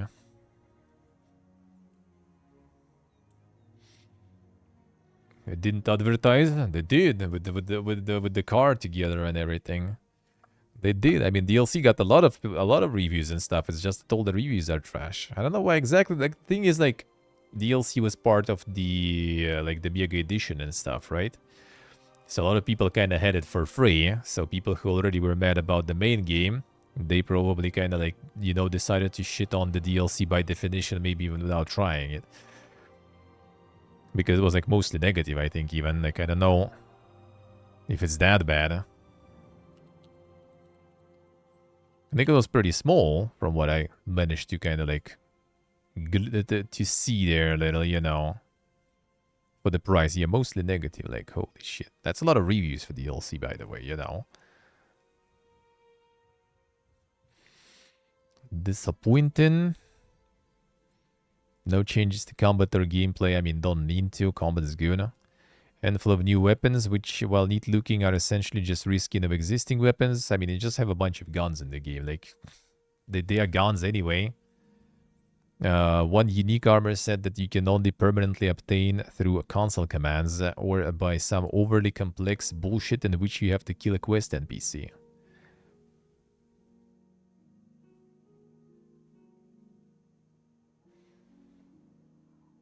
Empty epic story filled with affecting plot lines, memorable encounters. Instead, we receive yet another rushed, flat, unforgettable tale. Disappointing. Characters bland, stories predictable. There's just zero consequences to any choice. Well, that's the modern Bethesda there, dude. Thanks, Abil. Amazing writing.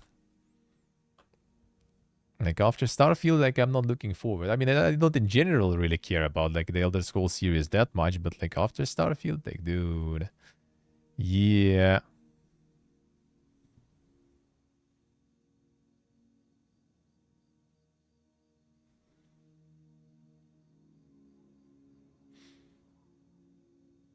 And the price? Oh yeah, it's regional price. Probably like 30, 40 bucks. If it's 40, then yeah, it's like rest in peace, dude. DLC felt like a slog to get through. Dialogue boring. It was good 70. It was a good 70% of DLC, and the ending was even worse.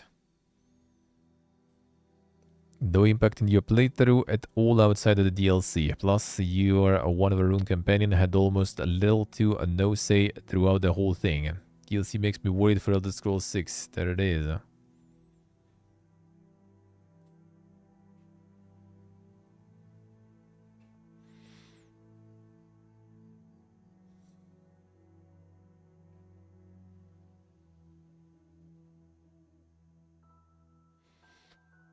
And the scrolls ensure you in trouble, I see.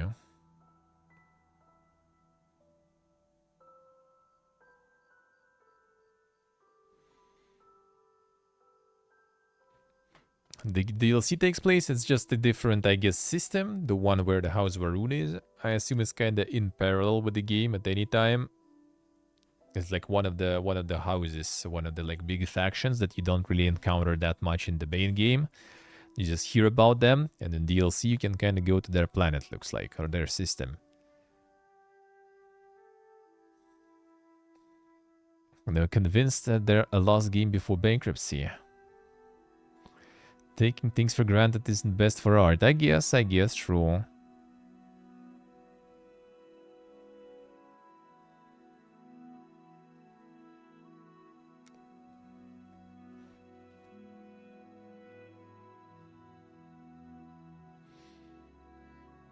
But yeah, that's really bad reviews for it, I'd say. I would say that's really bad. Exclusive, Battlefield 6 is undergoing franchise's biggest playtests ever to prevent another disastrous launch. There it is. They be testing.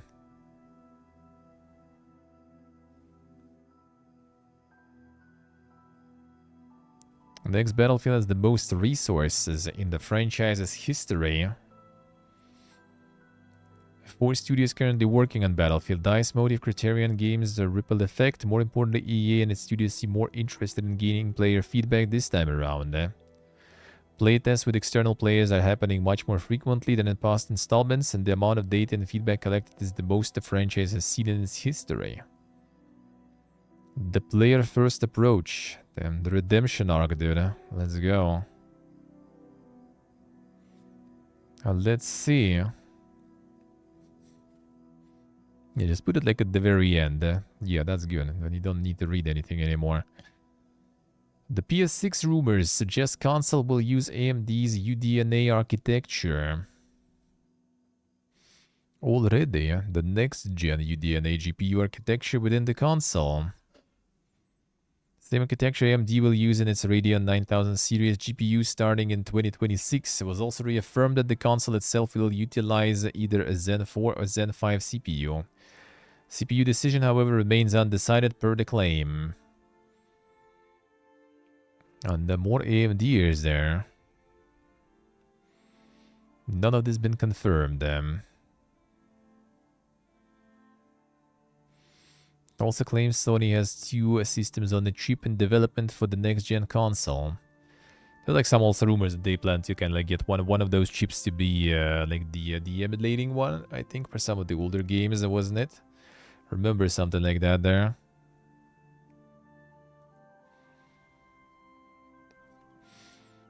Microsoft apologizes for Flight Simulator 2024 server issues. There it is.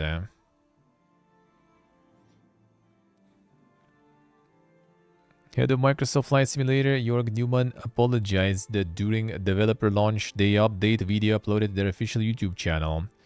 Fortunately, we knew the excitement was high for Microsoft Flight Simulator 2024, but frankly, we completely underestimated how high was it, and it has really overwhelmed our infrastructure. Later continued again, while it was a great launch day, we know a lot of people are frustrated. We're really sorry, want to apologize. This video, we made it to be as transparent and as honest as possible. Team had tested up to 200,000 concurrent players, but that launch day exceeded that player count. Holy shit. A lot of simulation enjoyers there rolling in. I give up on the cloud gaming? No, not really. We have, what's the name? The NVIDIA one is still going. NVIDIA one is actually even like limiting the access if you are not paying to the cloud gaming, because the NVIDIA Now thingy, GeForce Now, because too much demand. Xbox is clouding, yeah. Like the Ultimate Game Pass has the cloud thing on, so you can play the Game Pass stuff like on all the devices you have, whatever devices you want. PlayStation, now PlayStation Portal, just read the news that PlayStation Portal getting PlayStation Cloud support, so you will be able to stream the PlayStation games on the Portal. What else we have? We have Amazon Luna, and that stuff is the fully cloud solution for games. What else was there? What else was there? Well, Microsoft was acquiring Activision. There was like a bunch of like details on like the cloud stuff.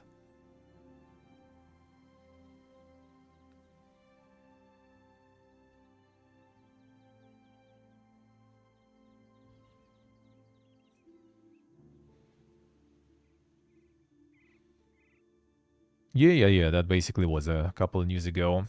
So yeah, no, cloud is still there. Cloud is still there. It's just you don't hear about it because like last time we heard about it was the whatever the Google shit. I already forgot the name even, that pumped like really hard. a lot of marketing, and then, you know, the actual product wasn't on par with the marketing, so they needed to kind of wrap it up because they kind of fucked up, and they decided to remove that failure from the face of the world. But in the same time, like, GeForce Now already for years around, and like no problems, still there, still working. Some people be using that. The Stadia, yeah. Some people just use that quietly with no problems. And it just works. And it just works.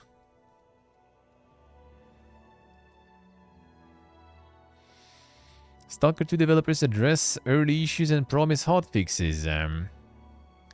So yeah, that will be... that already, I think, even they got some new stuff. That is gonna be next month, I think.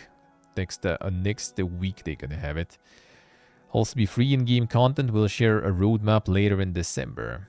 Big plans for Stalker Universe, and the wait today is both a return and the beginning of a grand new journey. We'll see.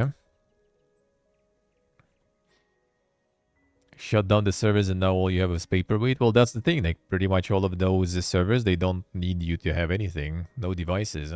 You don't need anything. You just install the phone app. That's it. Or like TV app, like Amazon Luna, for example, I think is the TV thingy. You don't need to buy anything. You just get the app for yourself, or log in the browser. Done. PlayStation Portal, you need the Portal device itself. Like, but I mean, it kind of has some other usages, even though in my opinion those usages are kind of little. But I guess it's there. I guess it's there.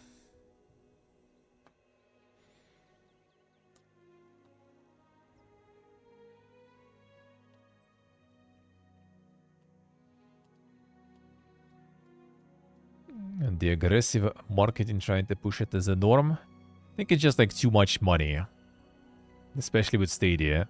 They just invested a bunch of money into the stuff and into the marketing, and yeah, they just when the marketing department gets too much money, they just usually kind of do a bunch of dumb shit. That's pretty much how it was.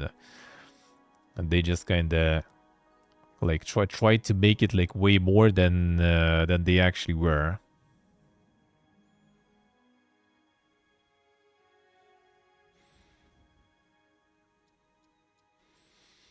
Yeah, hoping exclusivity gonna bring them people and everything too, yeah. That's the thing, like all the ones that are actually like now on the market, they just understand that they are like tool, they're a service, you know. Like in addition to kind of like the classic gaming and stuff, to provide people with some alternatives whenever they like can't do the classic gaming, you know. And with Stadia, they were trying to make it into like, you know, its own separate thing, its separate platform, separate console and stuff, and they just weren't good enough, you know. Even current like consoles, established ones and everything suffer, like Xbox, for example, right? And you just can't come out of nowhere with your weird box that's not gonna work offline at all, right? And like with band connection gonna suffer too. And you try to peddle it as a new like innovative new platform that will take over, like, yeah, that not a lot of people gonna buy into. Yeah, like now just basically allows you to play your library through their service. Done, and everyone's happy. Same with like the Xbox stuff. You just play their library like from the Game Pass and everything through cloud, on the mobile, on the TV, like wherever you want. Why not? That works. Now that actually works. People even paying for that stuff, so it does work.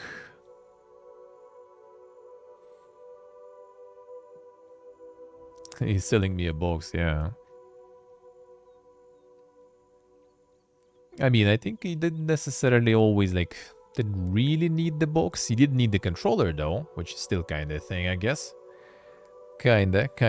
In many of those, you still do need a controller. Not sure if you can use the... Well, an Xbox you can use any. I know that the Amazon Luna thing has its own controller. I don't know if you need to use their own controller, or it's just kind of like, you know, an option basically. So you buy something from them and not off-brand. Not so sure. I didn't really look into it, but that shit is around for years already. Like, basically, I think when Stadia wasn't even closed yet, they already announced, like, the Luna, and since then it was, like, somewhere out there, you know, just, like, quietly chugging along.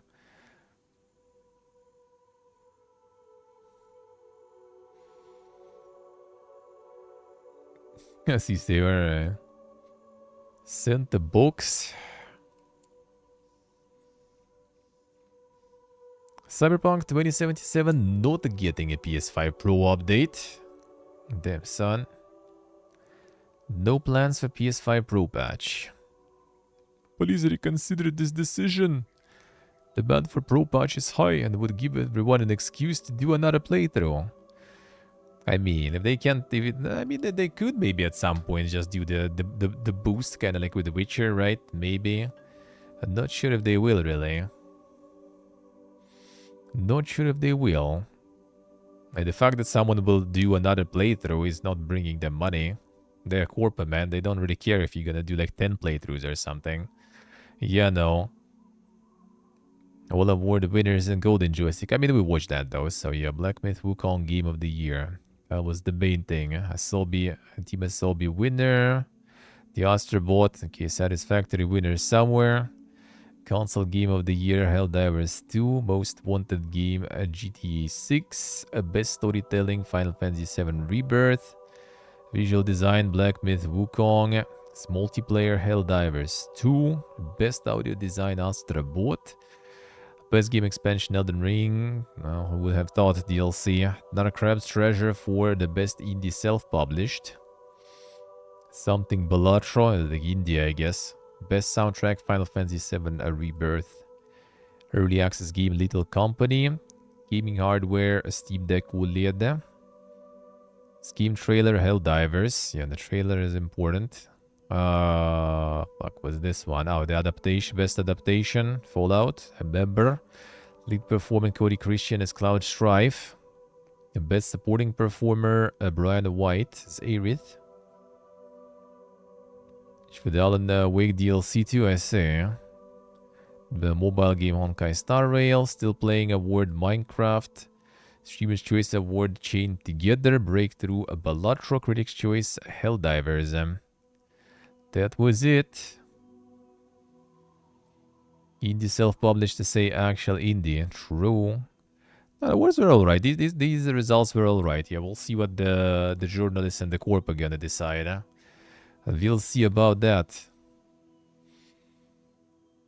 A new NVIDIA GeForce RTX 5070 Ti specs leak. Already Ti even. Didn't even reveal the main, but Ti is already around. Ti already around. Yeah, it's just a bunch of like stats, which like would be nice to have stats of the current gen in comparison. That would be nice. That would be nice. How about you fuck off with this shit? That's gonna get like some plugins, so I just need the no script, like Firefox with no script again. Like I don't like running. Okay, that was a little too much there. Kick. Don't like running other blocks, but like complete script block would be nice. Yeah, just comparing like 50, 90, 80, and 70 here. Needed the last gen to compare. And not even Ti there. 600 watts on 5090 there.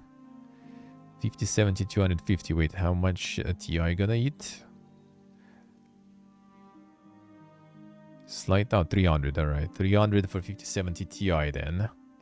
And regular 5070, 250 watts, alright. The run crisis.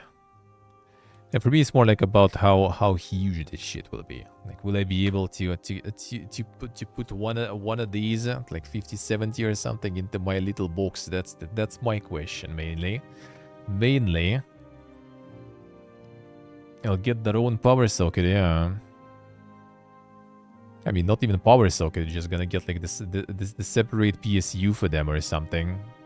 Or just like, you know, like the outlet that you put on the back panel, so you can just connect another plug, you know, to the outlet in the wall. There it is, man. The chill guy meme has been copyrighted by the creator. Damn, what a time to be alive. Yeah, what a time to be alive.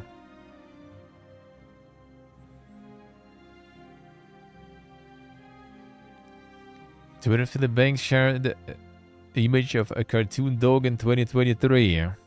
Ebot Keep, good morning. This character mulled around on social media for a while before skyrocketing as a viral meme image just days ago. Some reason influencers and cryptocurrency brands got their hands on the image and started using it in a series of parodies to promote their products. That's the source of the creator's anger, and it's why the image has been copyrighted. He admitted on Twitter that not everyone will feel the brunt of his takedown notices. Nice, and it's just gonna be all covered there completely by this shitad. Man, like who's like your CSS person there, like brother? Yeah, this meme basically. So it's gonna be copyrighted for everyone who's trying to peddle some like crypto and stuff with this, basically. Removing the shit coins. I won't delete the shit coins though. Boy, get out. Chill guy has been copyrighted illegally, be issuing takedowns on for-profit related things over the next few days. Not like brand accounts using him as a trend. That's kind of something I don't really care about. I do just ask for credit or Xboxes, mainly unauthorized merchandise and shitcoins. There it is. I've never seen it before. I saw like the emote appeared. I think Triza has this emote too. And that's the only way I saw it.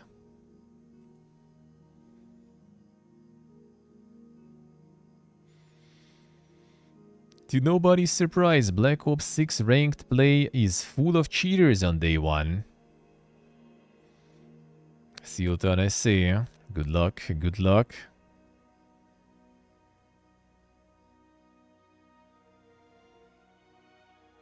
The classic, every time. And just the article of the modding, of the molding. Last season CDL World Champion Dash, he posted a video of him slamming teams full of cheaters in ranked play. And Simp, one of the best Call of Duty players in the world, was sharing comments on Twitter about the trademarks of BO6 cheaters. What a nickname, dude. Everything's full of cheaters, man. That's like the problem with all the like competitive popular multiplayer shooters, dude. Everything is fucking ridden with cheaters. It's crazy. Like, it was already kind of bad before, but like nowadays I feel it's complete garbage. The cheater galore all over the place. Like Tarkov, I heard, is just kind of like completely destroyed by cheaters. Off the Grid's insane $600,000 Battle Royale tournament has ended. That, like, I don't even like hear about this one much at all. Just a few times, I think. Yeah, it's basically the Battle Royale on the blockchain with the crypto stuff. Made by what was the name of the guy? Made District Number 9. Well, not made, but directed, I guess. The movie director. Which is kind of looking interesting and cool when they announced it. And then it suddenly became Neil Blomkamp, yeah. And then it just suddenly became, you know, a blockchain and everything there. You know, off the grid backed by blockchain technology, heavy investment from cryptocurrency-focused firms, and that has been a sticking point with players everywhere. Solid game, but the connection with crypto been a hard pill for many to swallow, and that's why the game is struggling to gain traction. If it wasn't for the developer stuffing the scene with money and prolific events like the All-Star Invitational, Off the Grid would likely be passing under the radar. Yeah, just put like 600k in. Some teams that I don't even know.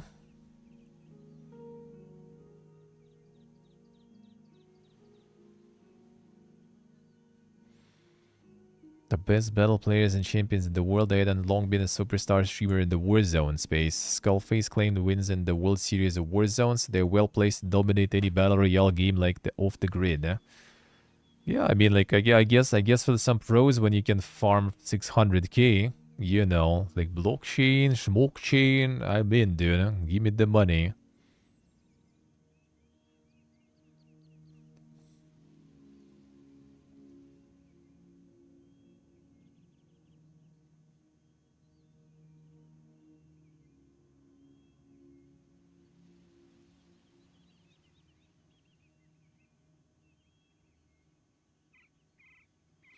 Should make District 10 there, yeah.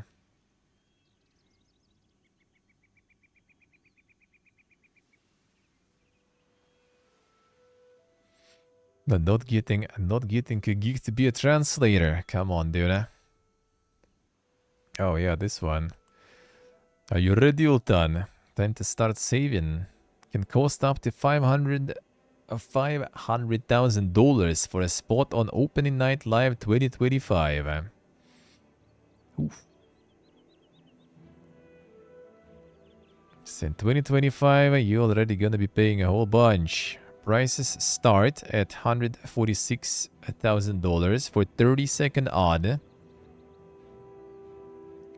and rises to roughly $487,000 for 180 seconds, 3-minute odd. Enjoy, Steve, enjoy. The 90 minutes video? Nah, doubt it, doubt it. Enjoy the food game, man.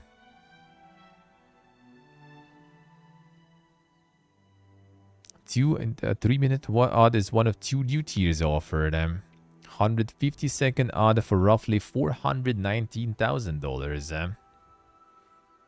In total, there are 6 different tiers to choose from.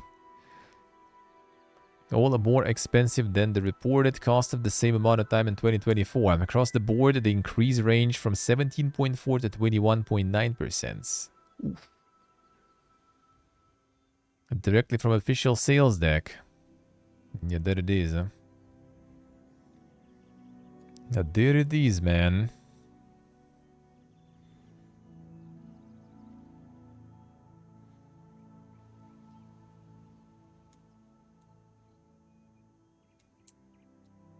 Much more affordable, yeah. And just a couple of thousand per second. No big deal, no big deal. Black Myth Wukong will have some surprises later this year, says director.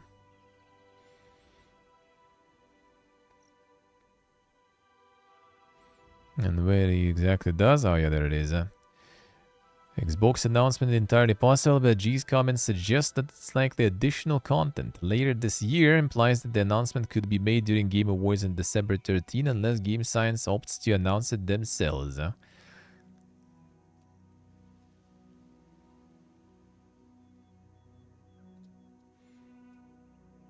There might just be some surprises waiting for you later this year. Basically, that's exactly what was said. Alright.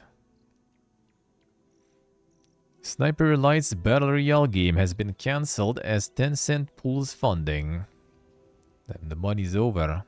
Archipelago. Announced in August 2024, Project Archipelago, internally known as Sniper Island, was a team-based multiplayer Battle Royale in which teams of 3 battled it out to be the last to survive.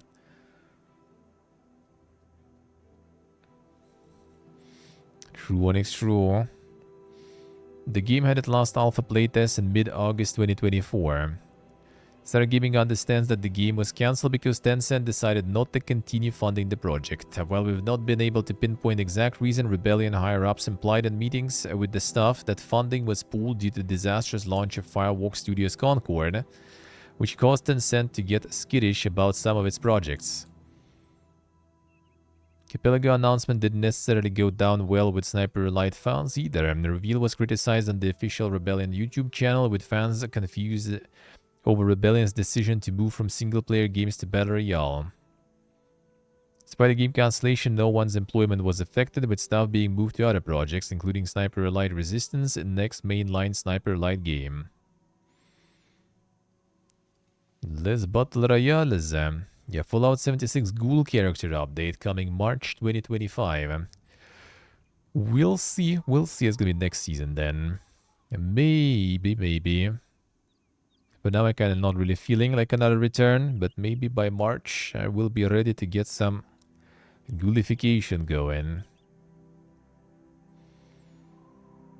First new FIFA game post EA breakup announced, and it's not what players expected. The FIFA Rivals, a new mobile soccer game. Ah, damn, there it is. Game will be free to play and feature in-game transactions backed by Mythical's Bythus blockchain. There it is. That's the FIFA Mobile Plus blockchain. FIFA went ham there. Ditched by EA. Time to go ham even more now. Blockchain on mobile. A new e-game being developed. The e-game. That's the E indeed. Full E. Alright, let me see what you guys there posted. If I missed anything, so I don't miss anything.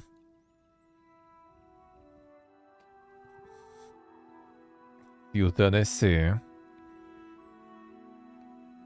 Alright, so this.